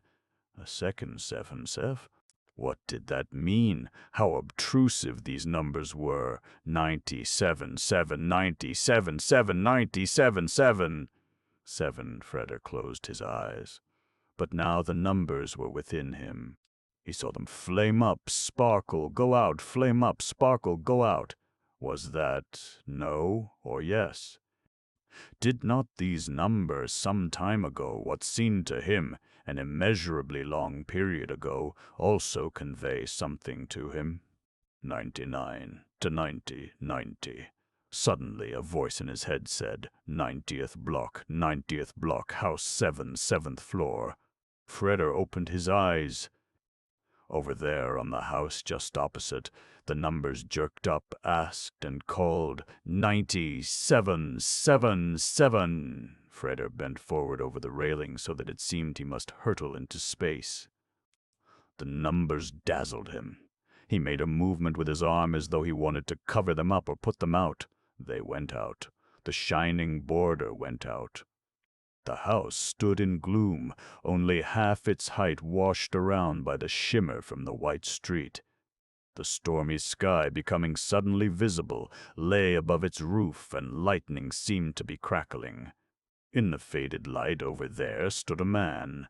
Freder stepped back from the railing. He raised both hands before his mouth. He looked to the right, to the left. He raised both arms. Then he turned away, as if removed by a natural power from the spot on which he stood, ran into the house, ran through the room, stopped still again. Carefully now, he reflected. He pressed his head between his fists. Was there among his servants one single soul who could be trusted not to betray him to Slim? What a miserable state! What a miserable state! But what alternative had he to the leap in the dark, the blind trust, the ultimate test of confidence?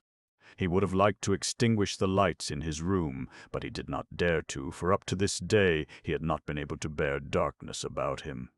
He paced up and down. He felt the perspiration on his forehead and the trembling of his joints.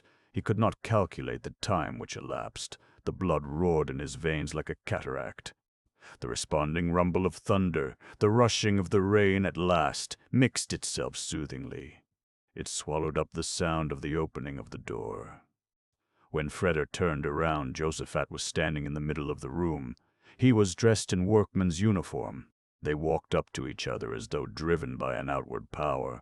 But, halfway, they both stopped and looked at each other, and each had for the other the same horrified question on his face. Where have you been since I saw you last? To what hell have you descended? Freder, with his feverish haste, was the first to collect himself. He seized his friend by the arm. "Sit down," he said in his toneless voice, which occasionally held the morbid dryness of things burnt. He sat down beside him, not taking his hand from the arm. "You waited for me. In vain and in vain. I could not send you a message. Forgive me." "I have nothing to forgive you, Mr. Freder," said Josaphat quietly. "I did not wait for you. On the evening on which I was to have waited for you, I was far, far away from Metropolis and from you." Freder's waiting eyes looked at him. "I betrayed you, Mr. Freder," said Josaphat. Freder smiled, but Josaphat's eyes extinguished his smile. "I betrayed you, Mr. Freder," repeated the man. "Slim came to me. He offered me much money, but I only laughed. I threw it at his head.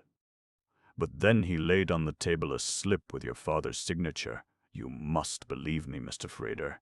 He would never have caught me with the money. There is no sum of money for which I would have sold you, but when I saw your father's handwriting, I still put up a fight. I would gladly have throttled him. But I had no more strength. J.O.H. Frederson was written on the slip. I had no more strength then." "I can understand that," said Joe Frederson's son. "Thank you. I was to go away from Metropolis. Right far away, I flew. The pilot was a strange man. We kept flying straight towards the sun. The sun was setting. Then it occurred to my empty brain that now the hour would come in which I was to wait for you, and I should not be there when you came. I wanted to turn back. I asked the pilot. He wouldn't. He wanted to carry me away by force, farther and farther from Metropolis. He was as obstinate as only a man can be when he knows Slim's will to be behind him. I begged, and I threatened, but nothing was of any use. So then, with one of his own tools, I smashed in his skull. Frida's fingers, which were still resting on Josaphat's arm, tightened their hold a little, but they lay still again immediately. Then I jumped out, and I was so far away from Metropolis that a young girl who picked me up in the field did not know the great Metropolis even by name. I came here and found no message from you, and all that I found out was that you were ill." He hesitated and was silent, looking at Freda. "I am not ill," said Freda, looking straight ahead. He loosened his fingers from Josaphat's arm and bent forward, laying the palms of both hands flat on his head. He spoke into space. "But do you believe, Josaphat, that I am mad? No." "But I must be," said Freda, and he shrank together so narrow that it seemed as if a little boy, filled with a mighty fear, were sitting in his place. His voice sounded suddenly quite high and thin, and something in it brought the water to Josaphat's eyes. Josaphat stretched out his hand, fumbled, and found Freda's shoulder. His hand closed around his neck and drew him gently towards him, holding him still and fast. "Just tell me about it, Mr. Freda," he said. "I do not think there are many things which seem insuperable to me since I sprang, as though from heaven to earth, from the aeroplane which was steered by a dead man. Also," he continued in a soft voice, "I learnt in one single night that one can bear very much when one has someone near one who keeps watch, asks nothing, and is simply there." "I am mad, Josaphat," said Freda, "but I don't know if it is any consolation.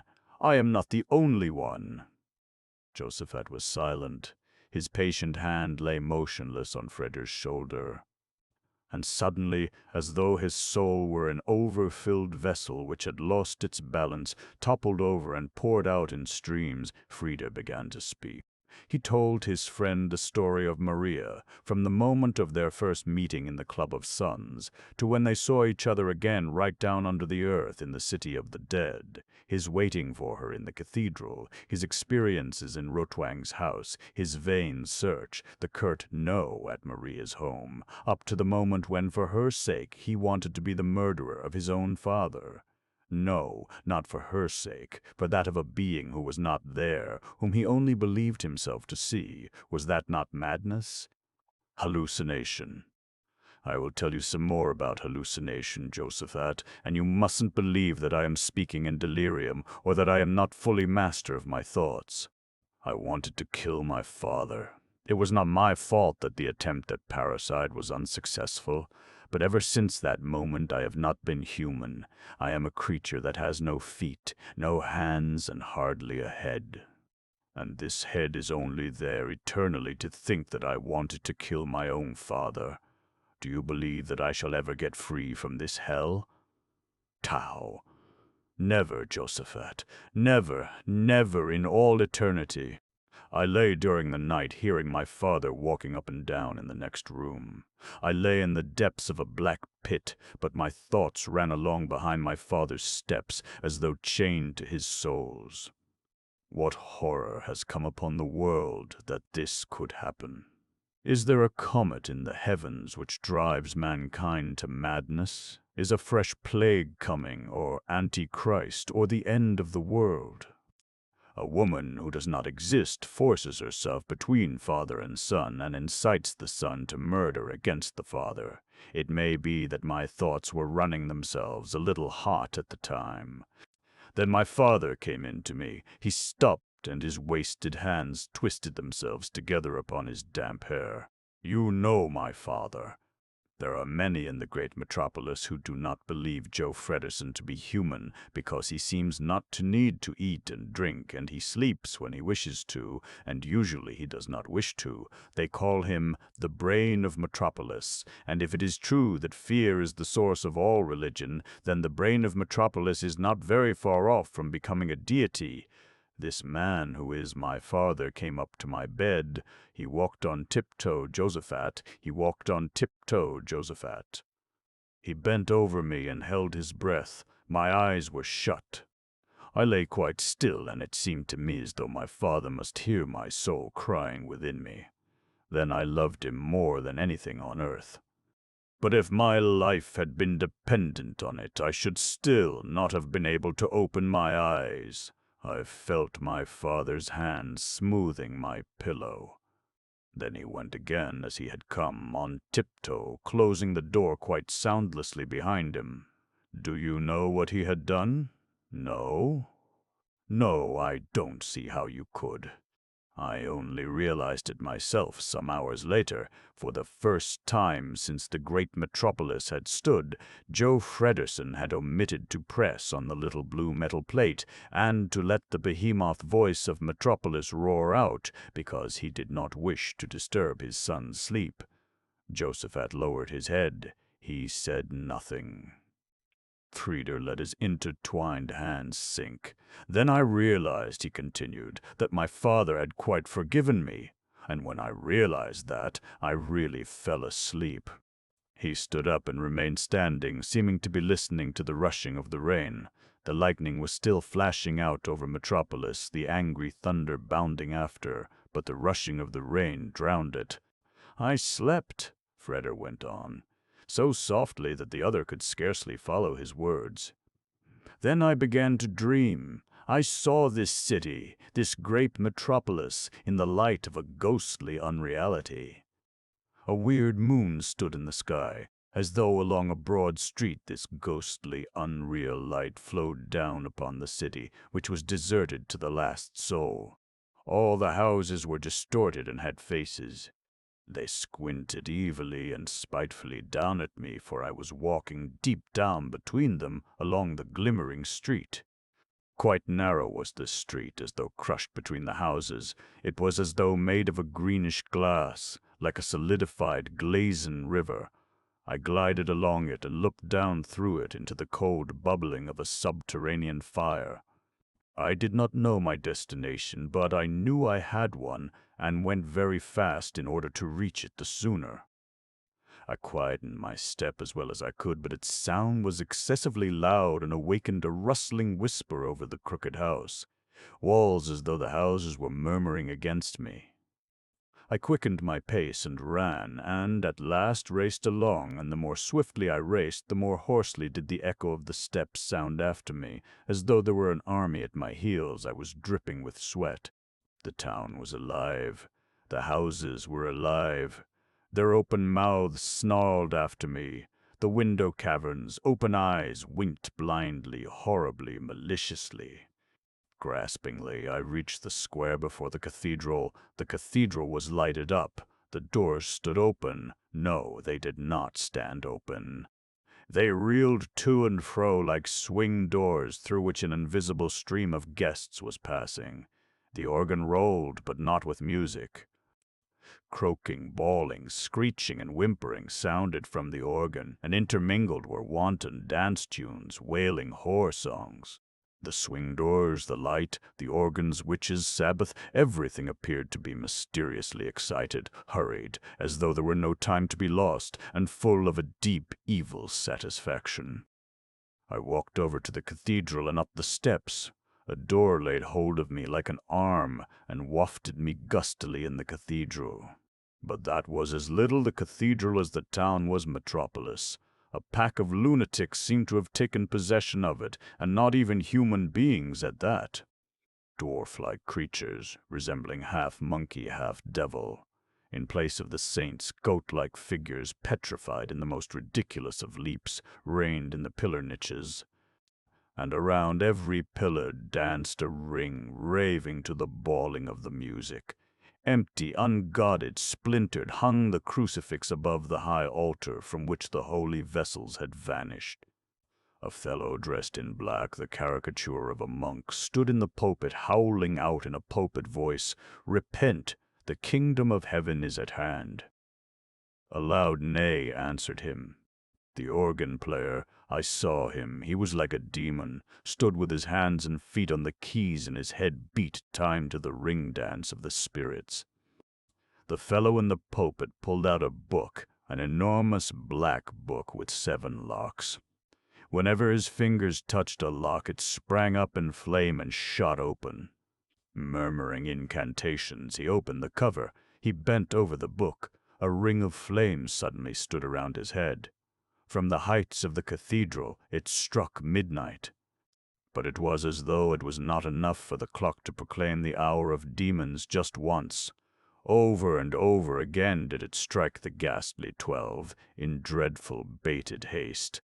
The light in the cathedral changed color. Were it possible to speak of a blackish light, this would be the expression best applied to the light.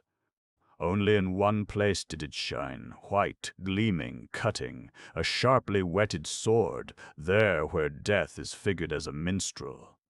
Suddenly the organ stopped, and suddenly the dance. The voice of the preacher fellow in the pulpit stopped, and through the silence which did not dare to breathe rang the sound of a flute. Death was playing. The minstrel was playing the song which nobody plays after him, on his flute which was a human bone. The ghostly minstrel stepped from out his side, niche carved in wood, in hat and wide cloak, scythe on shoulder, the hourglass dangling from his girdle. Playing his flute, he stepped out of his niche and made his way through the cathedral. And behind him came the 7 deadly sins as the following of death.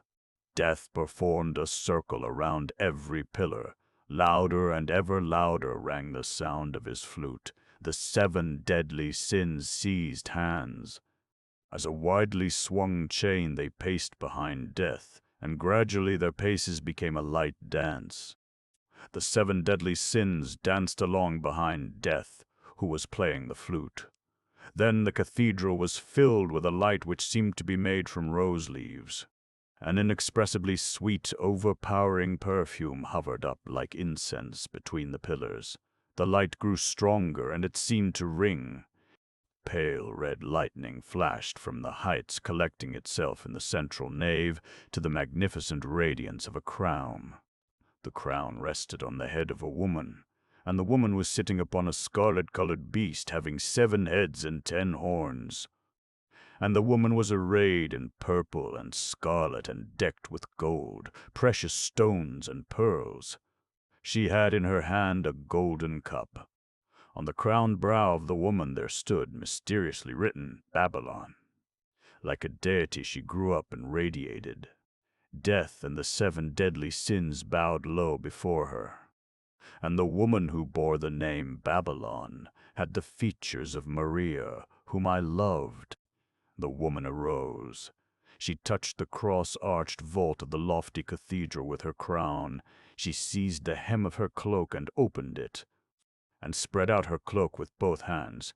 Then one saw that the golden cloak was embroidered with the images of manifold demons, beings with women's bodies and snakes' heads, beings half bull, half angel, devils adorned with crowns, human-faced lions. The flute song of death was silenced. But the fellow in the pulpit raised his yelling voice. Repent! The kingdom of heaven is at hand. The church clock was still hammering the wild 12 time of midnight. The woman looked death in the face. She opened her mouth. She said to death, Go! Then death hung the flute on his girdle by the hourglass, took the scythe down from his shoulder and went. He went through the cathedral and went out of the cathedral. And from the cloak of the great Babylon the demons freed themselves, come to life, and flew after death. Death went down the steps of the cathedral into the town, black birds with human faces rustling around him. He raised the scythe as if indicating the way. Then they divided themselves and swooped apart. The broad wings darkened the moon. Death flung back his wide cloak. He stretched himself up and grew. He grew much taller even than the houses of Metropolis. The highest hardly reached to his knee. Death swung his scythe and made a whistling cut. The earth and all the stars quivered. But the scythe did not seem to be sharp enough for him. He looked about him as though seeking a seat. The new Tower of Babel seemed to suit Death. He sat down on the new Tower of Babel, propped up the scythe, took the whetstone from his girdle, spat on it, and began to whet the scythe. Blue sparks flew out of the steel. Then Death arose and made a second blow. A rain of stars poured down from the sky. Death nodded with satisfaction, turned around, and set off on his way through the great Metropolis. Chapter 11. "Yes," said Josaphat hoarsely, "but that was a dream." "Of course it was a dream, and they say dreams are bubbles, don't they? But just listen to this, Josaphat. I emerged from this dream back into reality with a feeling of sadness which seemed to hack me, as with a knife, from head to foot. I saw Maria's brow, that white temple of goodness and virginity, besmirched with the name of the great harlot of Babylon. I saw her send death out over the city. I saw how abominations upon abominations loosened themselves from about her and fluttered away, swarming through the city, plague spirits, messengers of evil before the path of death. I stood out there and looked over at the cathedral, which seemed to me to be desecrated and soiled. Its doors stood open. Dark, human snakes were creeping into the cathedral and collecting themselves upon the steps.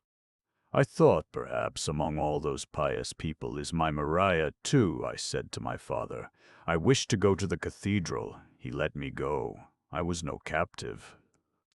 As I reached the cathedral, the organ was thundering like the trump of doom, singing from 1,000 throats. Desiree! The incense clouded above the head of the multitude which was kneeling before the eternal God. The crucifix hovered above the high altar, and in the light of the restless candles, the drops of blood on the thorn-crowned brow of the Son of Mary seemed to come to life, to run. The saints in the pillar niches looked at me sadly, as though they knew of my evil dream. I sought Maria. Oh, I knew quite well that all the thousands could not hide her from me. If she were here, I should find her out, as a bird finds its way to its nest. But my heart lay as if dead in my breast, yet I could not help looking for her. I wandered about the place where I had already waited for her once before. Yes, so may a bird wander about the place. Where was its nest, which it cannot find again, because the lightning or the storm has destroyed it? And when I came to the side niche, in which death stands as a minstrel playing upon a human bone, the niche was empty. Death had disappeared. It was as though the death of my dream had not returned home to his following. Do not speak, Josaphat. It is really of no importance, a coincidence. The carving was perhaps damaged. I do not know. Believe me, it is of no importance. But now a voice yelled out, "Repent! The kingdom of heaven is at hand." It was the voice of Desertus the monk. His voice was like a knife. The voice peeled bare my spine. Deathly stillness reigned in the church. Among all the thousands round about, not one seemed to breathe. They were kneeling, and their faces, pale masks of horror, were turned towards the preacher. His voice flew through the air like a spear. "Repent! The kingdom of heaven is at hand." Before me by a pillar stood a young man, once a fellow member of mine, of the Club of the Suns. If I had not personally experienced how vastly human faces can change in a short time, I should not have recognized him. He was older than I, and was, it is true, not the happiest of us all, but the gayest. And the women loved him and feared him equally, for he was in no way to be captivated, either by laughter or by tears. Now he had the 1,000-year-old face of men who, yet living, are dead. It was as if a cruel executioner had removed his eyelids, that he was condemned never to sleep, so that he was perishing of weariness. But it surprised me more than all to find him here in the cathedral, for he had been, all his life long, the greatest of scoffers. I laid my hand on his shoulder. He did not start, he only just turned his eyes, those parched eyes. I wanted to ask him, "What are you doing here, Jan?" But the voice of the monk, that awful spear-hurling voice, threw its sharpness between him and me. The monk Desertus began to preach. Freder turned around and came to Josaphat with violent haste, as though a sudden fear had taken him. He sat down by his friend, speaking very rapidly with words which tumbled over each other and streaming out. At first he had hardly listened to the monk. He had watched his friend and the congregation which was still kneeling, head pressed to head.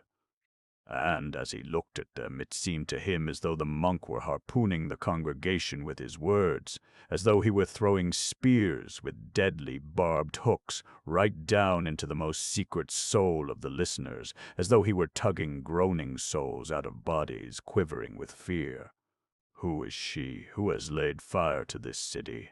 She is herself a flame, an impure flame. You were given of a brand, might. She is a fiery blaze over man. She is Lilith Astarte, rose of hell. She is Gomorrah, Babylon, Metropolis, your own city. This fruitful, sinful city has borne this woman from out the womb of its hell. Behold her, I say unto you, behold her. She is the woman who is to appear before the judgment of the world. He who has ears to hear, let him hear. 7 angels shall stand before God, and there shall be given unto them 7 trumpets. And the 7 angels, which have the 7 trumpets, shall prepare themselves to sound. A star shall fall from heaven to earth, and there shall be given up the key to the pit of the abyss. And it shall open the pit of the abyss, and there shall go up a smoke out of the pit, as the smoke of a great furnace, and the sun and the air shall be darkened by reason of the smoke of the pit. And an angel shall fly in mid-heaven, saying with a great voice, Woe, woe, woe for them that dwell on the earth. And another angel shall follow after him, and shall say, Fallen, fallen is Babylon the great. 7 angels come out from the heavens, and they bear in their hands the bowls of the wrath of God. And Babylon the great will be remembered in the sight of God, to give unto her the cup of the wine of the fierceness of his wrath, she who is sitting there upon a scarlet-colored beast full of the names of blasphemy, having 7 heads and 10 horns. And the woman is arrayed in purple and scarlet, decked with gold and precious stones and pearls, having in her hand a golden cup full of abominations and unclean things. And upon her forehead a name is written, Mystery, Babylon the Great, the mother of harlots and of the abominations of the earth. He who has ears to hear, let him hear. For the woman whom ye see is the great city which reigneth over the kings of the earth. Come forth, my people, out of her, that ye have no fellowship with her sins. For her sins have reached even unto heaven, and God has remembered her iniquities. Woe, woe, the great city, Babylon, the strong city, for in 1 hour is thy judgment come. In 1 hour shalt thou be made desolate. Rejoice over her, thou heaven, and ye saints, and ye apostles, for God will judge your judgment on her. And a strong angel takes up a stone and casts it into the sea, saying, Thus with a mighty fall shall Babylon the great city be cast down, and shall be found no more at all. He who has ears to hear, let him hear. The woman who is called Babylon, the mother of the abominations of the earth, wanders as a blazing brand through Metropolis. No wall and no gate bids her halt. No tie is sacred. An oath turns to mockery before her. Her smile is the last seduction. Blasphemy is her dance. She is the flame which says, God is very wrath. Woe unto the city in which she shall appear. Freder bent across to Jan.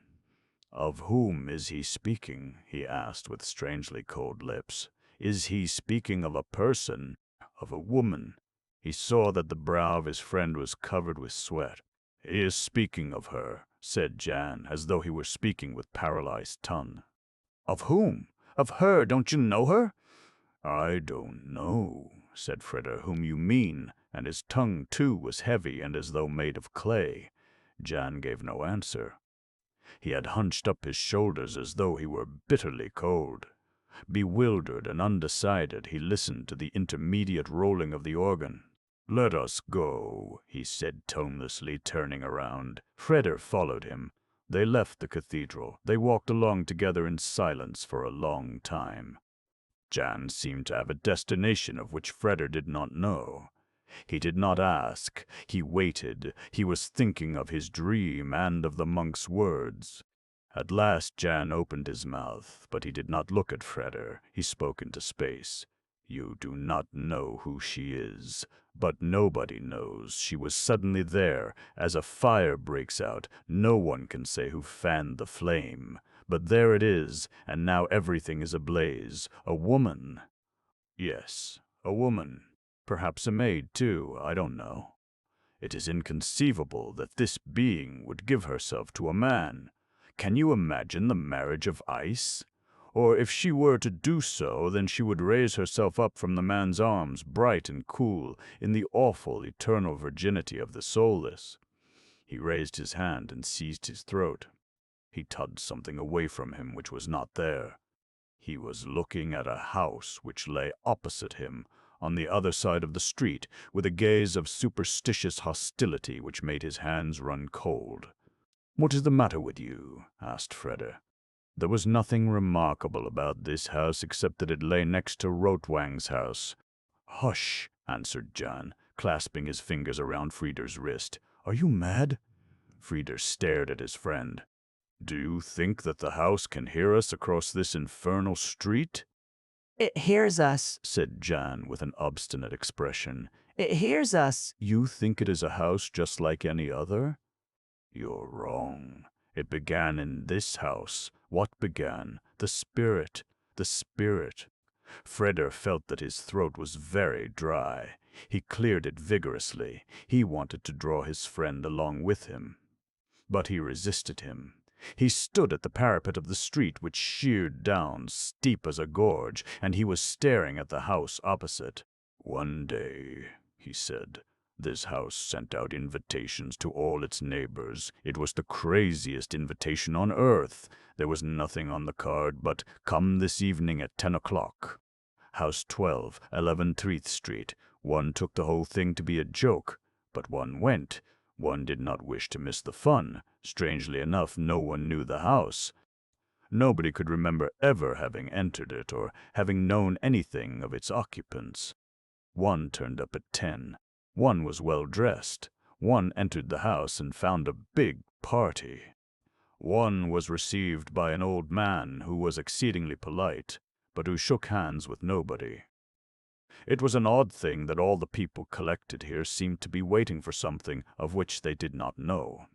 One was well waited upon by servants who seemed to be born mutes and who never raised their eyes.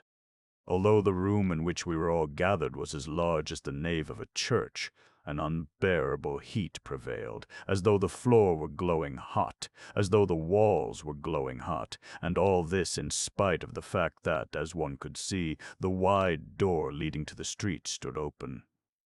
Suddenly one of the servants came up from the door to our host with soundless step and seemed wordlessly, with his silent presence, to give him some information. Our host inquired, "Are we all met?" The servant inclined his head. "Then close the door." It was done. The servants swept aside and lined themselves up. Our host stepped into the middle of the great room. At the same moment so perfect a silence prevailed that one heard the noise of the street roaring like breakers against the walls of the house. "Ladies and gentlemen," said the old man courteously, "may I have the honor of presenting my daughter to you?" He bowed to all sides, and then he turned his back. Everyone waited. No one moved. "Well, my daughter," said the old man with a gentle but somehow horrible voice, softly clapping his hands. Then she appeared on the stairs and came slowly down the room. Jan gulped. His fingers, which still held Freder's wrist in their clutch, gripped tighter as though they wished to crush the bones.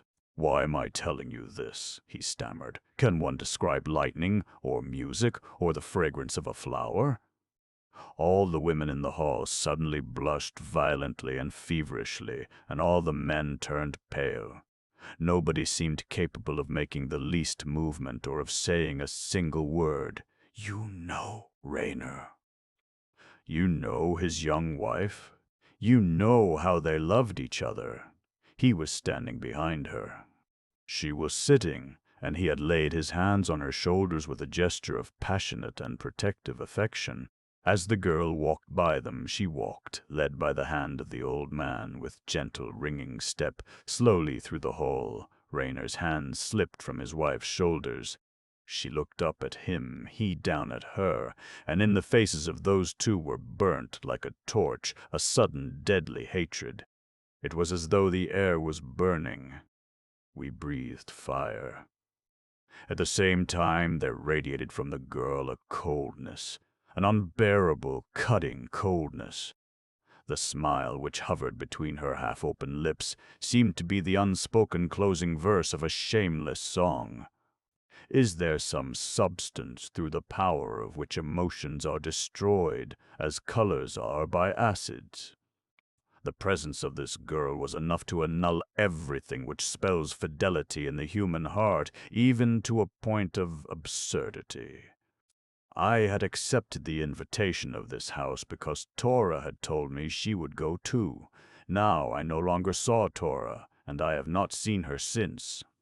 And the strange thing was that, among all these motionless beings who were standing there as though benumbed, there was not one who could have hidden his feelings. Each knew how it was with the other. Each felt that he was naked and saw the nakedness of the others. Hatred, born of shame, smoldered among us. Tora was crying. I could have struck her. Then the girl danced. No, it was no dance. She stood, freed from the hand of the old man on the lowest step, facing us, and she raised her arms about the width of her garment with a gentle, a seemingly never-ending movement. The slender hands touched above her hair, parting. Over her shoulders, her breasts, her hips, her knees, there ran an incessant, a barely perceptible trembling. It was no frightened trembling. It was like the trembling of the final spinal fins of a luminous deep-sea fish. It was as though the girl were carried higher and higher by this trembling, though she did not move her feet. No dance, no scream, no cry of an animal in heat could have so lashing an effect as the trembling of this shimmering body, which seemed, in its calm, in its solitude, to impart the waves of its incitement to every single soul in the room. Then she went up the steps, stepping backwards with tentative feet, without lowering her hands, and she disappeared into a velvet deep darkness. The servants opened the door to the street. They lined up with backs bent. The people still sat motionless. "Good night, ladies and gentlemen," said the old man. Jean was silent. He took his hat from his head. He wiped his forehead. "A dancer," said Freder with cold lips, "but a spirit." "Not a spirit. I will tell you another story. A man and a woman of 50 and 40, rich and very happy, have a son. You know him, but I will not mention any names. The son sees the girl. He is as though mad. He storms the house. He storms the girl's father. Let me have her. I am dying for her. The old man smiles, shrugs his shoulders, is silent, is exceedingly sorry. The girl is not to be attained. The young man wants to lay hands on the old man, but he is whirled out of the house and thrown into the street by he does not know whom. He is taken home. He falls ill and is at death's door. The doctors shrug their shoulders. The father, who is a proud but kindly man and who loves his son above anything on earth, makes up his mind to visit the old man himself. He gains entrance to the house without difficulty. He finds the old man, and with him the girl. He says to the girl, "Save my son." The girl looks at him and says, with the most graciously inhuman of smiles, "You have no son." He does not understand the meaning of these words. He wants to know more. He urges the girl. She always gives the same answer. He urges the old man. He lifts his shoulders. There is a perfidious smile about his mouth. Suddenly the man comprehends. He goes home. He repeats the girl's words to his wife. She breaks down and confesses her sin, a sin which, after 20 years, has not yet died down. But she is not concerned with her own fate. She has no thought apart from her son. Shame, desertion, loneliness, all are nothing, but the son is everything. She goes to the girl and falls on her knees before her. "I beg you, in the name of God's mercy, save my son." The girl looks at her, smiles, and says, "You have no son." The woman believes that she has a lunatic before her. But the girl was right. The son, who had been a secret witness to the conversation between the husband and the mother, had ended his life. Marinus, yes. A terrible coincidence, Jan, but still, not a spirit. Coincidence? Not a spirit? "And what do you call it, Freder?" continued Jan, speaking quite close to Freder's ear. "When this girl can appear in 2 places at once, that's absolute rubbish. Rubbish!" "It's the truth, Freder." The girl was seen standing at the window in Rotwang's house, and at the same time she was dancing her sinful dance in Yoshiwara. "That is not true," said Freder. "It is true. You have seen the girl in Yoshiwara. You can see her yourself if you like. What's the girl's name?" "Maria, R.A.M." Freder laid his forehead in his hands. He bent double, as in the throes of an agony which otherwise God does not permit to visit mankind. "You know the girl?" asked Jan, bending forward.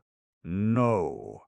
But you love her," said Jan, and behind these words lurked hatred, crouched to spring.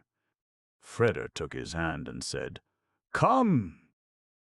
"But," continued Freder, fixing his eyes upon Josaphat, who was sitting there quite sunken together, while the rain was growing gentler, like hushed weeping. Slim was suddenly standing there beside me, and he said, "Will you not return home, Mr. Freder?" Josaphat was silent for a long time. Freder, too, was silent. In the frame of the open door which led out to the balcony stood, hovering, the picture of the monster clock on the new Tower of Babel, bathed in a white light. The large hand jerked to 12. Then a sound arose throughout Metropolis. It was an immeasurably glorious and transporting sound, as deep and rumbling as, and more powerful than any sound on earth. The voice of the ocean when it is angry, the voice of falling torrents, the voice of very close thunderstorms, would be miserably drowned in this behemoth din. Without being shrill, it penetrated all walls, and, as long as it lasted, all things seemed to swing in it. It was omnipresent, coming from the heights and from the depths, being beautiful and horrible, being an irresistible command. It was high above the town. It was the voice of the town. Metropolis raised her voice. The machines of Metropolis roared. They wanted to be fed. The eyes of Josaphat and Freder met. "Now," said Josaphat, "many are going down into a city of the dead and are waiting for one who is called Maria and whom they have found as true as gold." "Yes," said Freder, "you are a friend, and you are quite right. I shall go with them." And for the first time this night there was something like hope in the ring of his voice. Chapter 12. It was 1 hour after midnight. Joe Fredersen came to his mother's house. It was a farmhouse, 1-storied, thatch-roofed, overshadowed by a walnut tree, and it stood upon the flat back of one of the stone giants not far from the cathedral. A garden full of lilies and hollyhocks, full of sweet peas and poppies and nasturtiums, wound itself about the house. Joe Fredersen's mother had only one son, and him she had very dearly loved. But the master over the great metropolis, the master of the machine city, the brain of the new Tower of Babel, had become a stranger to her, and she hostile to him. She had had to look on once and see how one of Joe Fredersen's machine Titans crushed men as though they were dried-up wood. She had screamed to God. He had not heard her. She fell to the ground and never got up again. Only head and hands retained their vitality in the paralyzed body, but the strength of a legion blazed in her eyes. She opposed her son and the work of her son, but he did not let her alone. He forced her to him. When she angrily vowed she wished to live in her house, under the thatched roof with its vault, the walnut tree, until her dying day he transplanted house and tree and gaily blossoming garden to the flat roof of the stone house, giant, which lay between the cathedral and the new Tower of Babel. The walnut tree ailed 1 year long, and then it became green again. The garden blossomed, a wonder of beauty, about the house. When Joe Fredersen entered this house, he came from sleepless nights and evil days. He found his mother, as he always found her, sitting in the wide, soft chair by the open window, the dark rug over the now paralyzed knees, the great Bible on the sloping table before her, in the beautiful old hands, the delicate figured lace at which she was sewing, and, as ever, when he came to her, she silently laid aside the fine work and folded her hands firmly in her lap, as though she must collect all her will and every thought for the few minutes which the great son spent with his mother. They did not shake hands. They did not do that any more. "How are you, mother?" asked Joe Fredersen. She looked at him with eyes in which gleamed the strength of a heavenly legion. She asked, "What is it you want, Joe?" He sat down opposite her and laid his forehead in his hands. There was nobody in the great Metropolis, not anywhere else on earth, who could have boasted ever having seen Joe Fredersen with sunken brow. "I need your advice, mother," he said, looking at the floor. The mother's eyes rested on his hair. "How shall I advise you, Joe? You have taken a path along which I cannot follow you, not with my head, and certainly not with my heart. Now you are so far away from me that my voice can no longer reach you, and if it were able to reach you, Joe, would you listen to me were I to say to you, 'Turn back'? You did not do it then, and would not do it today. Besides, all too much has been done which cannot be undone. You have done all too much wrong, Joe, and do not repent, but believe yourself to be in the right. How can I advise you then? It is about Fredra, mother." "About Fredra?" "Yes." "What about Freda?" Joe Fredersen did not answer immediately. His mother's hands trembled greatly, and, if Joe Fredersen had looked up, the fact could not have remained hidden from him. But Joe Fredersen's forehead remained sunken upon his hands. "I had to come to you, mother, because Hell is no longer alive, and of what did she die? I know of me. You have made it clear to me, mother, often and cruelly, and you have said I had poured boiling wine into a crystal. Then the most beautiful of glass must crack. But I do not repent it, mother. No, I do not repent it, for Hell was mine, and died of it, yes. Had she never been mine, perhaps she would still be alive. Better that she should be dead. She is, Joe, and Freda is her son. What do you mean by that, mother? If you did not know just as well as I, Joe, you would not have come to me today." Joe Fredersen was silent. Through the open window, the rustling of the walnut tree was to be heard, a dreamy, touching sound. "Freder often comes to you, mother, doesn't he?" asked Joe Fredersen. "Yes, he comes to you for aid against me. He is in great need of it, Joe." Silence. Then Joe Fredersen raised his head. His eyes looked as though sprinkled with purple. "I have lost Hell, mother," he said. "I can't lose Freder too. Have you reason to fear that you will lose him?" "Yes." "Then I am surprised," said the old lady, "that Freder has not yet come to me. He is very ill, mother." The old lady made a movement as though wishing to rise, and into her archangel eyes there came an angry glitter. "When he came here recently," she said, "he was as healthy as a tree in bloom. What ails him?" Joe Fredderson got up and began to walk up and down the room. He smelt the perfume of flowers streaming up from the garden through the open window as something inflicting pain which ripped his forehead into lines. "I do not know," he said suddenly, quite disjointedly, "how this girl could have stepped into his life. I do not know how she won this monstrous hold over him.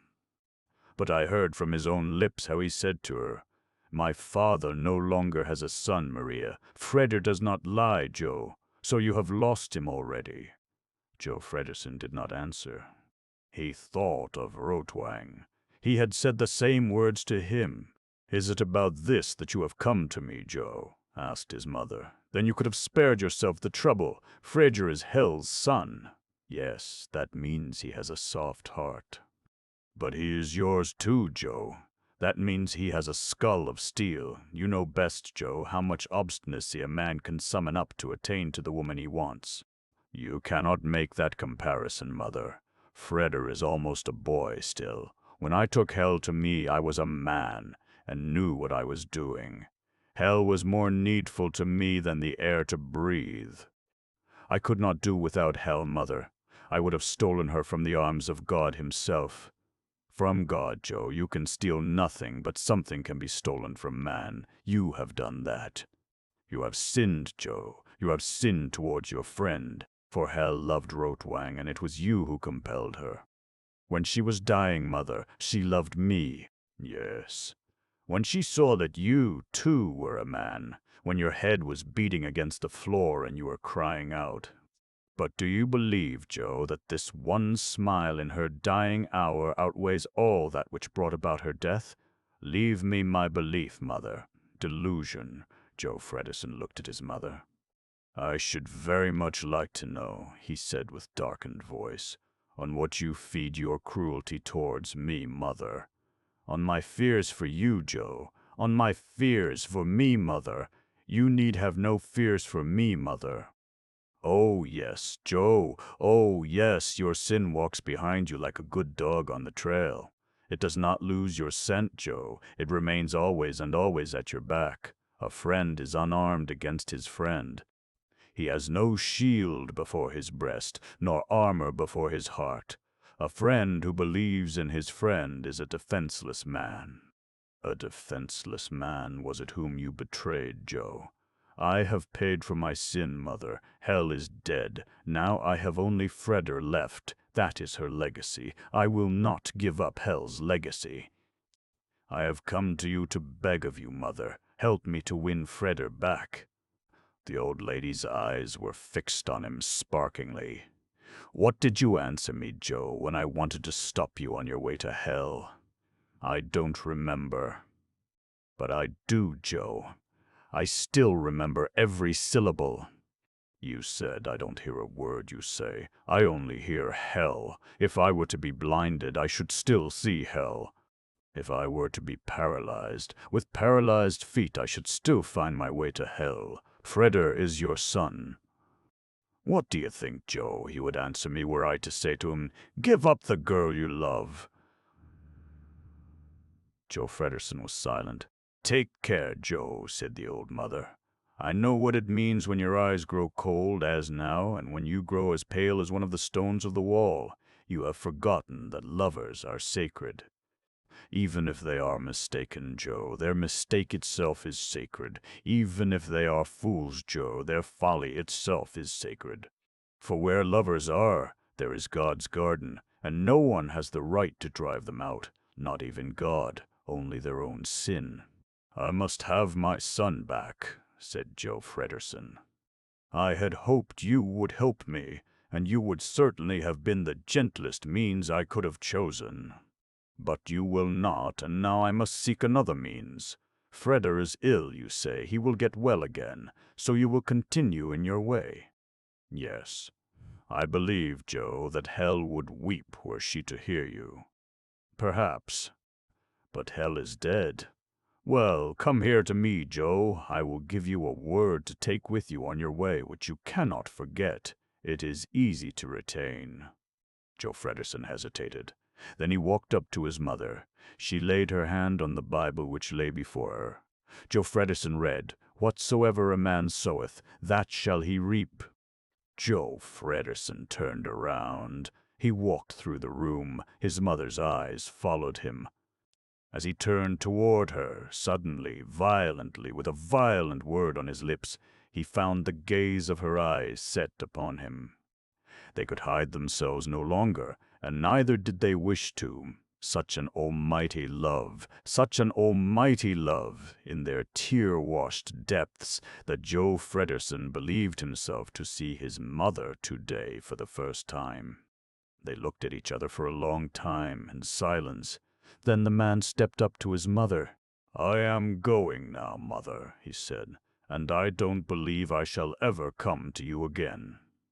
She did not answer. It seemed as though he wanted to stretch out his hand to her, but halfway he let it drop again. "For whom are you crying, Mother?" he asked. "For Shredder or for me?"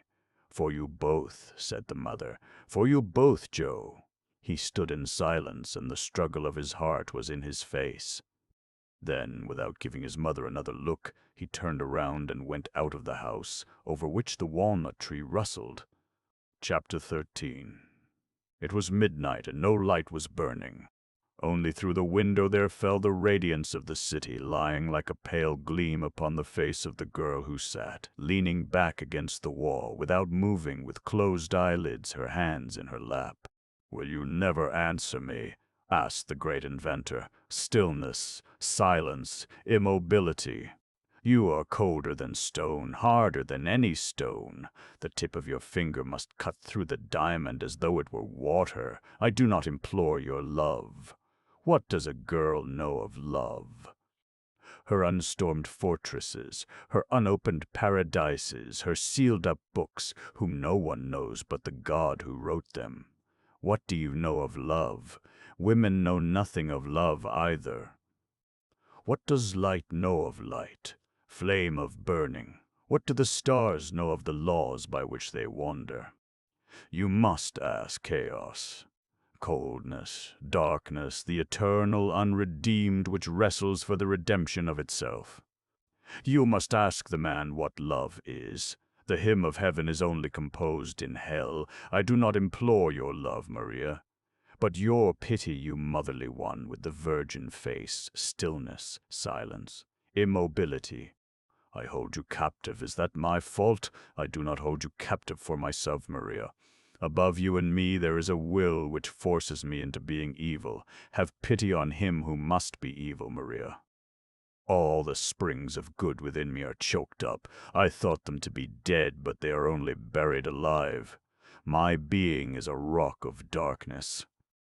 But deep within the sad stone I hear the springs rushing. If I defy the will which is above you and me, if I destroy the work I created after your image, it would only be what Joe Fredison deserves, and it would be better for me. He has ruined me, Maria. He has ruined me. He stole the woman from me, who was mine and whom I loved. I do not know if her soul was ever with me, but her pity was with me and made me good. Joe Fredison took the woman from me. He made me evil. He, who grudged to stone the imprint of her shoe, made me evil to take her pity from me. Hell is dead, but she loved him.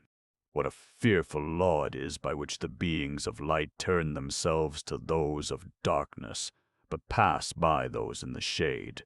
Be more merciful than hell was, Maria. I will defy the will which is above you and me. I will open the doors for you. You will be able to go where you list, and nobody shall stop you.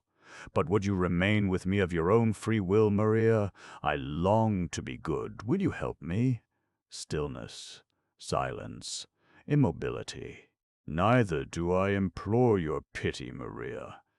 There's nothing on earth more incompassionate than a woman who only loves one single being. You cool murderesses in the name of love, you goddesses of death, with your smile. The hands of your beloved are cold. You ask, shall I warm your hands for you, beloved? You do not wait for his, yes. You set fire to a city. You burn down a kingdom so that you can warm the hands of your beloved at its blaze. You rise up and pluck from the heaven of the world its most radiant stars, without caring that you destroy the universe and put the dance of the eternal out of balance. Do you want the stars, beloved? And if he says no, then you let the stars fall. Oh, you blessed harm-doers!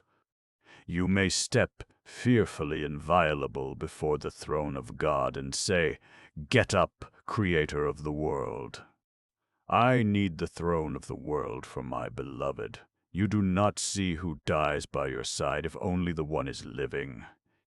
A drop of blood on the finger of your beloved frightens you more than the destruction of a continent. All this I know and have never possessed it. No, I do not call upon your pity, Maria, but I call upon your fidelity.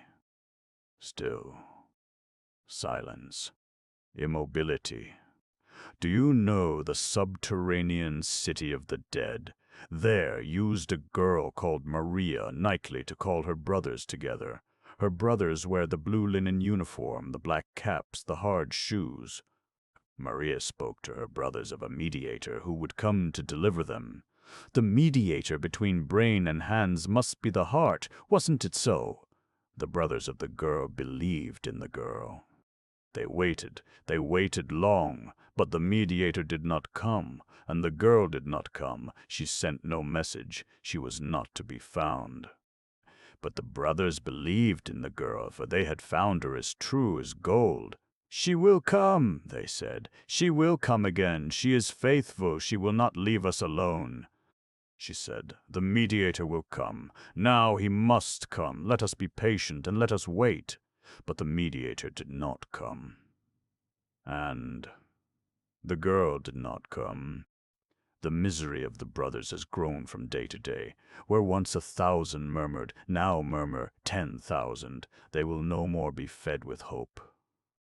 They languish for fight, for destruction, for ruin, for downfall. And even the believers, even the patient ones ask, "Where is Maria? Can it be that gold is faithless? Will you leave them without an answer, Maria?" Stillness, silence, immobility. You are silent. You are very obstinate. But now I shall tell you something which will surely break your obstinacy. Do you think I am holding you captive here for fun?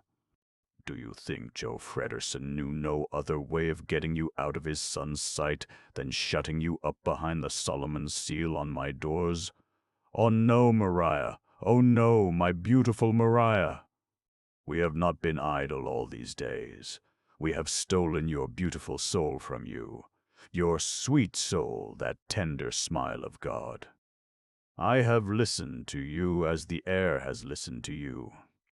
I have seen you angry and in the depths of despair. I have seen you burning and dull as the earth. I have listened to you praying to God and have cursed God because he did not hear you. I have intoxicated myself with your helplessness. Your pitiful weeping has made me drunken. When you sobbed the name of your beloved, I thought I must die, and reeled. And thus, as one intoxicated, as one drunken, as one reeling, I became a thief of you, Maria. I created you anew. I became your second God. I have stolen you absolutely. In the name of Joe Fredersen, the master over the great Metropolis, have I stolen your ego from you, Maria. And this stolen ego, your other self, sent a message to your brothers, calling them by night into the city of the dead, and they all came. When you spoke to them before, you spoke for peace, but Joe Fredersen does not want peace anymore. Do you see? He wants the decision. The hour has come. Your stolen ego may not speak for peace anymore. The mouth of Joe Fredersen speaks from out it, and among your brothers there will be one who loves you and who will not realize, who will not doubt you, Maria. Only just give me your hands, Maria. Only your hands, no more. I do not ask for more. Your hands must be wondrous. Pardon is the name of the right. redemption of the left. If you give me your hands, I will go with you into the city of the dead, so that you can warn your brothers, so that you can unmask your stolen ego, so that the one who loves you finds you again and does not have to doubt you. Did you say anything, Maria?" He heard the soft, soft weeping of the girl. He fell where he stood upon his knees. He wanted to drag himself along on his knees to the girl, and suddenly stopped still. He listened. He stared. "What?" he said in a voice which was almost like a shriek in its wide-awake attention. "Maria? Maria? Don't you hear? Don't you hear?" "There's a strange man in the room." "Yes," said the quiet voice of Joe Fredersen. And then the hands of Joe Fredersen seized the throat of Rotwang, the great inventor. Chapter 14. A vault, like the vault of a sepulchre, human heads so closely crowded as to produce the effect of clods of a freshly plowed field. All faces turned to one point, to the source of a light as mild as God. Candles burnt with sword-like flames. Slender, lustrous swords of light stood in a circle around the head of a girl. Freder stood pressed into the background of the arch, so far from the girl that he perceived of her face nothing but the shimmer of its pallor, the wonder of the eyes, and the blood-red mouth. His eyes hung upon this blood-red mouth as though it were the middle point of the earth, to which, by eternal law, his blood must pour down. Tantalizing was this mouth. All the 7 deadly sins had such a mouth. The woman on the scarlet-colored beast, who bore the name Babylon on her forehead, had such a mouth. He pressed both hands to his eyes in order no longer to see this mouth of deadly sin. Now he heard more clearly. Yes, that was her voice, the voice which sounded as though God could refuse it. Nothing. Was that really it? The voice came from out the blood-red mouth. It was like a flame, hot and pointed. It was full of a wicked sweetness, the voice said. "My brothers." But no peace proceeded from out these words. Little red snakes hissed through the air. The air was hot, an agony to breathe. Groaning heavily, Freder opened his eyes. Dark, angry waves were the heads before him. These waves frothed, raged, and roared. Here and there a hand shot up into the air. Words sprang up, foam flecks of the surf. But the voice of the girl was like a tongue of fire, drawing, enticing, burning above the heads. Which is more pleasant, water or wine? Wine is more pleasant. Who drinks the water? We. Who drinks the wine? Why, the masters. The masters of the machines. Which is more pleasant, meat or dry bread? Meat is more pleasant. Who eats the dry bread? We. Who eats the meat? The masters. The masters of the machines. Which is more pleasant to wear, blue linen or white silk? Oh, white silk is more pleasant to wear. Who wears the blue linen? Oh, we. Who wears the white silk? The masters, the sons of the masters. Where is it more pleasant to live, upon or under the earth? It is more pleasant to live upon the earth. Who lives under the earth? We. Who lives upon the earth? One. The masters. The masters of the machines. Where are your wives? In misery. Where are your children? In misery. What do your wives do? They starve. What do your children do? They cry. What do the wives of the masters of the machines do? They feast. What do the children of the masters of the machines do? They play. Who are the providers? We. Who are the squanderers? We. Who are the squanderers? The masters of the machines. What are you? Slaves? No. What are you? Dogs? No. What are you? Tell us. Tell us. You are fools. Blockheads. Blockheads. Throughout your morning, your midday, your evening, your night, the machine howls for food, for food, for food, for food. You are the food. You are the living food.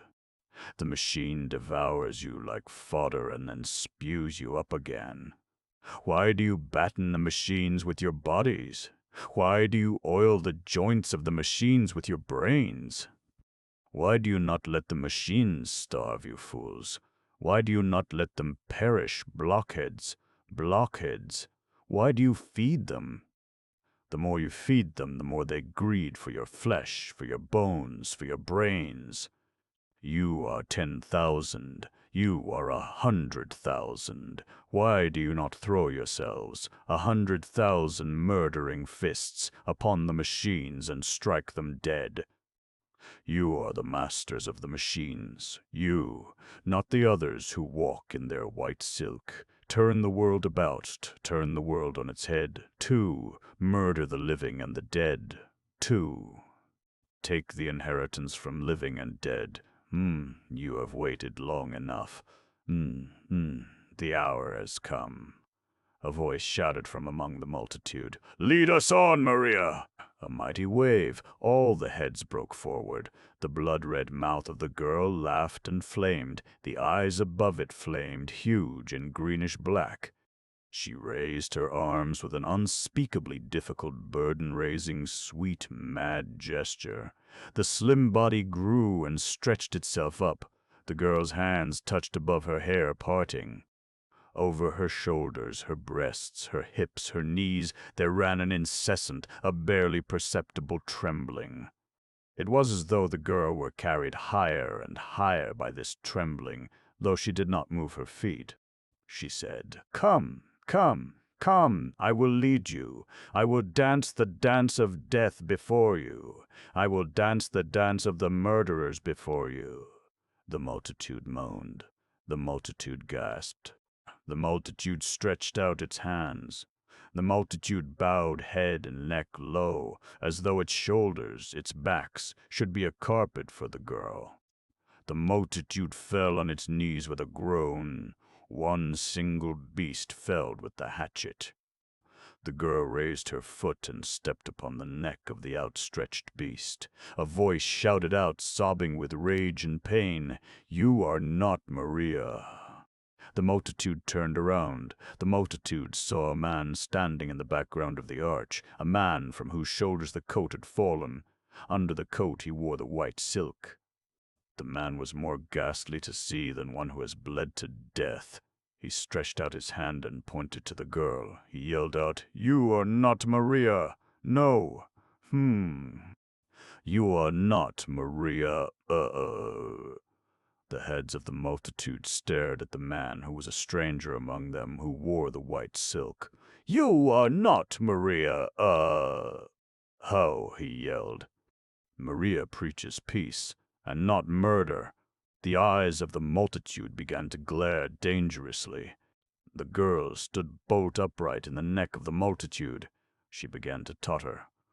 It seemed as though she would fall over onto her white face, in which the blood-red mouth, the mouth of deadly sin, flamed like hellfire.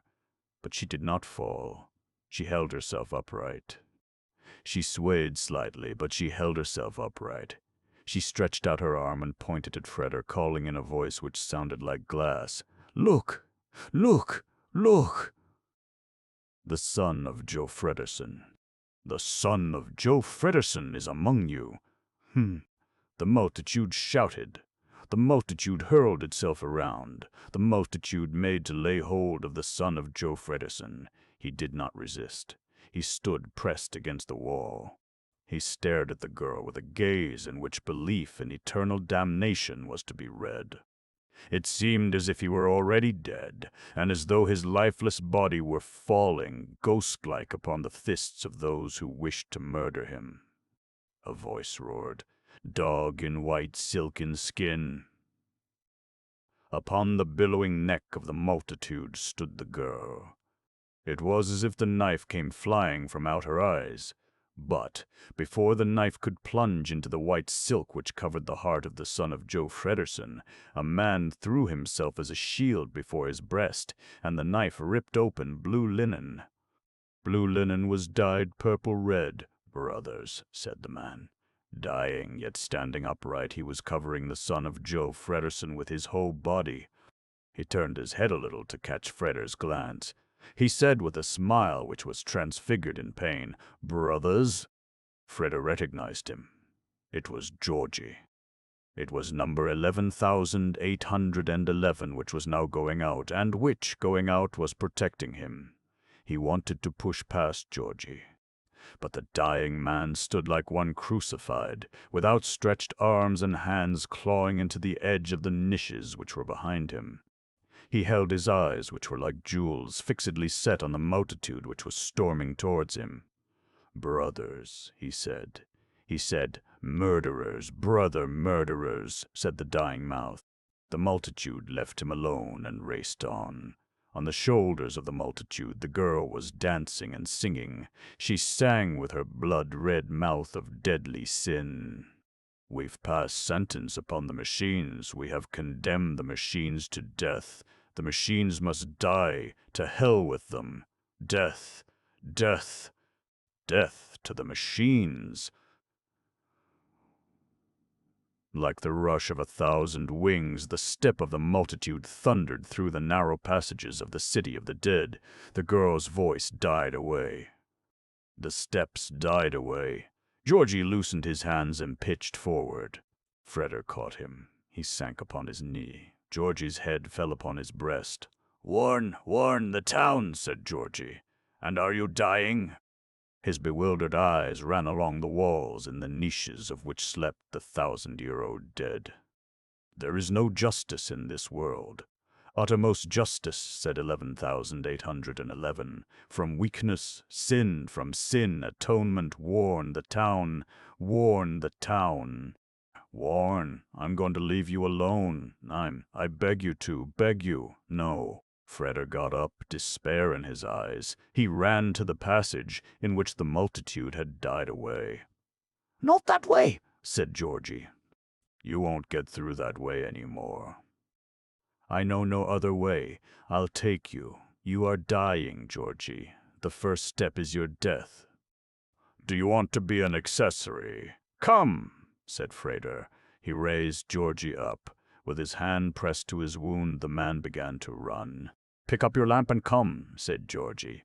He ran so that Freder could hardly follow him. Into the 10,000-year-old dust dripped the blood which welled up from the freshly inflicted wound. He held Freder's arm clasped, pulling him forwards. "Hurry," he murmured. "Hurry. There's not time to lose. Passages, crossings, passages, steps, passages." A flight of stairs which led steeply upward. Georgie fell at the first step. Freder wanted to hold him. He pushed him away. "Hurry," he said. He indicated the stairs with his head. "Up, up. You can't go wrong now. Hurry up. And you, Georgie. And you." "Oh, oh, I," said Georgie, turning his head to the wall. "I am not going to answer any more questions." Freder let go of Georgie's hand. He began to run up the stairs. Night embraced him. The night of Metropolis, this light, mad, drunken night, everything was still the same as usual. Nothing indicated the storm which was to break out from inside the earth, under Metropolis, to murder the machine city.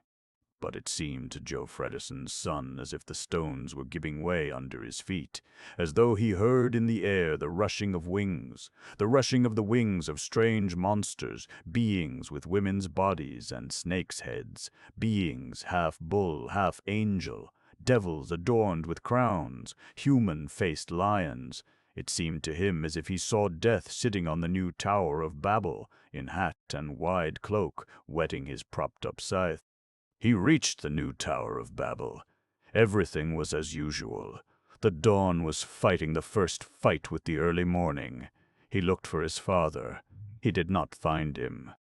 Nobody could say where Joe Fredersen had gone at midnight. The brain-pan of the new Tower of Babel was empty. Freder wiped from his brow the sweat which was running in drops over his temples. "I must find my father," he said. "I must call him, cost what it may." Men with servants' eyes looked at him. Men who knew nothing apart from blind obedience, who could not advise, still less help. Joe Frederson's son stepped into his father's place, at the table where his great father used to sit. He was as white as the silk which he wore as he stretched out his hand and pressed his fingers on the little blue metal plate, which no man ever touched apart from Joe Frederson. Then the great Metropolis began to roar. Then she raised her voice, her behemoth voice. But she was not screaming for food. No, she was roaring, "Danger!" Above the gigantic city, above the slumbering city, the monster voice roared, "Danger! Ha! Danger! Ha!" A barely perceptible trembling ran through the new Tower of Babel, as if the earth which bore it were shuddering, frightened by a dream betwixt sleeping and waking. Chapter 15. Maria did not dare to stir. She did not even dare to breathe. She did not close her eyes for quaking fear that, between the lowering and raising of her eyelids, a fresh horror could come upon her and seize her. She did not know how much time had elapsed since the hands of Joe Frederson had closed around the throat of Rotwang, the great inventor. The two men had been standing in the shadow, and yet it seemed to the girl as if the outline of both of their forms had remained behind in the darkness, in fiery lines. The bulk of Joe Frederson standing there, his hands thrown forward like two claws, Rotwang's body, which hung in these claws and which was dragged away, pulled forth through the frame of the door which closed behind them both. What was happening behind this door? She heard nothing. She listened with all her senses, but she heard nothing, not the least sound. Minutes passed, endless minutes. There was nothing to be heard, neither step nor cry. Was she breathing wall to wall with murder? Ah, that clutch at Rotwang's neck, that form being dragged away, pulled from darkness into deeper darkness. Was he dead? Was he lying behind that door, in a corner, face twisted around to his back with broken neck and glazed eyes? Was the murderer still standing behind that door? The room in which she was seemed suddenly to become filled with the sound of a dull thumping. It grew louder and louder, more and more violent. It deafened the ears and yet remained dull. Gradually she realized it was her own heartbeat. If somebody had come into the room, she would not have heard him. Her heart was beating so. Stammered words of a childish prayer passed through her brain, confusedly and senselessly. "Dear God, I pray thee, bide with me, take care of me, Amen." She thought of Freder. No. "Don't cry, don't cry, don't cry!" "Dear God, I pray thee, This silence was no longer bearable. She must see, must be certain. But she did not dare to take a step. She had got up and could not find courage to return to her old seat. She was as though sewn into a black sack. She held her arms pressed close to her body. Horrors stood at her neck and blew at her. Now she heard. Yes, she heard something. Yet the sound did not come from inside the house. It came from far away. This sound even penetrated the walls of Rotwang's house, which were otherwise penetrated by no sound, wherever it came from. It was the voice of Metropolis. But she was screaming what she had never screamed before. She was not screaming for food. She was screaming, "Danger! Danger! Danger!" The screaming did not stop. It howled on incessantly. Who had dared to unchain the voice of the great Metropolis, which otherwise obeyed no one but Joe Frederson? Was Joe Frederson no longer in this house, or was this voice to call him? This wild roar of "Danger! Danger! Danger!" What danger was threatening Metropolis? Fire could not be alarming the city to make her roar so, as though she had gone mad. No high tide was threatening Metropolis. The elements were subdued and quiet. Danger of man, revolt. Was that it? Rotwang's words fluttered through her brain. In the city of the dead. What was going on in the city of the dead? Did the uproar come from the city of the dead? Was destruction welling up from the depths? Danger! Danger! Danger! Screamed the voice of the great city. As though by power of a thrust within, Maria ran all at once to the door and tore it open. The room which lay before her, just as that which she had left, received its solitary light, and sparely enough, through the window. At the first glance round, the room seemed to be empty. A strong current of air coming from an invisible source streamed hot and even through the room, bringing in the roaring of the town with renewed force. Maria stooped forward. She recognized the room. She had run along these walls in her despairing search for a door. There was a door which had neither bolt nor lock. Copper red, in the gloomy wood of the door, glowed the seal of Solomon, the pentagram. There in the middle was a square, the trap-door through which some time ago, a period which she could not measure, she had entered the house of the great inventor. The bright square of the window fell upon the square of the door. A trap, thought the girl. She turned her head around.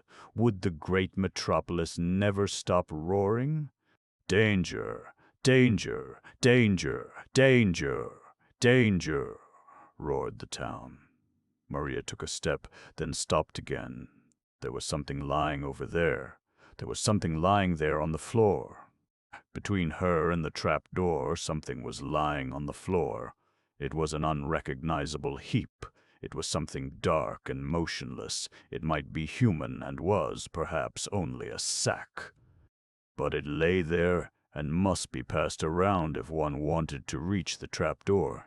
With a greater display of courage than had ever before in her life been necessary, Maria silently set one foot before the other. The heap on the floor did not move.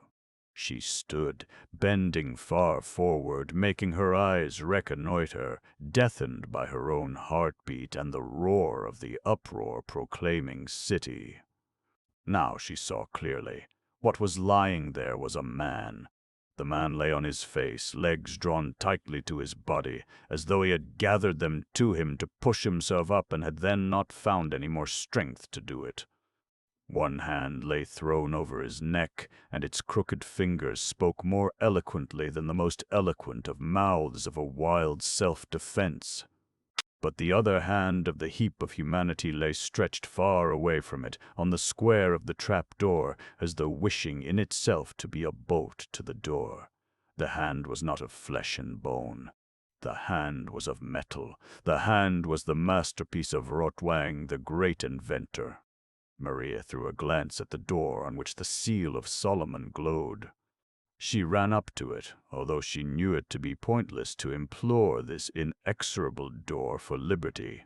She felt under her feet, distant, quite dull, strong and impelling, a shake as of distant thunder. The voice of the great metropolis roared, "Danger!" Maria clasped her hands and raised them to her mouth. She ran up to the trap-door. She knelt down. She looked at the heap of humanity which lay at the edge of the trap-door, the metal hand of which seemed obstinately to be defending the trap-door. The fingers of the other hand thrown over the man's neck were turned towards her, poised high like a beast before the spring, and the trembling shake again, and now much mightier. Maria seized the iron ring of the trap-door. She pushed it up. She wanted to pull up the door, but the hand which lay upon it, held the door clutched fast. Maria heard the chattering of her teeth. She pushed herself across on her knees towards the motionless heap of humanity. With infinite care she grasped the hand which lay as a steel bolt across the trap-door. She felt the coldness of death proceeding from this hand. She pressed her teeth into her white lips. As she pushed back the hand with all her strength, the heap of humanity rolled over on its side, and the gray face appeared, staring upwards.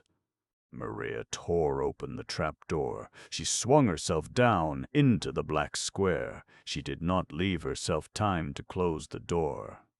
Perhaps it was that she had not the courage once more to emerge from the depths she had gained to see what lay up there at the edge of the trapdoor. She felt the steps under her feet and felt, right and left, the damp walls. She ran through the darkness, thinking only half-consciously, "If you lose your way in the city of the dead," the red shoes of the magician occurred to her. She forced herself to stand still, forced herself to listen. What was that strange sound which seemed to be coming from the passages round about? It sounded like yawning. It sounded as though the stone were yawning. There was a trickling above her head, a light grating sound grew audible, as though joint upon joint were loosening itself. Then all was still for a while, but not for long. Then the grating sound began again. The stone was living. Yes, the stone was living. The stones of the city of the dead were coming to life. The shock of extreme violence shook the earth on which Maria was standing. Rumbling of falling stones, trickling silence. Maria was pitched against the stone wall, but the wall moved behind her. Maria shrieked. She threw up her arms and raced onwards. She stumbled over stones which lay across her way, but she did not fall. She did not know what was happening, but the rustle of mystery which the storm drives along before it, the proclamation of a great evil, hung in the air above her, driving her forward. There, a light in front of her. She ran towards it. An arched vault, great burning candles. Yes, she knew the place. She had often stood here and spoken to those whom she called brothers. Who but she had the right to light these candles? For whom had they burnt today? The flames blew sideways in a violent draught of air. The wax dropped. Maria seized a candle and ran on with it. She came to the background of the arched vault. A coat lay on the floor. None of her brothers wore such a coat over his blue linen uniform. She bent down. She saw in the 1,000-year-old dust of the arched vault a trail of dark drops. She stretched out her hand and touched one of the drops. The tip of her finger was dyed red. She straightened herself up and closed her eyes.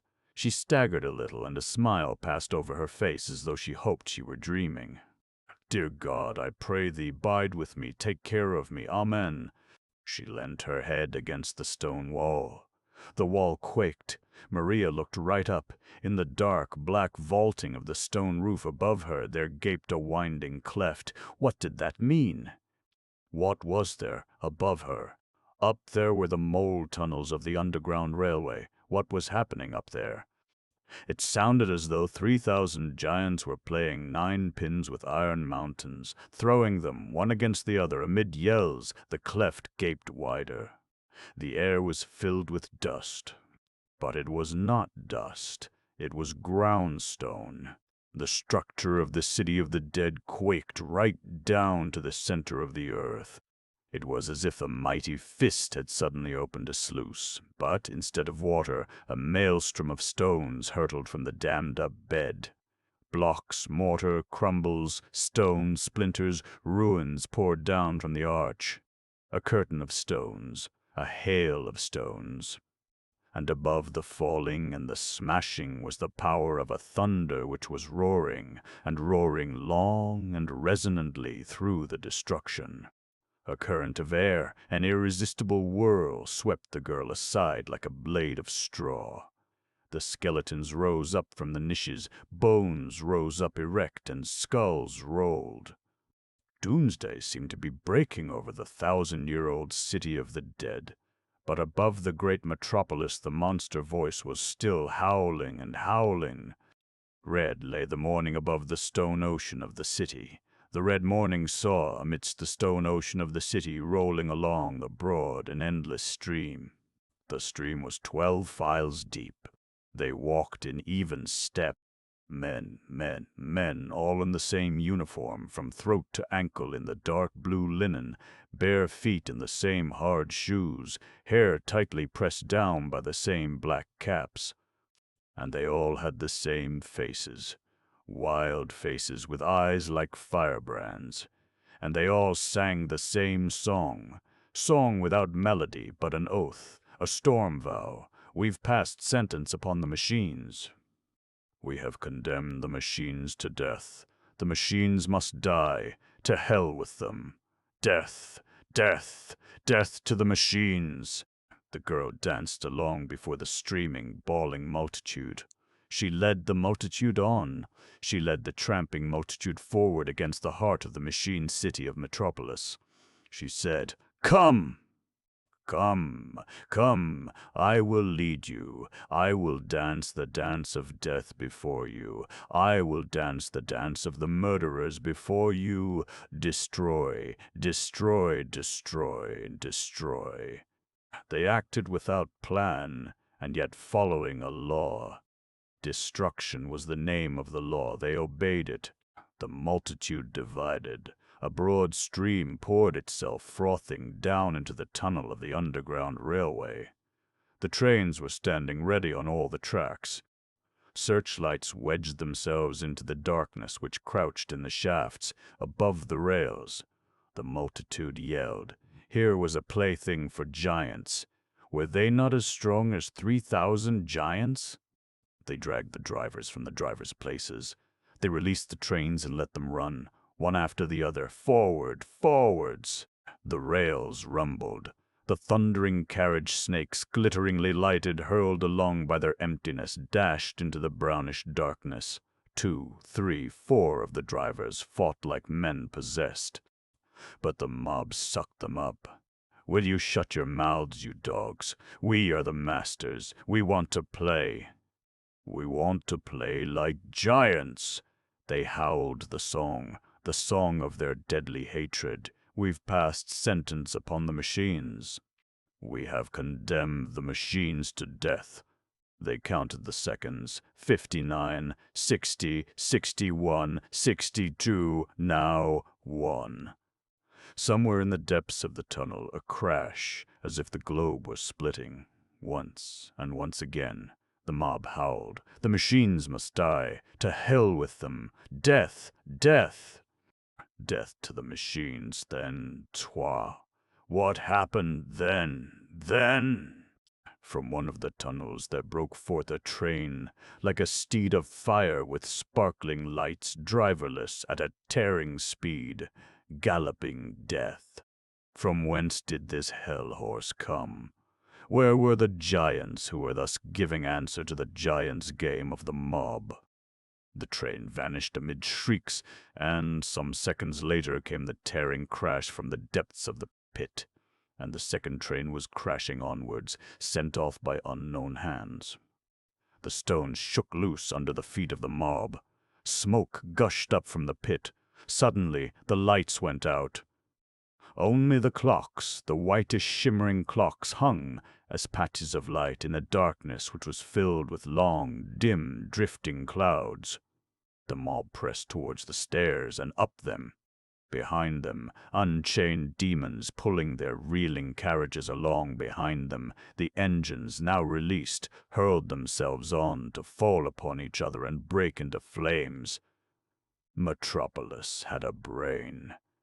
Metropolis had a heart. The heart of the machine city of Metropolis dwelt in a white, cathedral-like building. The heart of the machine city of Metropolis was guarded by one single man. The man's name was Grot, and he loved his machine. The machine was a universe to itself. Above the deep mysteries of its delicate joints, like the sun's disk, like the halo of a divine being, stood the silver spinning wheel, the spokes of which appeared, in the whirl of revolution, as a single gleaming disk. This disk filled out the back wall of the building with its entire breadth and height. No machine in all Metropolis which did not receive its power from this heart. One single lever controlled this marvel of steel. All the treasures of the world heaped up before him would not, for Grot, have outweighed this, his machine. When, at the gray hour of dawn, Grot heard the voice of the great Metropolis roaring, he glanced at the clock on the brow of the wall where was the door, and thought, That's against all nature and regularity. When, at the red hour of sunrise, Grote saw the stream of the multitude rolling along, 12 files deep, led by a girl, dancing to the rhythm of the yelling mob, Grote set the lever of the machine to safety, carefully closed the door of the building, and waited. The mob thundered against his door. "Oh, knock away," thought Grote. "That door can stand a good bit." He looked at the machine. The wheel was spinning slowly. The beautiful spokes were playing, plainly to be seen. Grote nodded to his beautiful machine. "They will not trouble us long," thought he. He waited for a signal from the new Tower of Babel, for a word from Joe Fredersen. The word did not come. "He knows," thought Grote, "that he can rely on me." The door quaked like a giant drum. The mob hurled itself, a living battering ram, against it. "There are rather a lot of them, it seems to me," thought Grote. He looked at the door. It trembled, but it held, and it looked as though it would still hold for a long time. Grote nodded to himself in deep contentment. He would have loved to light his pipe if only smoking had not been forbidden here. He heard the yelling of the mob and rebound upon rebound against the singing door with a feeling of smug fierceness. He loved the door. It was his ally. He turned around and looked at his machine. He nodded at it affectionately. "We two, eh? What do you say to that boozy lot of fatheads, machine?" The storm before the door wound itself up into a typhoon. It was the hackling fury born of long resistance. "Open the door," so hackled the fury. "Open the door, you damned scoundrel." So, wouldn't that just suit you, thought Grote. How well the door was holding, his gallant door. What were those drunken apes out there singing about? "We've passed sentence upon the machines. We have condemned the machines to death." Ho, ho, ho! He could sing, too. Could Grote. He could sing drunken songs just fine. He kicked with both heels against the pedestal of the machine upon which he was sitting. He pushed the black cap down lower in his neck. With his red fists resting upon his knees, opening wide his mouth, he sang with his whole throat while his little wild eyes were fixed on the door. "Come on, you boozy lot, if you dare. Come if you want a good hiding, you lousy apes. Your mother forgot to pull your pants tight when you were little, you gutter snipes. You're not even fit for pig swill. You fell from the rubbish cart when it took the big curve, and now you stand before the door, before my gallant door, and bawl, 'Open the door! Open the door! Let the devil open it for you, you hen's bugs!'" The pedestal of the machine boomed under the drumming rhythm of his boot heels. But suddenly they both stopped, drumming and singing. An exceedingly powerful, exceedingly white light flared up 3 times under the dome of the building. A sound signal as gentle and as penetrating as the gong beat of a temple bell became audible, overpowering every sound. "Yes," said Grote, "the guard of the heart machine." He sprang to his feet. He raised his broad face, which shone with the joyful eagerness of obedience. "Yes, here I am," a voice said slowly and clearly. "Open the door and give up the machine." Grote stood motionless. Fists like hammers hung down from his arms. He gulped, but he said nothing. "Repeat instructions," said the quiet voice. The guard of the heart machine swung his head violently this way and that like a weighty bundle. I didn't understand," he said gaspingly. The quiet voice spoke in a more forceful tone. "Open the door and give up the machine." The man still said nothing, gazing stupidly upward. "Repeat instructions," said the quiet voice. The guard of the heart machine drew in a great draught of air. "Who is speaking there?" he asked. "What lousy swine is speaking there?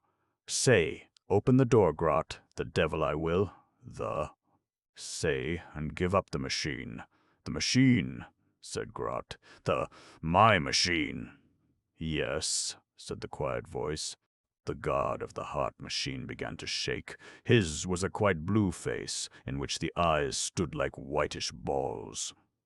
The mob, which was throwing itself as a buffer against the ringing door, yelled, hoarse with yelling, "The machines must die! To hell with them! Death! Death! Death to the machines!" "Who is speaking there?" asked the man, so loudly that his words were a scream. "Joe Fredersen is speaking. I want the password. The password is 1003. The machine is running on half power. You have set the lever to safety." The guard of the heart machine stood like a log. Then the log turned itself clumsily around, staggered to the door, and tore at the bolts. The mob heard it. It yelled triumph. The door flew open. The mob swept aside the man who was standing on its threshold. The mob hurled itself towards the machine. The mob made to lay hands upon the machine. A dancing girl was leading the mob on. "Look!" she shouted. "Look! The beating heart of Metropolis! What shall be done to the heart of Metropolis? We've passed sentence upon the machines. We have condemned the machines to death. The machines must die. To hell with them!" But the mob did not catch up the girl's song. The mob stared over at the machine, at the beating heart of the great machine city which was called Metropolis and which they had fed. They pressed up slowly as a single body before the machine which gleamed like silver. In the face of the mob stood hatred. In the face of the mob stood superstitious fear. Desire for the last destruction stood in the face of the mob. But before it could take expression, Grot, the guard, threw himself before his machine. There was no filthy word which he did not raise to chuck into the face of the mob. The dirtiest term of revilement was not dirty enough for him to apply to the mob. The mob turned red eyes upon him. The mob glared at him. The mob saw the man there in front of them was abusing them in the name of the machine. For them, the man and the machine melted into one. Man and machine deserved the same hatred. They pushed forward against man and machine. They seized the man and meant the machine. They roared him down. They stamped him underfoot. They dragged him hither and thither and out of the door. They forgot the machine, for they had the man, had the guard of the heartbeat of all the machines, thinking that, in tearing the man away from the heart machine, they were tearing the heart from the breast of the great machine city. What should be done to the heart of Metropolis? It should be trodden underfoot by the mob. "Death!" yelled the victorious mob. "Death to the machines!" yelled the victorious mob. They did not see that they no longer had a leader. They did not see that the girl was missing from the procession. The girl was standing before the heart machine of the city. Her smile was cool and silver. She stretched out her hand, which was more delicate than glass. She seized the weighty lever which was set to safety. She pressed the lever round, still smiling, then walked out with light, mad step. Behind her the machine began to race.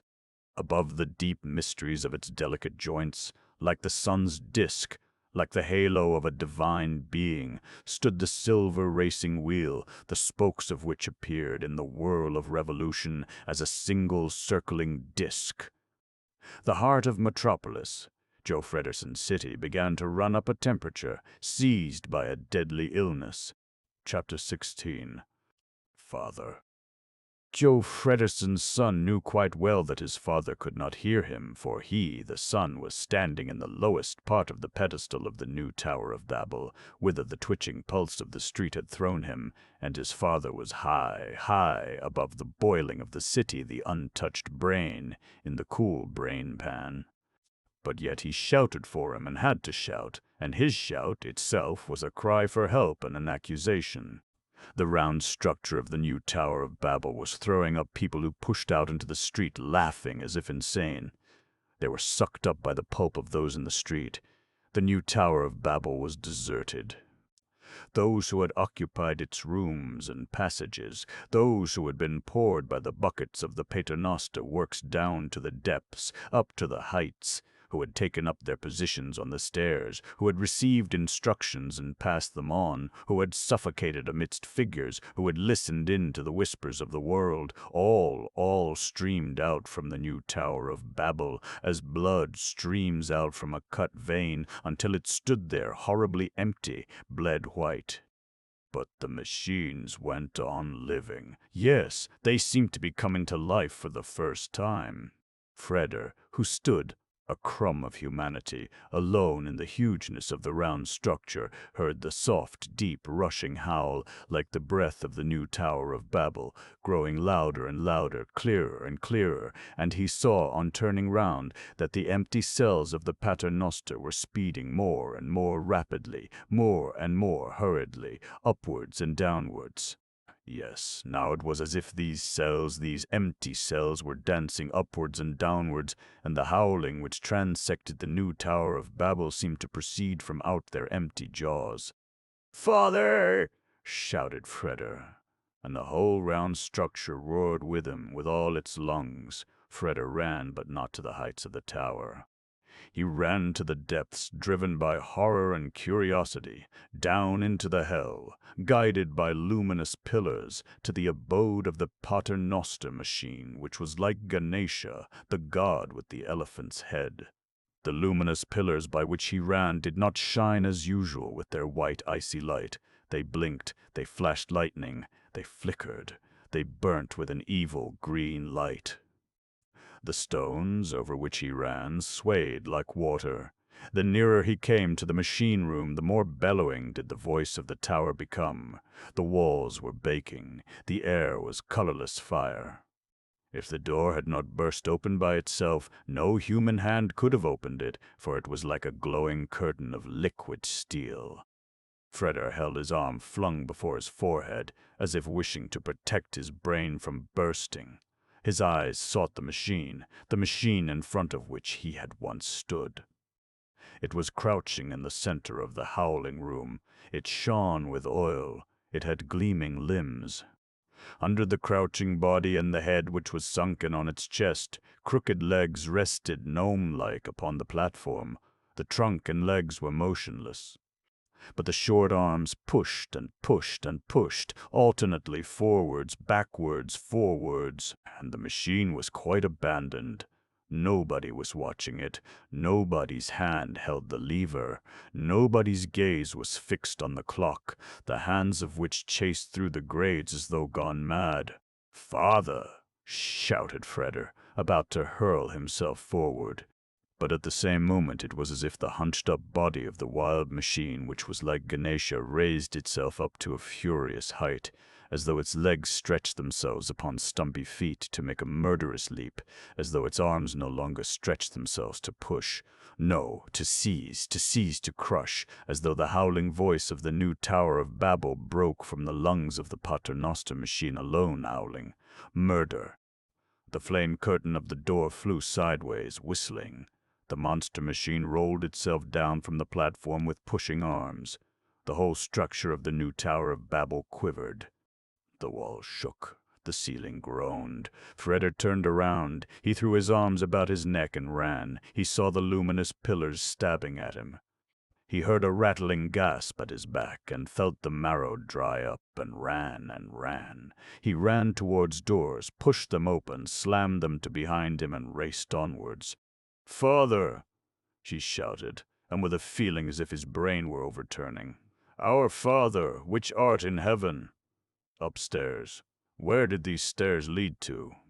Doors thundered open, rebounding against walls. Ah! Baal and Moloch and Huitzilopochtli and Durga, some frightfully companionable, some terribly solitary. There, Juggernaut's divine car. There, the towers of silence. There, Mahomet's curved sword. There, the crosses of Golgotha. And not a soul in the white rooms. The machines, these god machines, left terribly alone. And they were all living. Yes, they were really living an enhanced and inflamed life. For Metropolis had a brain. Metropolis had a heart. The heart of the machine city of Metropolis dwelt in a white cathedral-like building. The heart of the machine city of Metropolis was, until this day and this hour, guarded by one single man. The heart of the machine city of Metropolis was a machine and a universe to itself. Above the deep mysteries of its delicate joints, like the sun's disk, like the halo of a divine being, stood the silver spinning wheel, the spokes of which appeared in the whirl of revolution as a single gleaming disk. No machine in all Metropolis which did not receive its power from this heart. One single lever controlled this marvel of steel. With the lever set to safety, all the machines would play with their curbed power like tame animals. The shimmering spokes of the sun wheel would circle, clearly to be distinguished, above the heart machine. With the lever set to 6, and it was generally set there, then work would spell slavery. The machines would roar.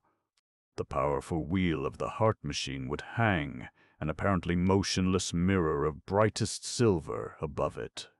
And the mighty thunder of the machines, produced by the heartbeat of this one, would arch itself, a second heaven above Metropolis, Joe Frederson's city. But never as yet since the construction of Metropolis had the lever been set to 12. Now it was set to 12. Now the lever was set to 12. A girl's hand, more delicate than glass, had pressed around the weighty lever which was set to safety until it touched 12. The heart of Metropolis, Joe Frederson's great city, had begun to run up a temperature, seized by a deadly illness, chasing the red waves of its fever along to all the machines which were fed by its pulse. No machine in all Metropolis which did not receive its power from this heart.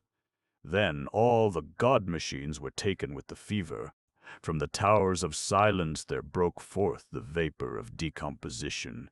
Blue flames hovered in the space above them. And the towers, the huge towers, which used otherwise to turn about, but once in the course of the day, tottered around on their pedestals in a drunken, spinning dance full to bursting point. Mahomet's curved sword was as circular lightning in the air. It met with no resistance. It cut and cut. It grew angry because it had nothing to cut. The power which, squandered too uselessly, was still increasing, now gathered itself together and, hissing, sent out snakes, green hissing snakes in all directions. From the projecting arms of the crosses of Golgotha there swept long, white, crackling springs of sparks.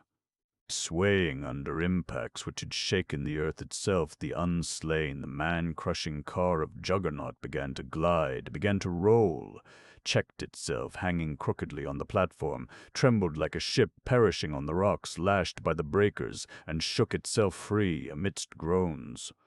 Then from their glittering thrones, Baal and Moloch, Huitzilopochtli and Durga arose. All the god-machines got up, stretching their limbs in a fearful liberty. Huitzilopochtli shrieked for the jewel sacrifice. Durga moved 8 murderous arms, crackling the while. Hungry fires smoldered up from the bellies of Baal and Moloch, licking out of their jaws. And, roaring like a herd of 1,000 buffaloes, at being cheated of a purpose, Asa Thor swung the infallible hammer. A lost grain of dust among the souls of the gods, Freyder reeled his way through the white rooms, the roaring temples. "Father, far," he shouted, and he heard the voice of his father. "Yes, here I am. What do you want? Come here to me. Where are you?" "Here." "Well, but I can't see you." "Well, you must look higher." Freder's gaze flitted through the room. He saw his father standing on a platform between the outstretched arms of the crosses of Golgotha, from the ends of which long, white, crackling sprigs of sparks blazed. In the hellish fires his father's face was as a mask of unmistakable coldness. His eyes were blue gleaming steel. Amidst the great raving machine gods, he was a greater god and lord of all. Freda ran over to him, but he could not get up to him. He clung to the foot of the flaming cross. Wild impacts crashed through the new Tower of Babel. "Father," shrieked Frieder, "your city is going to ruin!" Joe Friederson did not answer. The sweeping sprigs of flame seemed to be breaking from his temples. "Father, don't you understand? Your city is going to ruin. Your machines have come to life. They are dashing the town to pieces. They are tearing Metropolis to tatters. Do you hear? Explosion after explosion. I have seen a street in which the houses were dancing upon their shattered foundations, just like little children dancing upon the stomach of a laughing giant. A lava stream of glowing copper poured itself out from the split-open tower of your boiler factory, and a naked man was running before it, a man whose hair was charred and who was roaring, 'The end of the world has come.' Iron bridges are hanging in shreds between towers which have lost their entrails. Cranes are dangling on gallows like men hanged. And the people, incapable of flight as of resistance, are wandering about among houses and streets, both of which seem doomed."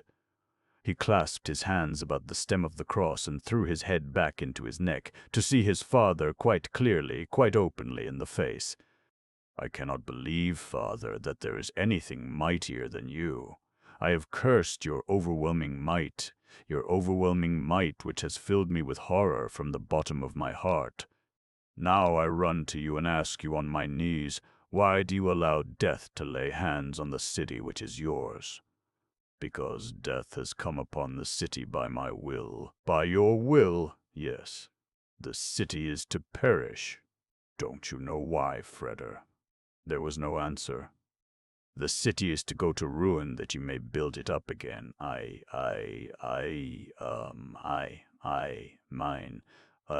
You. Then you are laying the murder of the city on my shoulders. The murder of the city reposes on the shoulders of those alone who trampled Grot, the guard of the heart machine, to death. Did that also take place by your will, Father?" "Yes, then you forced them to commit the crime." "And what about those, Father, who must die with your dying city before I can redeem them? Concern yourself about the living, Freda, not about the dead. And if the living come to kill you, that will not happen, Freda. That will not happen. The way to me among the raving god machines, as you called them, could only be found by one. And he found it. That was my son." Freda dropped his head into his hands. He rocked it to and fro as if in pain. He moaned softly. He was about to speak, but before he could speak, a sound ripped the air which sounded as though the earth were bursting to pieces. For a moment, everything in the white room seemed to hover in space, a foot above the ground. Even Moloch and Baal and Huitzilopochtli and Durga, even the hammer of Asa Thor and the towers of silence. The crosses of Golgotha, from the ends of the beams of which long, white, crackling sprigs of sparks were blazing, fell together and then straightened up again. Then everything crashed back into its place with furious emphasis. Then all the lights went out, and from the depths and distance the city howled. "Father!" shouted Freda. "Yes, here I am." "What do you want?" "I want you to put an end to this nightmare. Now, now, now. But I don't want any more people to suffer. You must help them. You must save them, Father. Brother, you must save them. Now. Immediately.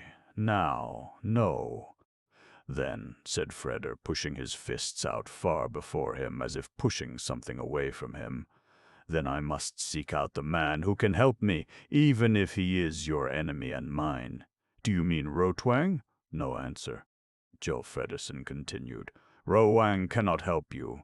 "Why not? He is dead." Silence.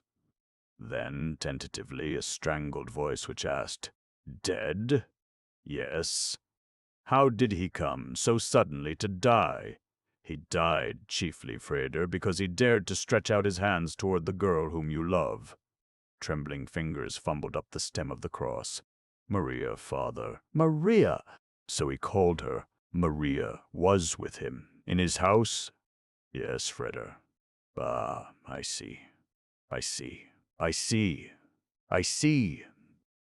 And now, Freder? But a shadow ran past the windows of the white machine cathedral. It ran, ducked down, hands thrown behind its neck as if it feared that Durga's arms could snatch at it, or that Asa Thor could hurl his hammer, which never failed, at it from behind in order, at Joe Frederson's command, to prevent its flight.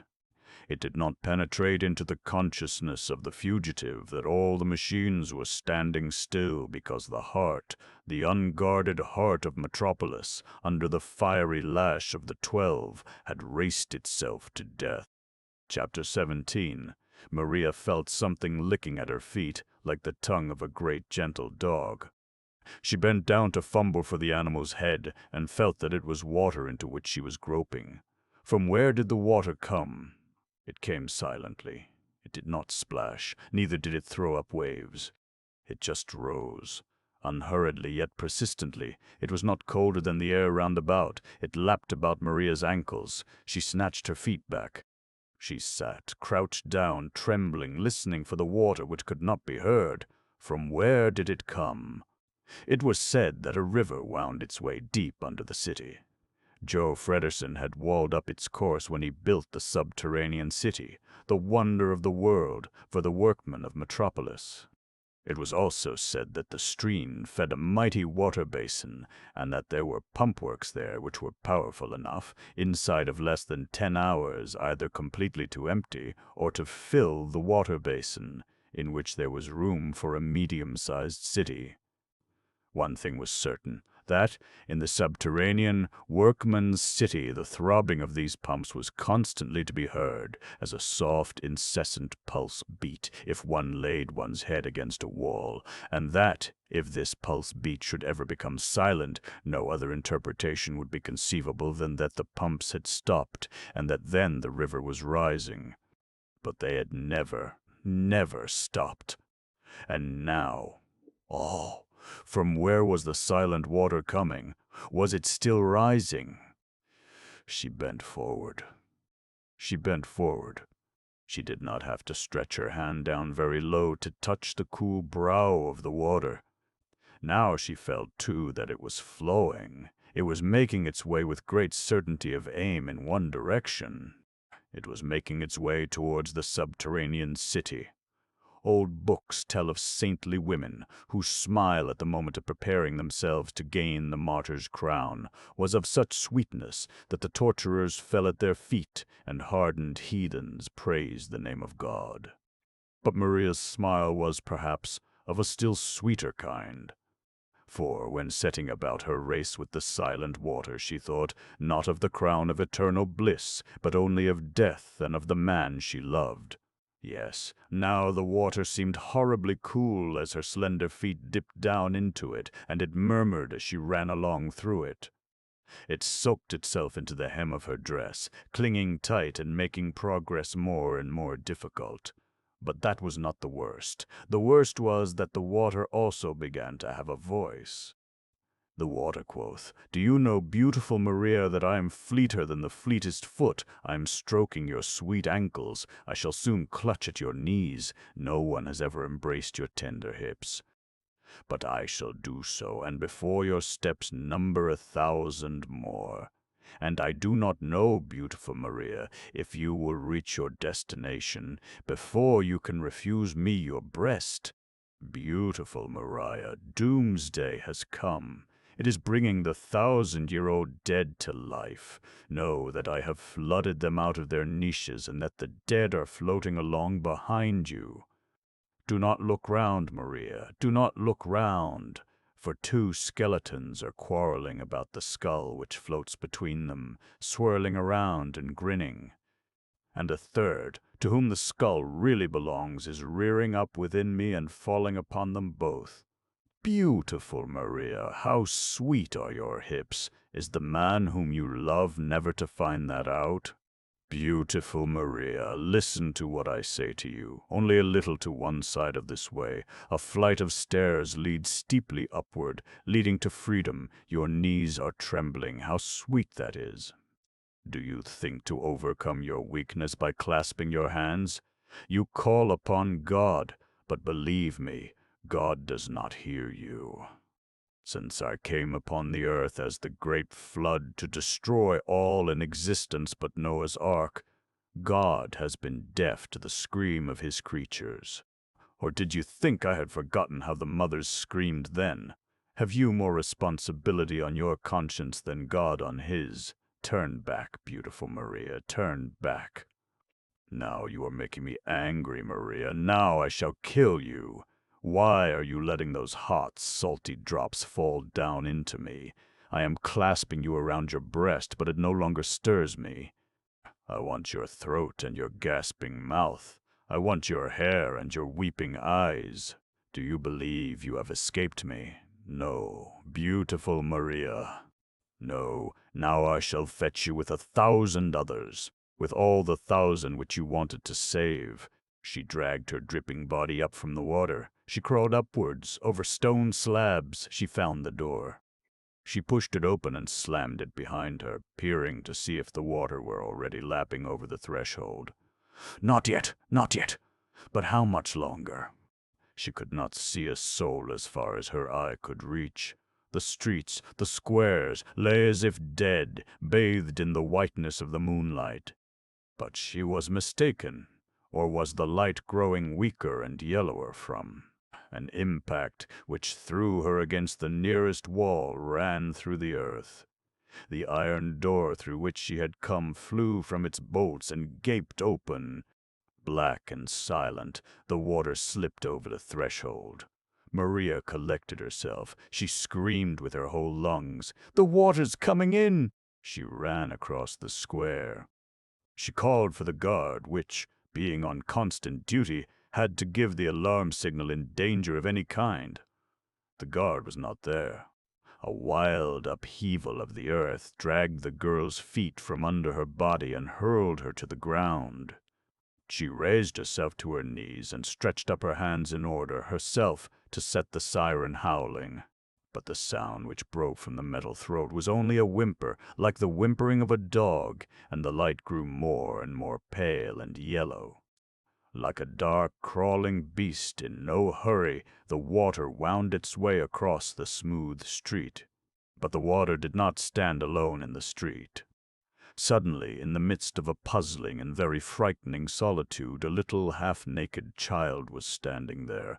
Her eyes, which were still being protected by some dream from the all-too-real, were staring at the beast, at the dark, crawling beast which was licking at its bare little feet. With a scream in which distress and deliverance were equally mingled, Maria flew to the child and picked it up in her arms. "Is there nobody here but you, child?" she asked with a sudden sob. "Where is your father? Gone. Where is your mother? Gone." Maria could understand nothing. Since her flight from Rotwang's house, she had been hurled from horror to horror without grasping a single thing.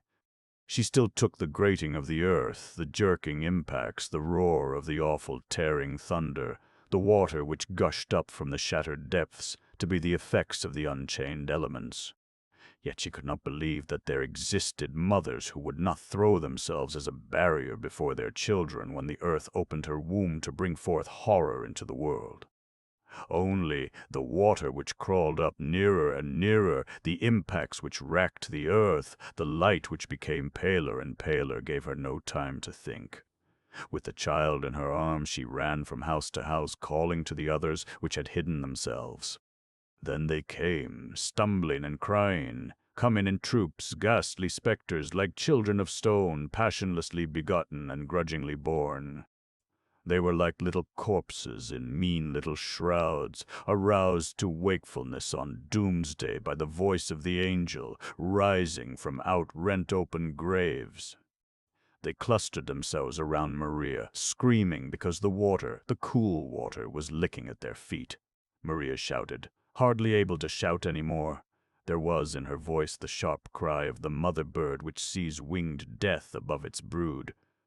She waded about among the child bodies, 10 at her hands, at her dress, the others following closely, pushed along, torn along with the stream. Soon the street was a wave of children's heads, above which the pale, raised-up hands flitted like seagulls. And Maria's cry was drowned by the wailing of the children and by the laughter of the pursuing water. The light in the neon lamps became reddish, flickering rhythmically and throwing ghostly shadows.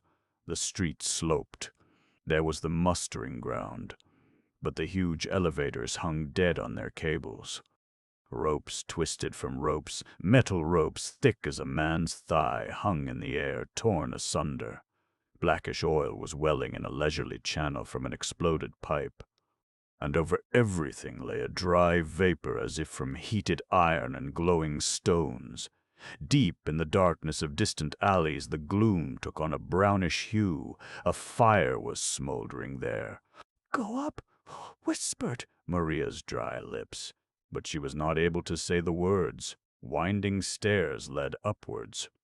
The staircase was narrow. Nobody used the staircase which ran by the certain, infallible elevators. Maria crowded the children up the steps, but up there reigned a darkness of impenetrable gloom and density. None of the children ventured to ascend alone. Maria scrambled up. She counted the steps. Like the rushing of 1,000 wings came the sound of the children's feet behind her in the narrow spiral. She did not know how long she had been climbing up. Innumerable hands were clutching her damp dress. She dragged her burdens upward, praying, moaning the while, praying only for strength for another hour. "Don't cry, little brothers," she stammered. "My little sisters, please don't cry."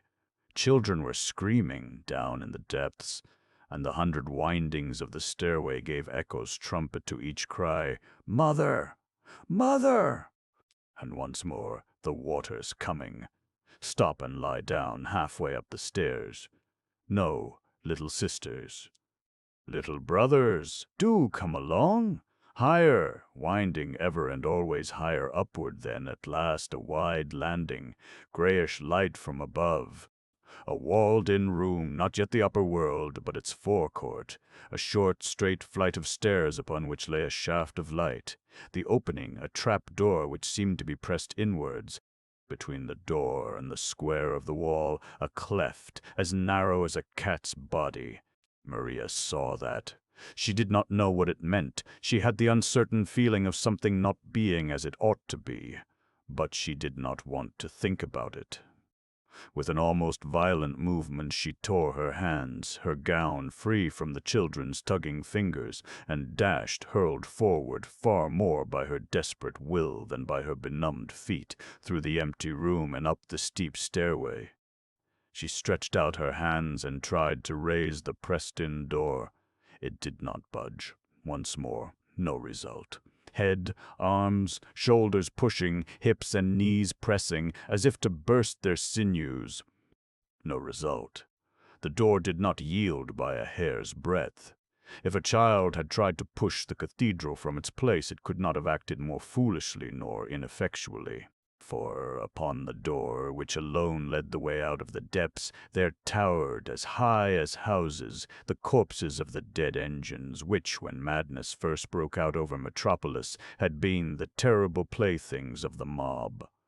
Train upon train, with carriages thundering along, all lights burning and on full power, had rushed along the rails, lashed by the bawling of the mob, had fallen upon each other, had become mixed and piled up together, had burnt down and were now lying, half-melted, still smoldering, a mass of ruins. And one single lamp remaining undamaged threw the shaft of its sharp, corrosive light over the chaos from the steel breast of the hindmost engine. But Maria knew nothing of all this. She did not need to know. Sufficient for her that the door, which was the only means of deliverance for her and the children she wanted to save, remained inexorable, immovable, and finally, with bleeding hands and shoulders, with battered head and feet crippled with numbness, she was obliged to resign herself to the incomprehensible, to the murderous. She raised her face to the ray of light which fell upon her. The words of a little childish prayer, now no longer intelligible, ran through her head. She dropped her head and sat down on the stairs.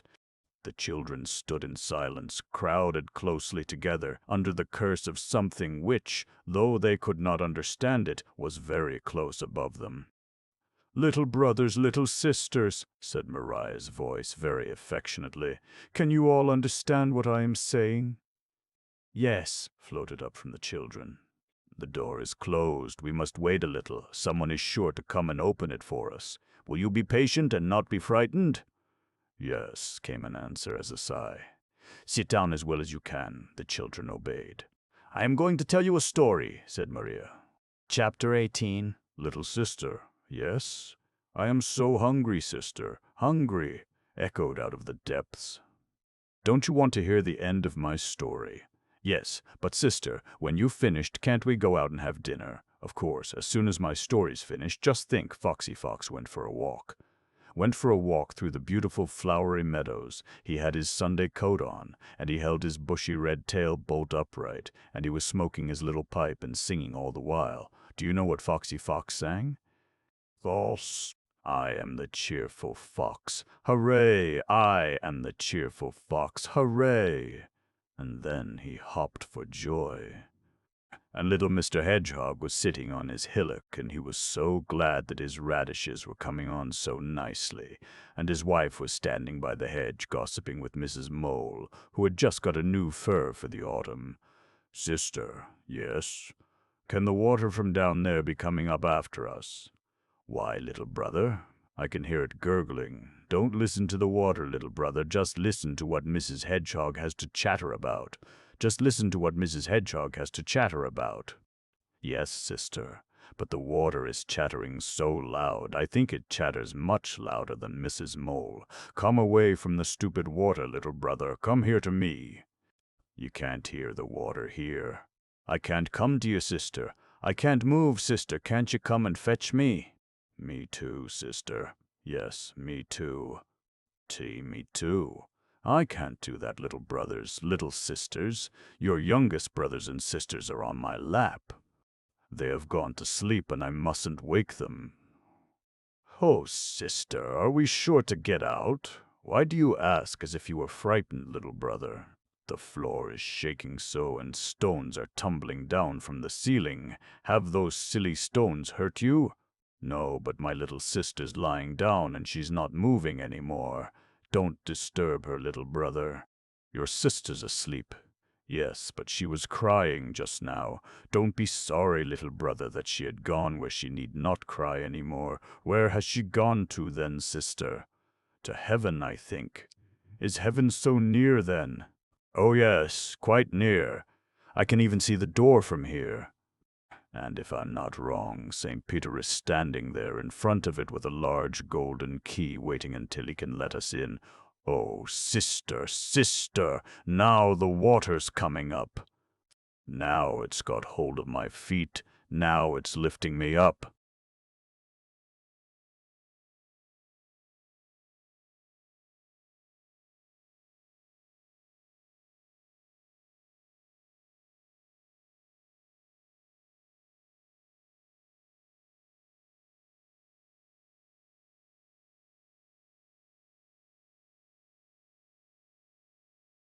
"The water has come.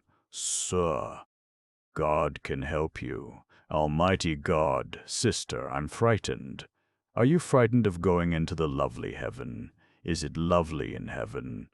Oh, glorious, glorious.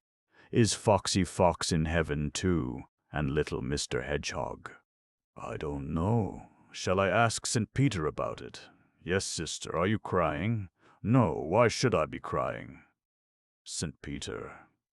St. Peter. First, did he hear? Dear God, how cold the water is. St. Peter. St. Peter. Sister, I think he answered just now. Really, little brother. Yes, somebody was calling. Yes, I heard it too. So did I. Ah, so did I. Ah, so did I. Hush, children, hush. Oh, sister, sister, sister. Oz, hush, please, please, please. Oz, Maria. Here I am, Fredder. On the stairs? Yes, why don't you come up? I can't raise the door. 10 trains have run together. I can't come to you. I must go and get help. Oh, Fredder, the water's already close behind us. The water. And the walls are falling in. Are you hurt? No, no. Oh, Fredder, if you could only force open the door wide enough for me to push the little children's bodies through. The man above her did not give her an answer. When steeling his muscles and sinews in the club of the suns, playfully wrestling with his friends, he surely never guessed that he would need them one day to force a path through ruined cables, upright pistons, and outspread wheels of fallen machines to the woman he loved. He thrust the pistons aside like human arms, clutched into steel as into soft, yielding flesh. He worked his way nearer the door and threw himself on the ground. Maria? Fredder, where are you? Why does your voice sound so far away? I want to be the last whom you save, Fredder.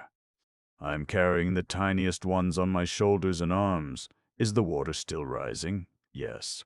Is it rising fast or slowly? Fast. My God, I can't get the door loose.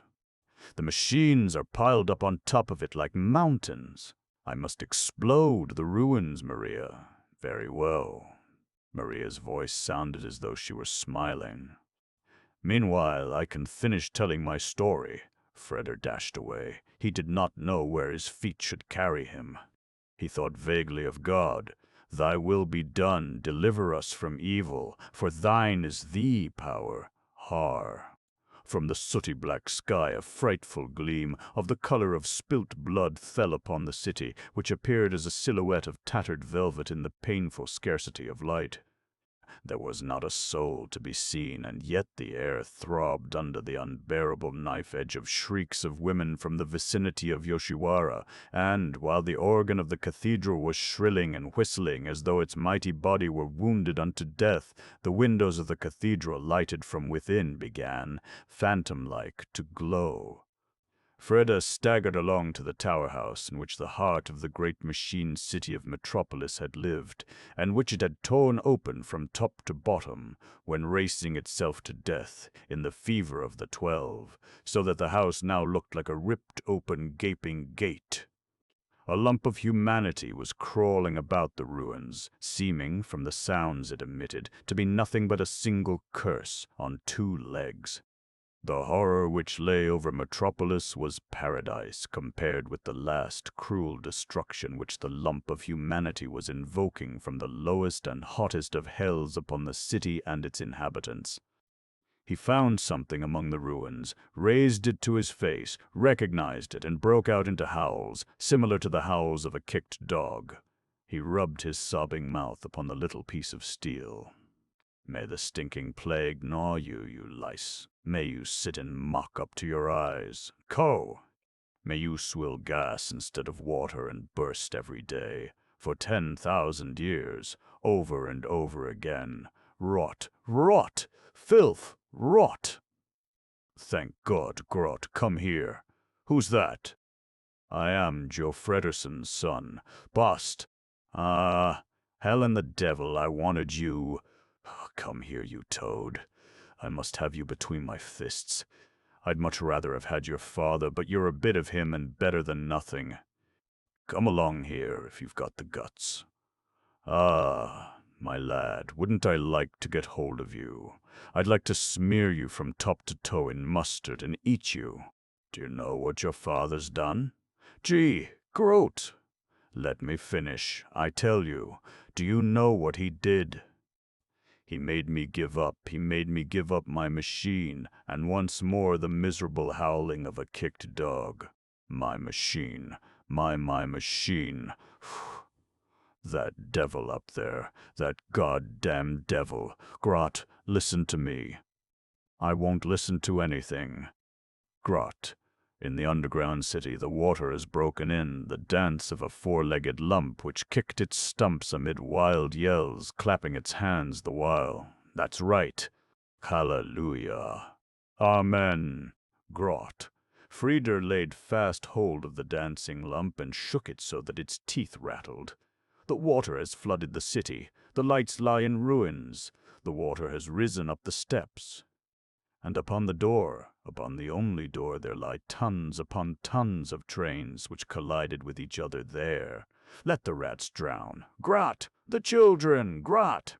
A girl, continued Freder, clutching his hand into the man's shoulder. A girl, he said sobbingly, bending his head as if to bury it in the man's breast. A girl has tried to save the children and is now shut in with them and can't get out.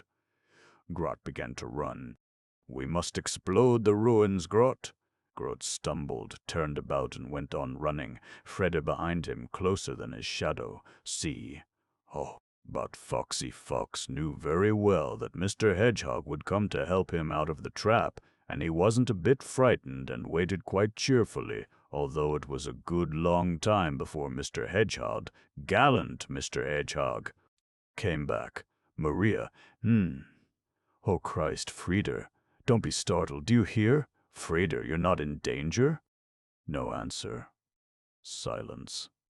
A crackling sound. Then a childish voice. And did Mr. Hedgehog come, sister? Yes. But the yes was drowned by the tearing of thousands of steel cables, the roar of tens of thousands of rocks which were hurled up to the dome of heaven, to burst the dome and to sink, to hurtle downwards, causing the earth to sway under their fall. Supplementary crackling, gray, leisurely clouds, distant rumbling, and steps, childish crying. And up above the door which was hauled upwards, Maria. A blackened face bent downwards, filthy hands stretched out gropingly. Maria! Here I am, Freder. I can hardly hear you. Get the children out first, Freder.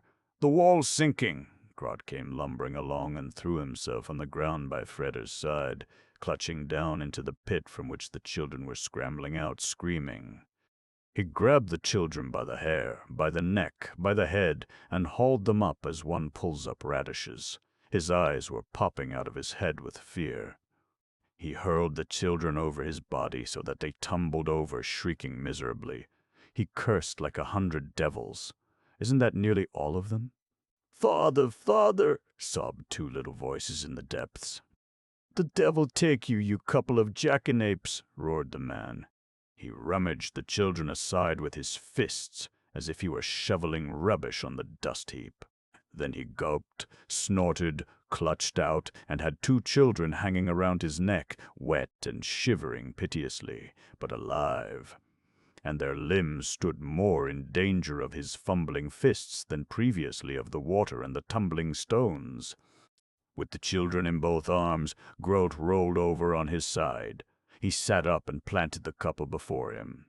You goddamn pair of ragamuffins, he said amid sobs.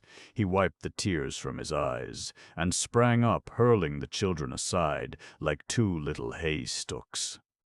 With the furious roar of a lion he ran to the door, from the depths of which Maria was emerging with closed eyes, supported by Frieder's arm. You bloody! He howled out.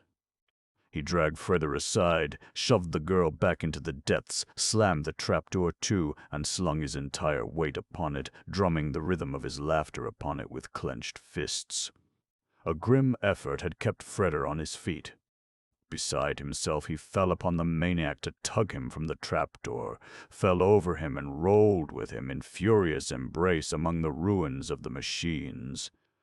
Let me go, you dog, you mangy dog, howled Grot, trying to bite at the angry fist which held him. That woman murdered my machine. That damn woman led the rabble. That woman alone turned the lever to 12s.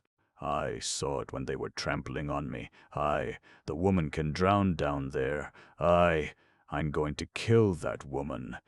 With marvelous tension of all his muscles, Grot drew himself up and heaved himself with a jerk away from the raving man, with such infuriated strength that he, Grot, shot, describing a curve amidst the children.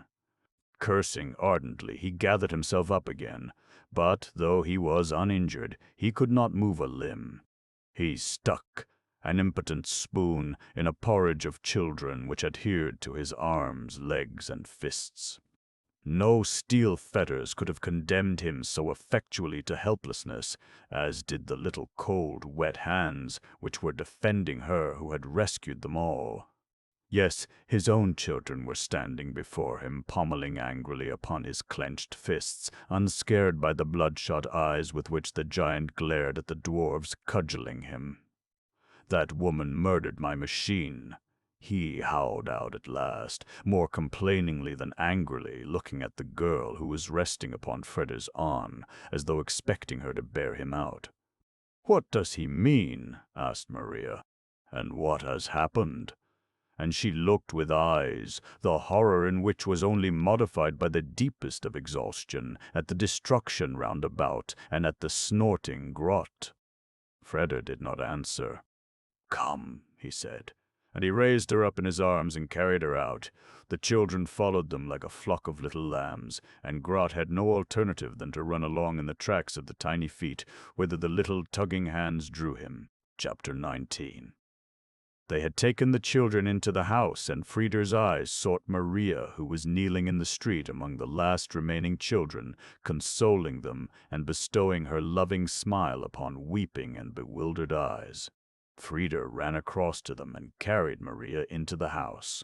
"Don't forget," he said, letting her down upon a couch before the blazing fire in the entrance hall, and holding captive in his longing arms her half-lying, half-sitting, gently resisting form, "that death and madness and something very like destruction of the world have passed very close by us, and that, after all that has happened, I do not even know the color of your eyes, and that you have not yet kissed me once by your own free will. And that you have not yet kissed me once by your own free will." "Dearest," said Maria, leaning towards him so that her pure eyes, bathed in painless tears, were quite near to him, while at the same time a great concentrated gravity kept her lips away from his. "Are you sure that death and madness have already passed by? By us, beloved, yes, and all the others?" She did not answer, at least not in words. But, with a gesture which was at once frank and touching, she put her arms about his neck and kissed him on the mouth. "Go along," she said, stroking his bewildered face with her virginal, motherly hands. "Go to your father. That is the most hallowed way. I shall go to the children as soon as my clothes are a little drier. For I'm afraid," she added with a smile which made Fredda blush to his eyes, "numerous as the women are who live in the House of the Suns, and willing and eager as they may be, not one of them has a dress she could lend me." Fredda stood bending over her with lowered eyes. The flames of the huge fire glowed upon his handsome open face, which wore an expression of shame and sadness. But when he raised his glance to meet Maria's eyes, which were silently fixed upon him, without saying a word, he took her hands and pressed them against his eyelids, remaining thus for a long time. And all this while they both forgot that, on the other side of the wall which was protecting them, a city was throbbing in grisly conflict, and that among the ruins thousands of beings, themselves but ruins, hurled hither and thither, were losing their reason and perishing, tortured by deadly fear. The voice of the Archangel Michael coming from the cathedral recalled them to consciousness of the hour, and they parted hurriedly, as if caught neglecting their duty. Maria listened to the man's retreating step. Then she turned and looked about her. What a strange sound the Michael bell had. The bell was calling so furiously, so agitatedly, as though to tumble over at every peal. Maria's heart became an echo of the bell. It fluttered in its piteous fear, which had no source other than the general vibration of terror above the town. Even the warming flames of the fire frightened her, as if they had some knowledge of secrets of horror. She sat up and put her feet to the ground. She felt the hem of her dress. It was still rather wet, but she would go now. She took a few steps through the dimly lighted room. How brown the air was outside the windows. She hesitatingly opened the nearest door and listened. She was standing in the room in which she had stood on the day when she saw Freda for the first time, when she had led the train of little gray child specters to those who were carefree and joyous, when she had called to Frida's heart with her gentle, "Look, these are your brothers." But of all the dearly beloved sons of boundlessly wealthy fathers to whom this house belonged, not one was to be seen. They must have left the tottering town long ago. Sparsely distributed candles were burning, giving the room an inward coziness and a warm air of comfort. The room was filled with the tender twittering of sleepy child voices, chattering like swallows before they fly to their nests. Answering them in tones which were but little darker came the voices of the beautiful brocaded, painted women who had once been the playthings of the sons. Equally frightened at the thought of flight as of remaining where they were, they eventually stayed in the house of the sons, being still undecided, and Maria had brought the children to them because they could have found no better refuge, for, by the beautiful and dreadful chance of all that had taken place, the troop of loving little harlots became a troop of loving little mothers, burning with a new fire in the execution of their new duties. Not far from Maria, the little drink mixer was kneeling, washing the skinny, slender-limbed body of Grot's daughter, who was standing in front of her. But the child had taken the sponge from her hand and, without saying a word, proceeding with intense gravity, was thoughtfully and untiringly washing the beautiful, painted face of the drink mixer. The girl knelt quite still, her eyes closed. Neither did she move when the child's hands began to dry her face with the rough towel. But Grot's daughter was not quite successful in this undertaking, for whenever she dried the girl's cheeks, again and again did the swift, bright drops run over them, until Grot's daughter dropped the towel to look at the girl who was kneeling before her inquiringly, and not without reproach. Upon which the girl caught the child in her arms, pressing her forehead to the heart of the silent creature, uttering to this heart words of love which she had never found before.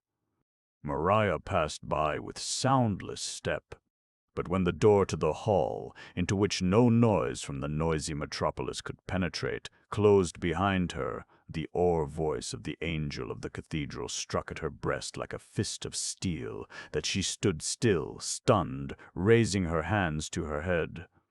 Why was St. Michael crying out so angrily and wildly? Why was the roar of Azrael, the angel of death, joining in so alarmingly? She stepped into the street. Darkness, like a thick layer of soot, lay over the town, and only the cathedral shimmered, ghost-like, a wonder of light, but not of grace.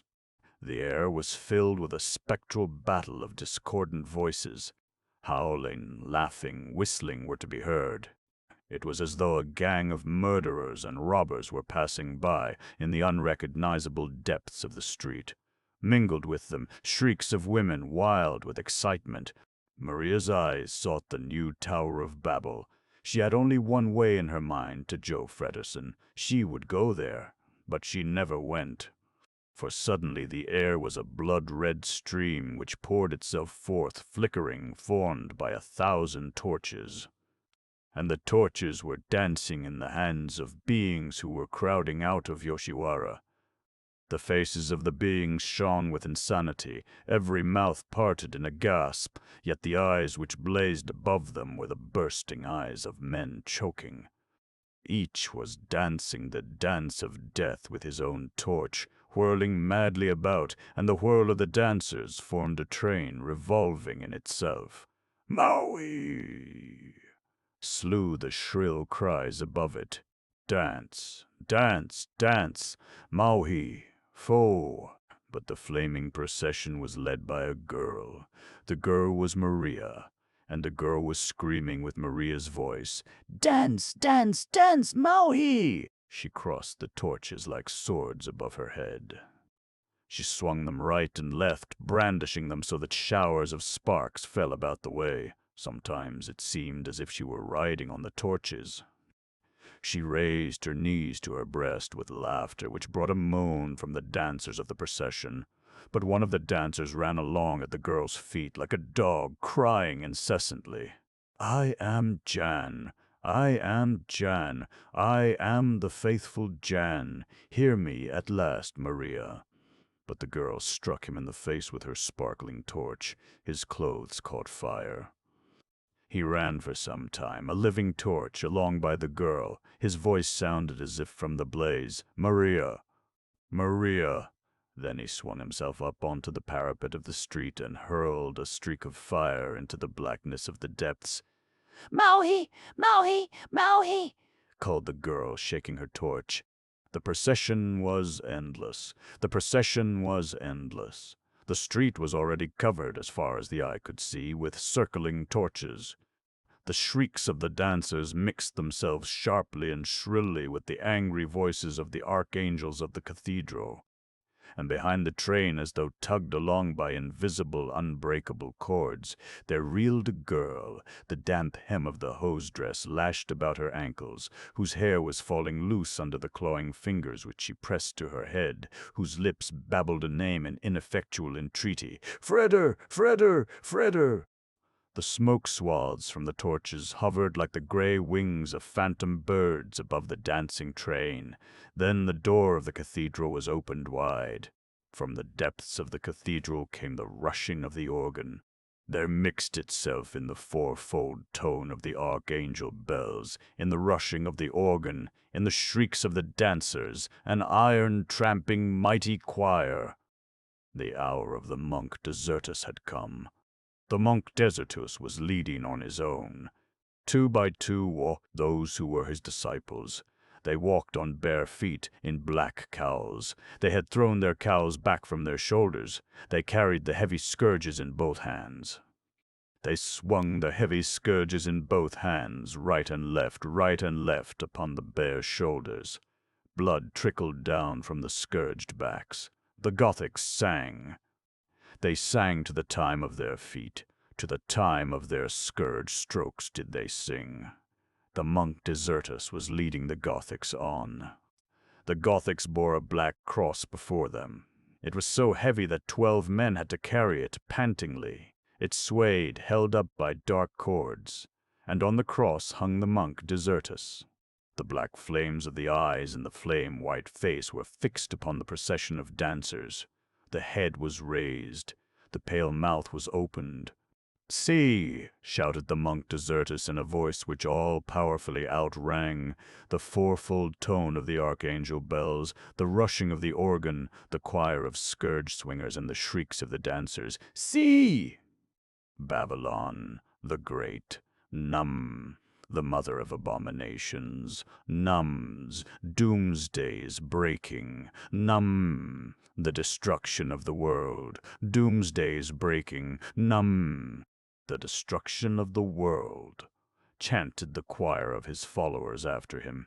"Dance, dance, dance, Mauhie!" shrieked the voice of the girl leading the dancers, and she swung her torches over her shoulders and hurled them far from her. She tore her gown from shoulders and breasts, standing, a white torch stretching up her arms and laughing, shaking her hair. "Dance with me, Desertus, dance with me." Then the girl, dragging herself along at the end of the train, felt that the cord, the invisible cord upon which she was hanging, snapped. She turned around and began, not knowing whither to run, only to get away, no matter where to, only to get away. The streets flashed by in a whirl. She ran and ran, down and down, and at last she saw, running along the bottom of the street and towards her, a wild mob of people, saw, too, that the men wore the blue linen uniform and sobbed in relief, "Brothers, brothers, brothers." But a furious roar answered her. Like a collapsing wall, the mass hurled itself forward, shook itself loose, and began to tear along, roaring loudly. "There she is! Wow! There she is! Wow!" The bitch who was to blame for it all. Take her, take her, take her, take her. The women's voices shrieked, The witch! Tell the witch! Kill the witch! Burn her before we all drown! And the trampling of running feet filled the dead street, through which the girl fled with the din of hell broken loose. The houses flashed by in a whirl. She did not know the way in the dark. She sped on, running aimlessly, in a blind horror which was the deeper for her not knowing its origin. Stones, cudgels, fragments of steel flew at her from behind. The mob roared in a voice which was no longer human. After her, after her, she'll escape us. Quicker. Maria could no longer feel her feet. She did not know she was running on stones or water.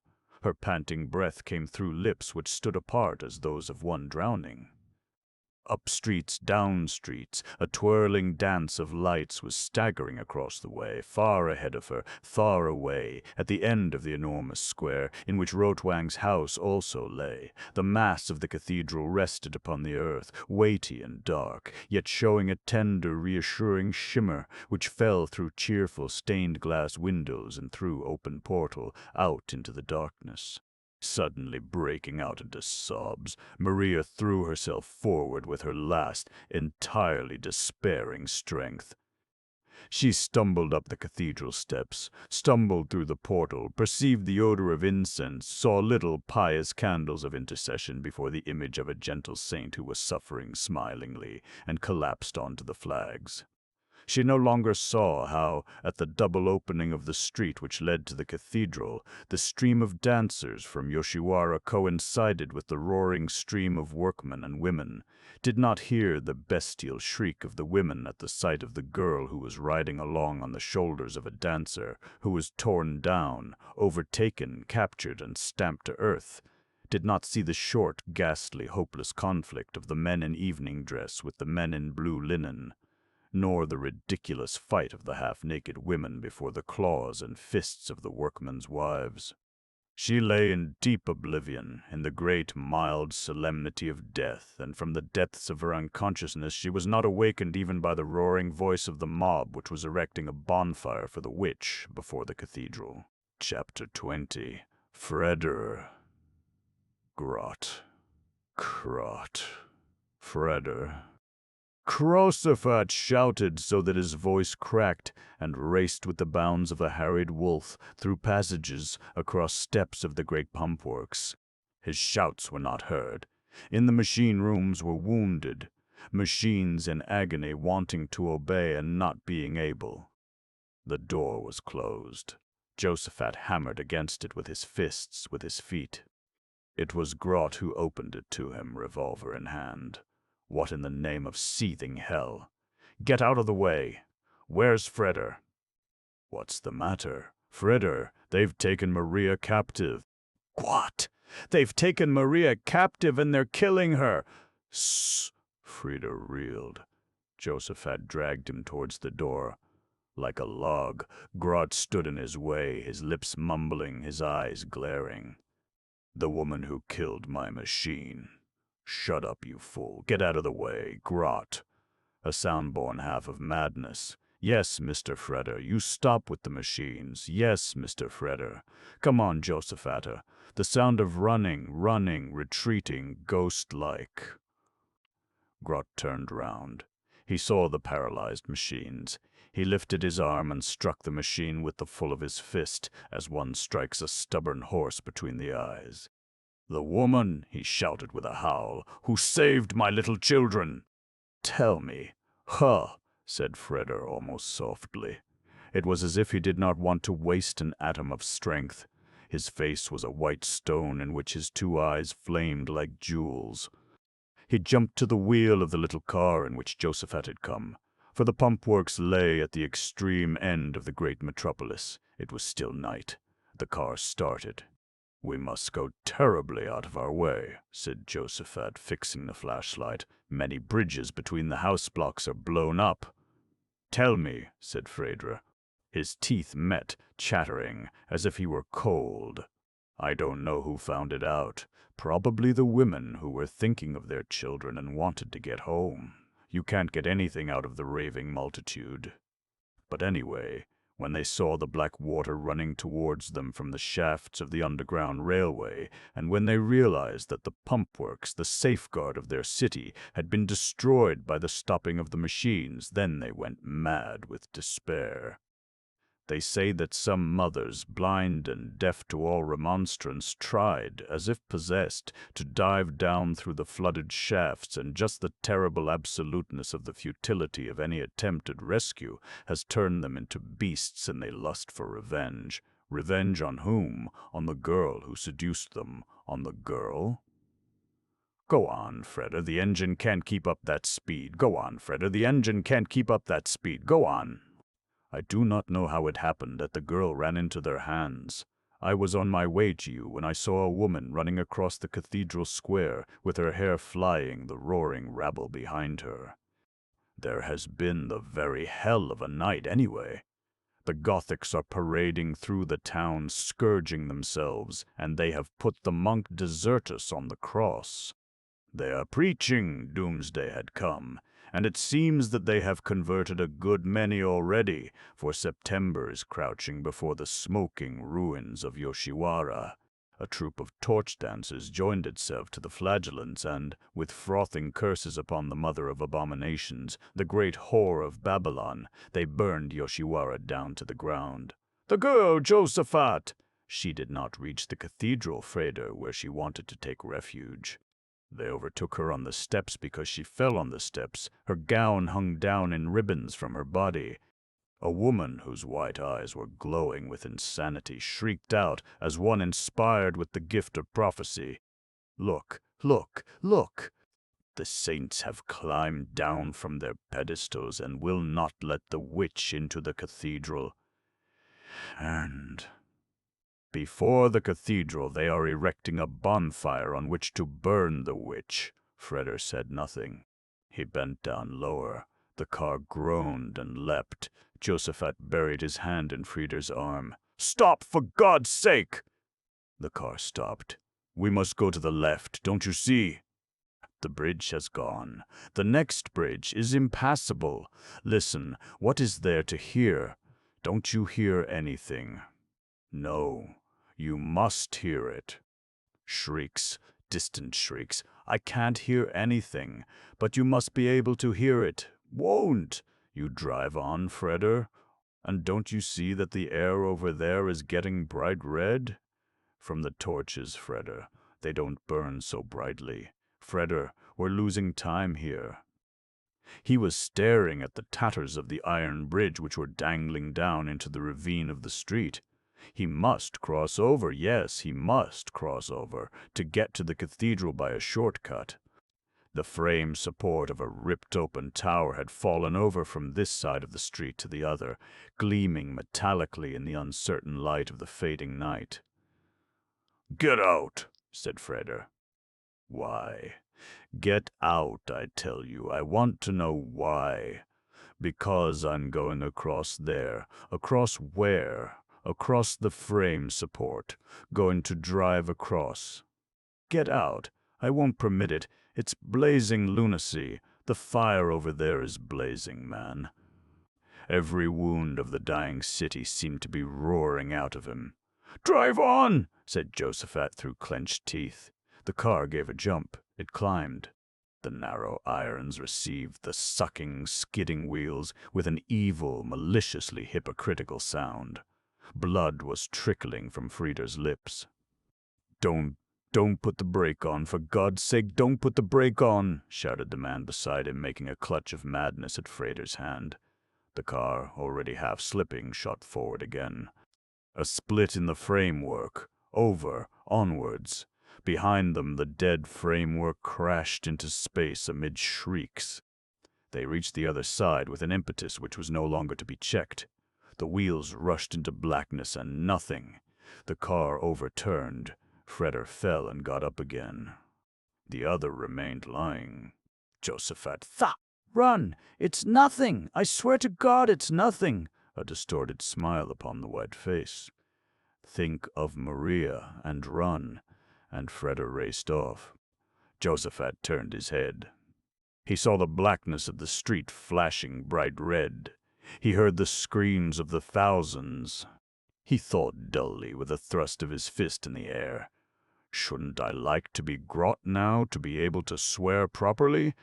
Then his head fell back into the filth of the street, and every consciousness faded but that of pain. But Freda ran as he had never run. It was not his feet which carried him. It was his wild heart. It was his thoughts. Streets and stairs and streets, and at last the cathedral square. Black in the background, the cathedral, unguarded, unlighted, the place before the broad steps swarming with human beings. And amid them, surrounded by gasps of madly despairing laughter, the howling of songs of fury, the smoldering of torches and brands, high up on the pyre, Maria. Frieder fell on his knees as though his sinews were sawn through. Maria! The girl whom he took to be Maria raised her head. She sought him. Her glance found him. She smiled, laughed. "Dance with me, my dearest," flew her voice, sharp as a flashing knife through uproar. Frieder got up. The mob recognized him. The mob lurched towards him, shrieking and yelling. "Jew! Whoa! Whoa! Whoa!" Joe Frederson's son. Joe Frederson's son. They made to seize him. He dodged them wildly. He threw himself with his back against the parapet of the street. "Why do you want to kill her, you devils? She has saved your children," roars of laughter answered him. Women sobbed with laughter, biting into their own hands. "Yes, yes, she has saved our children. She saved our children with the song of the dead machines. She saved our children with the ice-cold water. High let her live, high and 3 times high. Go to the house of the sons. Your children are there. Our children are not in the house of the sons. There lives the brood, hatched out by money. Sons of your kind, you dog in white silken skin. Listen, for God's sake, do listen to me. Beloved! Don't bawl so, son of Joe Frederson, or we'll stop your mouth. Kill me if you must kill, but let her live. Each in his turn, son of Joe Frederson. First you shall see how your beloved dies. A beautiful, hot, magnificent death. A woman, Grot's woman, tore a strip off her skirt and bound Freder's hands. He was bound fast to the parapet with cords. He struggled like a wild beast, shouting that the veins of this throat were in danger of bursting. Bound, impotent, he threw back his head and saw the sky over Metropolis, pure, tender, greenish blue, for morning would soon follow after this night. "God!" he shouted, trying to throw himself on his knees, in his bonds. "God! Where art thou? Where art thou?" A wild red gleam caught his eyes. The pyre flamed up in long flames.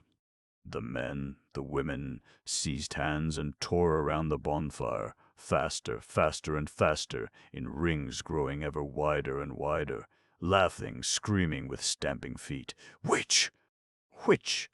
Freder's bonds broke. He fell over on his face among the feet of the dancers. And the last he saw of the girl, while her gown and hair stood blazing around her as a mantle of fire, was the loving smile and the wonder of her eyes, and her mouth of deadly sin which lured among the flames. "Dance with me, my dearest, dance with me." Chapter 21. Rotwang awoke, but he knew quite well he was dead, and this consciousness filled him with the deepest satisfaction. His aching body no longer had anything to do with him. That was perhaps the last remains of life. But something worried him deeply. As he raised himself up and looked around in all directions, hell was not there.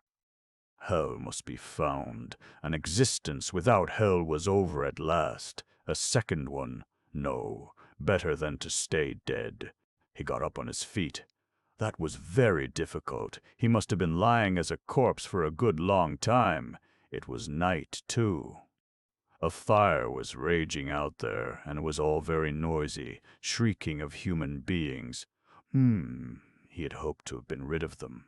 But apparently the Almighty Creator could not get along without them now, but one purpose. He just wanted his hell. When he had found hell, he promised himself this: never again quarrel with the Father of all things, about anything at all. So now he went. The door leading to the street was open and hanging crookedly on its hinges. Strange. He stepped in front of the house and looked deliberatingly around. What he saw seemed to be a kind of metropolis, but a rather insane kind of metropolis. The houses seemed as though struck still in St. Vitus's dance, and an uncommonly rough and impolite sort of people was ramping around a flaming bonfire, upon which a creature of rare beauty was standing, seeming to Rotwang to be wondrously at ease. It was that, yes, that, in the existence which, thank the Lord, lay far behind him, he had tried to create, to replace his lost hell. Just to make the handiwork of the Creator of the world look rather silly, not bad for a beginning. But good God, compared with hell, what an object, what a bungle, what a bungle. The shrieking individuals down there were quite ripe to burn the thing, though it appeared to him to be rather a show of idiocy to destroy his test work. But perhaps that was the custom of the people in this existence, and he certainly did not want to argue with them. He wanted to find hell, his hell, and nothing else. He knew exactly where to look for her. She loved the cathedral so dearly, did his pious hell. And if the flickering light of the bonfire did not deceive him, for the greenish sky gave no glimmer, hell was standing like a frightened child in the blackness of the cathedral door, her slender hands clasped firmly upon her breast, looking more saint-like than ever. Past those who were raving around the bonfire, always politely avoiding getting in their way, Rotwang quietly groped his way to the cathedral. Yes, it was his hell. She receded into the cathedral. He groped his way up the steps. How high the door looked! Coolness and hovering incense received him. All the saints in the pillar niches had pious and lovely faces, smiling gently as though they rejoiced with him that he was now, at last, to find hell, his hell, again. She was standing at the foot of the belfry steps. She seemed to him to be very pale and indescribably pathetic. Through a narrow window "Hell," said Rotwang, his heart streaming over. He stretched out his hands. "Come to me, my hell, how long I had to live without you." But she did not come. She started back from him. Her face full of horror, she started back from him. "Hell," begged the man, "why are you afraid of me? I am no ghost, although I am dead. I had to die to come to you. I have always, always longed for you. You have no right to leave me alone now. I want your hands. Give them to me." But his groping fingers snatched into space. Footsteps were hurrying up the steps of the stone staircase which led to the belfry. Something like anger came over Rotwang's heart. Deep in his dulled and tortured soul reposed the memory of a day upon which hell had likewise fled from him. To another. No, don't think of it. That was a part of his first existence, and it would be quite senseless to go through the same again. In the other, and, as humanity in general hoped, better world. Why was hell fleeing from him? He groped along after her, climbed up stairs upon stairs. The hastening, frightened footsteps remained constantly before him. And the higher the woman before him fled, the more wildly did his heart beat in this mighty ascent. The redder did Rotwang's eyes become filled with blood, the more furiously did his anger boil up within him. She should not run away from him. She should not. If only he could catch her by the hand, he would never, never let her go again. He would forge a ring about her wrist with his metal hand, and then she should never try to escape him again, to another. They had both reached the belfry. They raced along under the bells. He blocked the way to the stairs. He laughed sadly and evilly. "Hell, my hell, you can no longer escape me." She made a swift, despairing leap and hung on the rope of the bell which was called St. Michael. St. Michael raised his oar voice, but it sounded as though broken, complaining wildly. Rotwang's laughter mingled with the sound of the bell. His metal arm, the marvelous achievement of a genius, stretched like the phantom arm of a skeleton far out on the sleeve of his coat and snatched at the bell rope. "Hell, my hell, you can no longer escape me." The girl staggered back against the breastwork. She looked around. She was trembling like a bird. She could not go down the stairs. Neither could she go any higher. She was trapped. She saw Rotwang's eyes and saw his hands. And, without hesitation, without reflection, with a ferocity which swept a blaze of scarlet across the pallor of her face, she swung herself out of the belfry window, to hang upon the steel cord of the lightning conductor. Freder, below, far below, near the flaming pyre, lay a trampled creature, his forehead in the dust.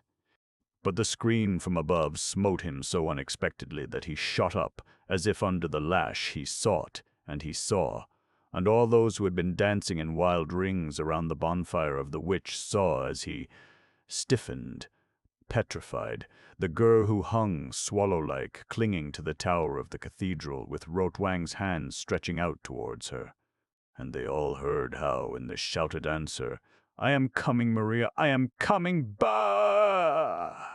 there cried out all the relief and all the despair which can fill the heart of a man to whom heaven and hell are equally near.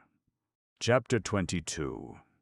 Joe Fredersen stood in the dome room of the new Tower of Babel, waiting for Slim. He was to bring him news of his son. A ghostly darkness lay upon the new Tower of Babel. The light had gone completely out, gone out as though it had been killed.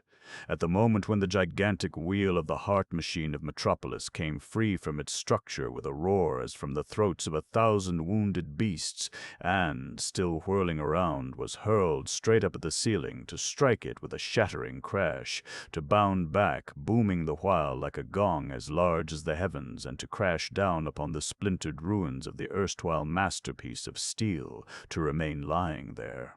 Joe Fredersen stood long on the same spot, not daring to move. It seemed to him that an eternity had passed since he sent Slim out for news of his son, and Slim wouldn't come back.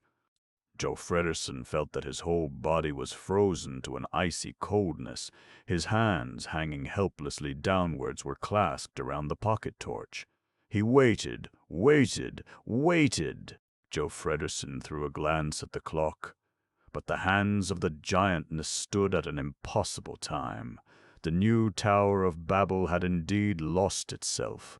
Whereas, every day, the throbbing of the streets which tunneled their course below it, the roar of the traffic of 50 million, the magic madness of speed had raged its way up to him, there now crouched a calm of penetrating terror. Stumbling steps were hastening towards the door of the outer room.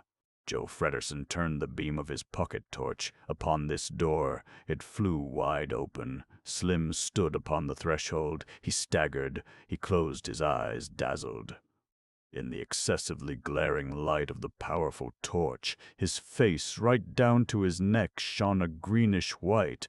Joe Fredersen wanted to ask a question, but not the least sound passed his lips. A terrible dryness burnt his throat. The lamp in his hand began to tremble and to dance. Up to the ceiling, down to the floor, along the walls, reeled the beam of light. Slim ran up to Joe Fredersen. Slim's wide, staring eyes bore an inextinguishable horror. "Your son," he stammered, almost babbling. "Your son, Mr. Fredersen." Joe Fredersen remained silent. He made no movement, but that he stooped a little, just a very little, forward. "I have not found your son," said Slim. He did not wait for Joe Fredersen to answer him. his tall body with the impression it gave of asceticism and cruelty, the movements of which had, in Joe Frederson's service, gradually gained the disinterested accuracy of a machine, seemed quite out of joint, shaken out of control. His voice inquired shrilly in the grip of a deep innermost frenzy. "Do you know, Mr. Frederson, what is going on around you in Metropolis?" "Ha!" "What I will," answered Joe Frederson. The words sounded mechanical and as though they had been read before they were spoken. "What does that mean? You have not found my son." "It means what it means," answered Slim in his shrill voice. His eyes bore an awful hatred. He stood, leaning far forward, as if ready to pounce upon Joe Frederson, and his hands became claws. "It means that Fredra, your son, is not to be found. It means that he, perhaps, wanted to look on with his own eyes at what becomes of Metropolis by his father's will in the hands of a few lunatics. It means, as the now half-witted servants told me, that your son left the safety of his home, setting out in company with a man who was wearing the uniform of a workman of Metropolis, and that it might well be difficult to seek your son in this city, in which, by your will, madness has broken out. The madness to destroy, Mr. Frederson, the madness to ruin, and which has not even light to lighten its madness. Ma!"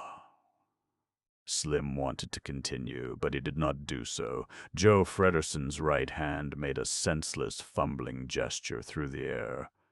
The torch fell from his hand, continuing to burn on the floor.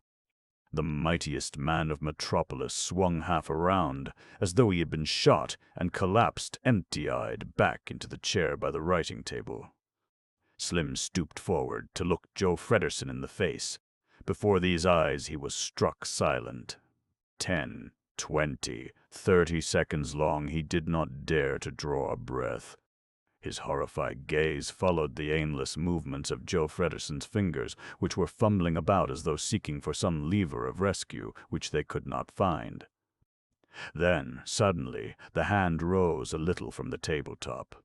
The forefinger straightened as though admonishing to attention. Joe Frederson murmured something.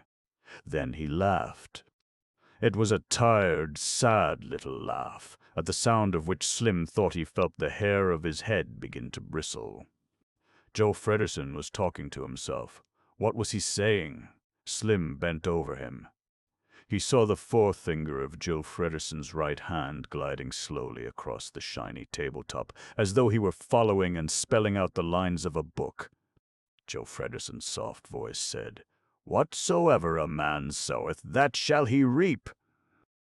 Then Joe Frederson's forehead fell onto the smooth wood, and unceasingly in a tone which, except for a dead woman, no one had ever heard from Joe Frederson, his soft voice cried the name of his son, but the cries remained unanswered. Up the steps of the new Tower of Babel there crept a man. It seldom happened in the great Metropolis, Joe Frederson's time-saving city, that anyone used the stairs. They were reserved in case of all the lifts and the paternoster being overcrowded, of the cessation of all means of transit, of the outbreak of fire and similar accidents, improbable occurrences in this perfect settlement of human beings. But the improbable had happened.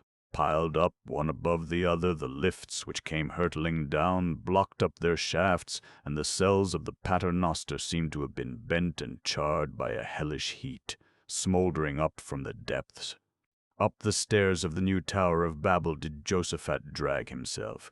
He had learnt to swear in that quarter of an hour, even as Grot used to swear, and he made full use of his newly acquired art. He roared at the pain which racked his limbs. He spat out an excess of hatred and contempt at the agony in his knees. Wild and ingenious were the execrations which he hurled at every landing, every new bend in the staircase. But he conquered them all. 106 flights of stairs, each consisting of 30 steps. He reached the semicircle where the lifts had their opening. In the corners before the door to Joe Frederson's rooms, there crouched knots of human beings, pressed together by the common pressure of a terrible fear. They turned their heads to stare at the man who was crawling up the stairs, dragging himself up by aid of the walls. His wild eyes swept over them. "What is it?" he asked breathlessly. "What are you all doing here?" agitated voices whispered. Nobody knew who was speaking. Words tumbled over each other. "He drove us out into the town, where death is running as though amok. He sent us out to look for his son, Fredder. We couldn't find him, none of us. We daren't go in to Joe Fredersen. Nobody dares take him the news that we haven't been able to find his son." A voice swung out high and sharp from out the knot. "Who can find one single damned soul in this hell?" "Hush, hush, hush. Listen, hush. He is talking to Slim." And in the tension of listening, which smothered every sound, the heads bent towards the door. Behind the door a voice spoke, as were the wood rattling. "Where is my son?" Josephat made for the door, staggering. The panting cry of many men tried to stop him. Hands were stretched out towards him. Don't. But he had already pushed open the door. He looked about him. Through the enormous windows, the first glow of the youthful day was flowing, lying on the shining floor like pools of blood. By the wall, near the door, stood Slim. And just before him stood Joe Fredersen. His fists were pressed against the wall, right and left of the man, holding him fast, as though they had been drilled through him, crucifying him. "Where is my son?" said Joe Fredersen. He asked, and his voice cracked as if in suffocation. "Where is my child?" Slim's head flung back against the wall. From his ashen lips came the toneless words. "Tomorrow there will be many in Metropolis who will ask, 'Joe Fredersen, where is my child?'" Joe Fredersen's fists relaxed. His whole body twisted around. Then the man who had been the master over Metropolis saw that another man was standing in the room. He stared at him. The sweat trickled down his face in cold, slow, burdensome drops. The face twitched in a terrible impotence. "Where is my son?" asked Joe Fredersen babblingly. He stretched out his hand. The hand shot through the air, groping aimlessly. "Do you know where my son is?" Josephat did not answer. "Yes," the answer shouted in his throat, but he could not form the words.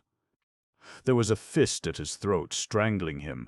God, almighty God in highest heaven, was it Joe Fredersen who was standing before him? Joe Fredersen made an uncertain step towards him. He bent his head low to look at him the more closely. He nodded again. "I know you," he said tonelessly. "You are Josephat, and you were my wrong, and I ruined you. I beg your forgiveness. I am sorry that I was ever cruel to you or to anyone else. Forgive me, Josephat. For 10 hours I have not known where my son is.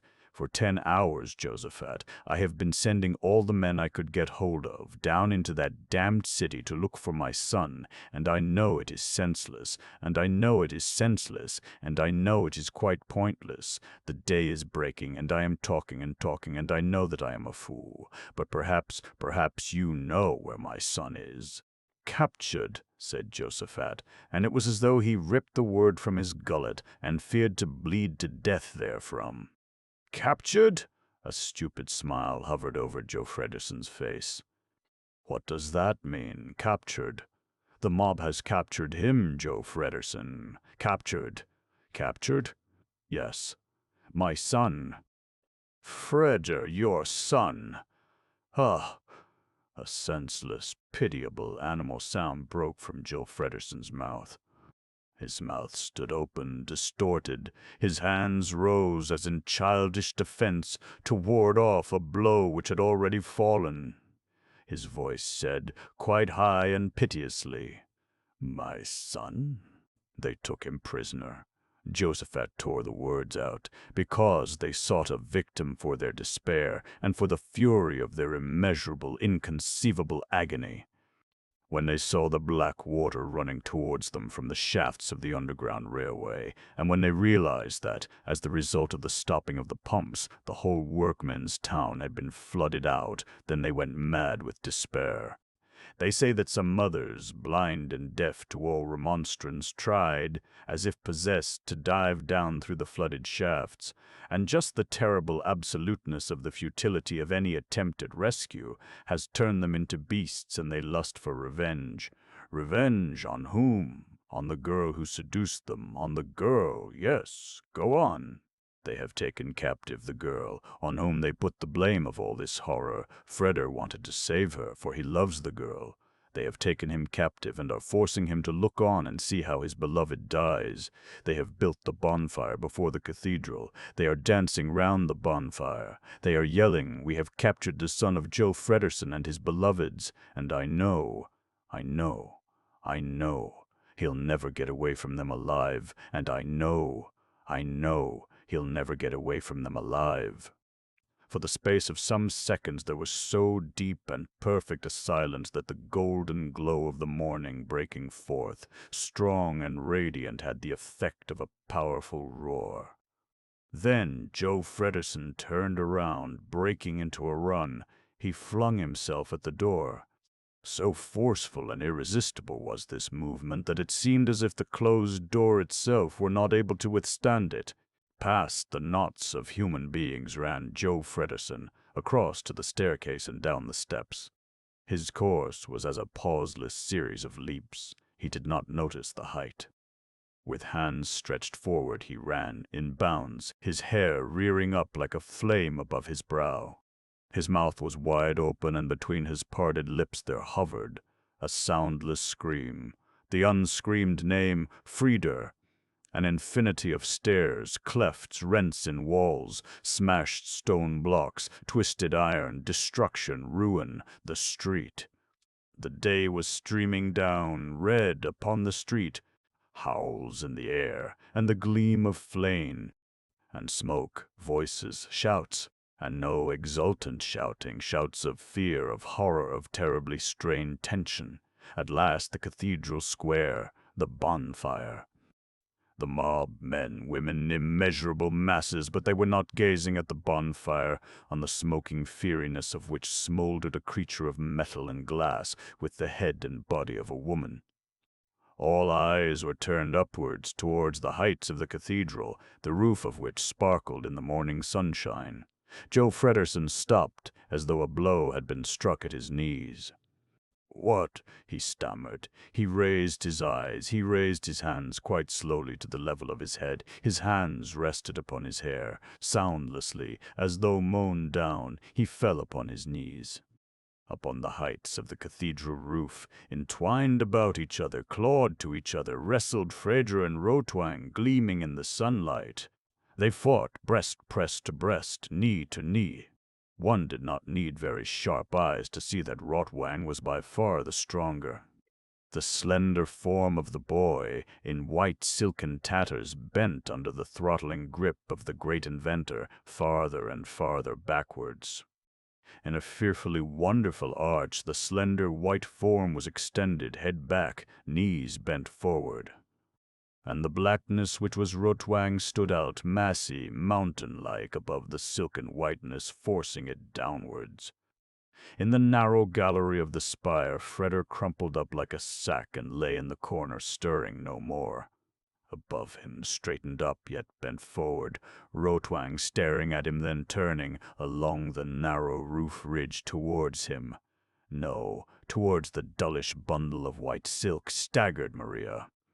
In the light of the morning, risen, glorious and imperious, her voice fluttered out like the mourning of a poor bird. "Freder, Freder, Freder." Whispers broke out in the cathedral square. Heads turned and hands pointed.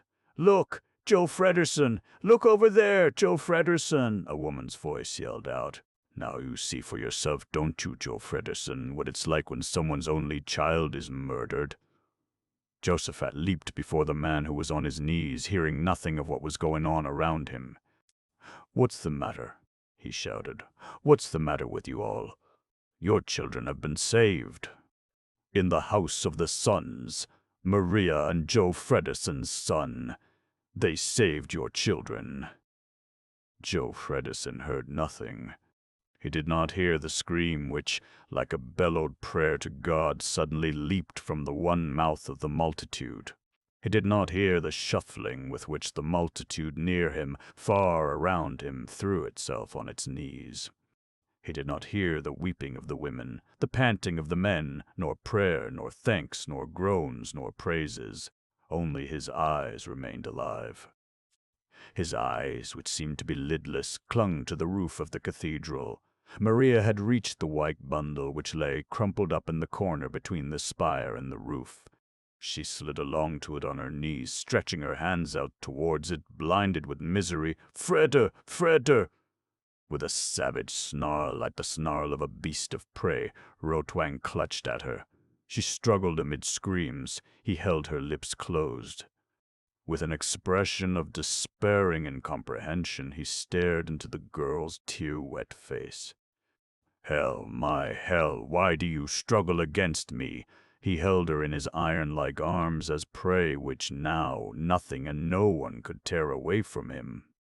Close to the spire, a ladder led upwards to the cathedral coping. With the bestial snarl of one unjustly pursued, he climbed up the ladder, dragging the girl with him in his arms. This was the sight which met Freder's eyes when he opened them and tore himself free from the half-unconscious state he was in. He pushed himself up and flung himself across to the ladder. He climbed up the ladder almost at a run, with the blindly certain speed born of fear for his beloved. He reached Rotwang, who let Maria fall. She fell. She fell, but in falling she saved herself, pulling herself up and reaching the golden sickle of the moon on which rested the star-crowned Virgin. She stretched out her hand to clutch at Frida. But at the same moment Rotwang threw himself down upon the man who was standing below him, and clasped tightly together, they rolled along, down the roof of the cathedral, rebounding violently against the narrow railing of the gallery. The yell of fear from the multitude came shrieking up from the depths. Neither Rotwang nor Freda heard it. With a terrible oath, Rotwang gathered himself up. He saw above him, sharp against the blue of the sky, the gargoyle of a waterspout. It grinned in his face. The long tongue leered mockingly at him. He drew himself up and struck with clenched fist at the grinning gargoyle. The gargoyle broke. In the weight of the blow he lost his balance and fell, and saved himself, hanging with one hand to the Gothic ornamentation of the cathedral. And, looking upwards into the infinite blue of the morning sky, he saw Hell's countenance which he had loved, and it was like the countenance of the beautiful angel of death smiling at him, its lips inclining towards his brow. Great black wings spread themselves out, strong enough to carry a lost world up to heaven.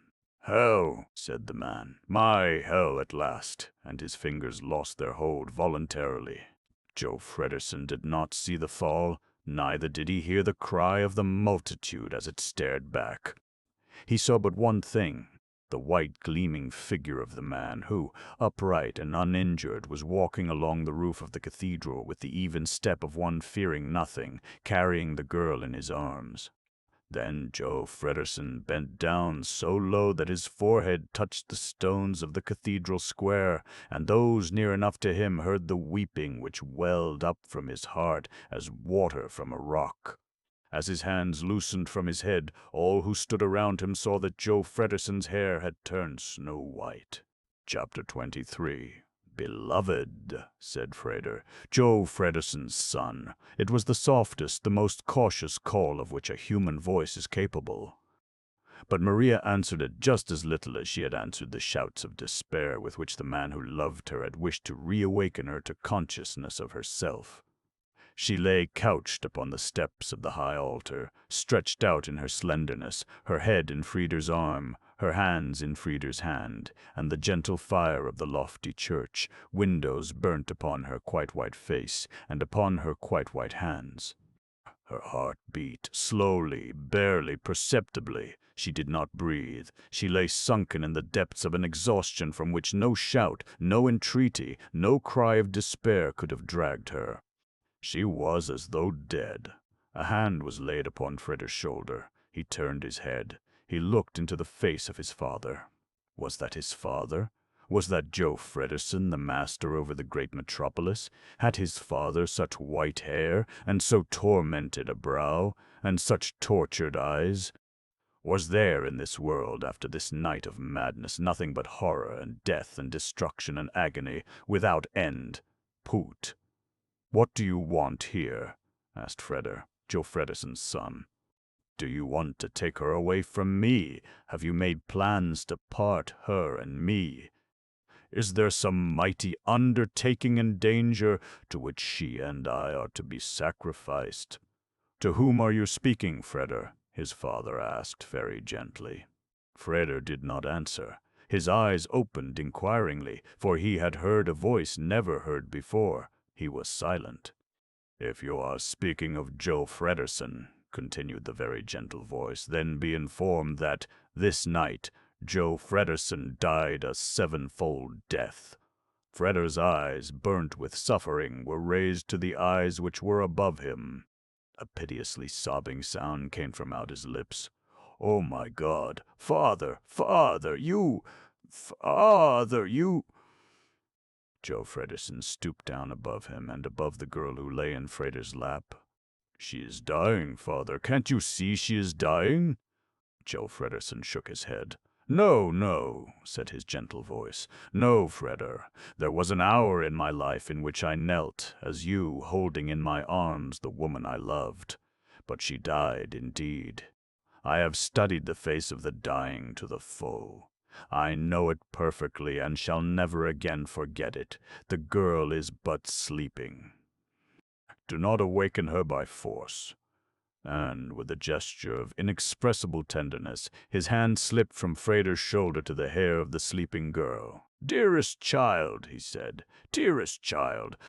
And from out of the depth of her dream the sweetness of a smile responded to him, before which Joe Fredersen bowed himself, as before a revelation not of this world. Then he left his son and the girl and passed through the cathedral, made glorious and pleasant by the gay-colored ribbons of sunshine.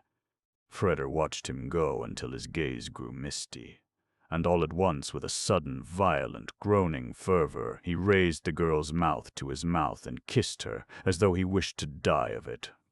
For, from out the marvel of light, spun into ribbons, the knowledge had come upon him that it was day, that the invulnerable transformation of darkness into light was becoming consummate, in its greatness, in its kindliness over the world.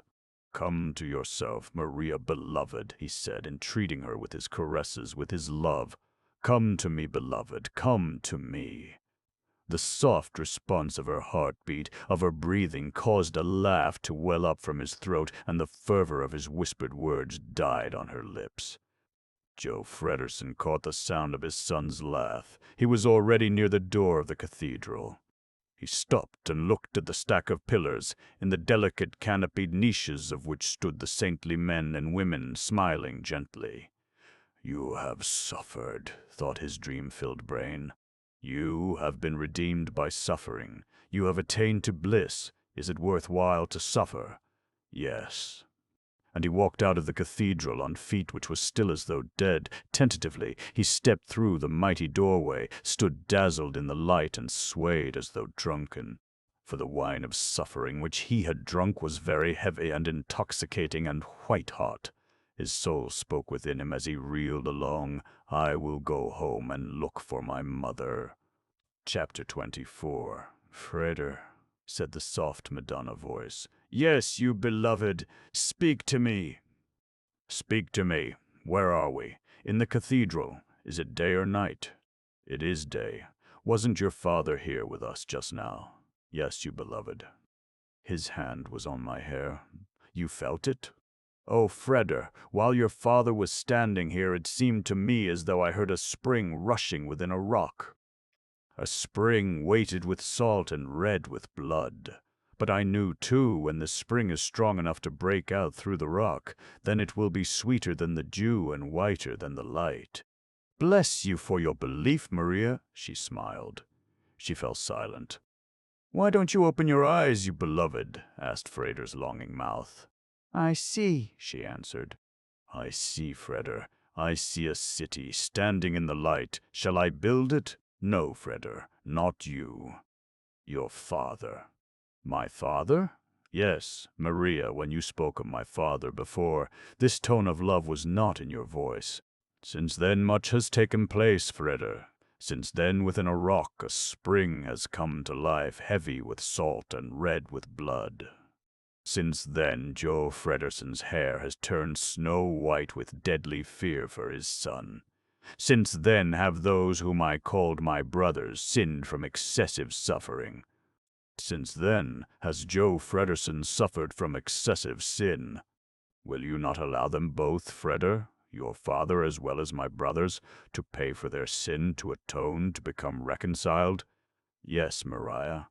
Will you help them, you mediator? Yes, Maria. She opened her eyes and turned the gentle wonder of their blue towards him. Bending low above her, he saw in pious astonishment how the gay-colored heavenly kingdom of saintly legends, which looked down upon her from out the lofty, narrow church windows, was reflected in her Madonna eyes. Involuntarily he raised his eyes to become aware, for the first time, of whither he had borne the girl whom he loved.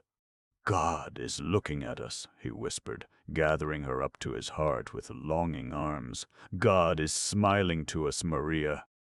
Amen, said the girl at his heart. Chapter 25. Joe Frederson came to his mother's house. Death had passed over Metropolis. Destruction of the world and the day of judgment had shouted from out the roars of explosion, the clanging of the bells of the cathedral. But Joe Frederson found his mother as he always found her, in the wide, soft chair by the open window, the dark rug over the paralyzed knees, the great Bible on the sloping table before her, in the beautiful old hands, the figured lace at which she was sewing. She turned her eyes towards the door and perceived her son. The expression of stern severity on her face became sterner and more severe. She said nothing. But about her closed mouth was something which said, You are in a bad way, Joe Frederson, and as a judge did she regard him. Joe Frederson took his hat from his head. Then she saw the white hair above his brow. Child, she said quietly, stretching her hands out towards him. Joe Frederson fell on his knees by his mother's side. He threw his arms about her, pressing his head into the lap which had borne him. He felt her hands on his hair, felt how she touched it, as though fearful of hurting him, as though this white hair was the mark of an unhealed wound, very near the heart, and heard her dear voice saying, Child, my poor child. The rustling of the walnut tree before the window filled a long silence with longing and affection. Then Joe Frederson began to speak. He spoke with the eagerness of one bathing himself in holy water, with the fervor of a conquered one, confessing, with the redemption of one ready to do any penance, and who was pardoned. His voice was soft and sounded as though coming from far away, from the farther bank of a wide river. He spoke of Freder. Then his voice failed him entirely. He raised himself from his knees and walked through the room. When he turned around, there stood in his eyes a smiling loneliness and the realization of a necessary giving up, of the tree's giving up of the ripe fruit. It seemed to me, he said, gazing into space, as though I saw his face for the first time when he spoke to me this morning. It is a strange face, Mother. It is quite my face, and yet quite his own. It is the face of his beautiful dead mother, and yet it is at the same time fashioned after Maria's features, as though he were born for the time, the face of the masses, confident in her, related to her, as near to her as brothers. How do you come to know the face of the masses, Joe? Asked his mother gently. For a long time, Joe Fredersen gave no answer. "You are quite right to ask, mother," he said then. "From the heights of the new Tower of Babel I could not distinguish it. And in the night of lunacy in which I perceived it for the first time, it was so distorted in its own horror that it no more resembled itself. When I came out of the cathedral door in the morning, the masses were standing as one man looking towards me. Then the face of the masses was turned towards me. Then I saw it was not old, was not young, was sorrowless and joyless. 'What do you want?' I asked. And one answered, 'We are waiting, Mr. Fredersen.' 'For what?' I asked him. 'We are waiting,' continued the spokesman, 'for someone to come who will tell us what way we should go. And you want to be this one, Joe?' 'Yes, mother.' 'And will they trust in you?' 'I do not know, mother. If we had been living 1,000 years earlier, I should, perhaps, set out on the high road with pilgrim's staff and cockle hat, and seek the way to the holy land of my belief, not returning home until I had cooled my feet, hot from wandering in the Jordan, and, in the places of redemption, had prayed to the Redeemer. And if I were not the man I am, it might come to pass that I should set out on a journey along the roads of those who walk in the shadow. I should, perhaps, sit with them in the corners of misery and learn to comprehend their groans and their curses, into which a life of hell has transformed their prayers, for from comprehension comes love, and I am longing to love mankind, mother. But I believe that acting is better than making pilgrimages, and that a good deed is worth more than the best of words. I believe, too, that I shall find the way to do so, for there are 2 standing by me who wish to help me. 3, Joe." The eyes of the son sought the gaze of the mother. "Who is the 3rd? Hell, hell, hell, hell." "Yes, child." Joe Fredersen remained silent. She turned over the pages of her Bible until she found what she sought. It was a letter. She took it and said, still holding it lovingly, "I received this letter from hell before she died. She asked me to give it you when, as she said, you had found your way home to me and to yourself." Soundlessly moving his lips, Joe Fredersen stretched out his hand for the letter. The yellowish envelope contained but a thin sheet of paper. Upon it stood, in the handwriting of a girlish woman, "I am going to God, and do not know when you will read these lines, Joe. But I know you will read them one day, and, until you come, I shall exhaust the eternal blissfulness in praying God to forgive me for making use of 2 sayings from his holy book, in order to give you my heart, Joe. One is, I have loved thee with an everlasting love. The other, lo, I am with you always, even unto the end of the world." Hell. It took Joe Fredersen a long time before he succeeded in replacing the thin sheet of notepaper in the envelope. His eyes gazed through the open window by which his mother sat. He saw, drawing across the soft blue sky, great white clouds which were like ships laden with treasures from a far-off world. "Of what are you thinking, child?" asked his mother's voice with care. But Joe Fredersen gave her no answer. His heart, utterly redeemed, spoke stilly within him, "Unto the end of the world, unto the end of the world." Metropolis. This remarkable novel, the basis for the world's greatest science fiction movie, has long been a rare but ardently sought-after collector's item. It is an unforgettable vision of the 21st century and the awe-inspiring megapolis of the future. Metropolis has been compared to such classics as H.G.G. Wells' The Time Machine, Samuel Butler's Erewhon, and Carol Capek's R.U.R.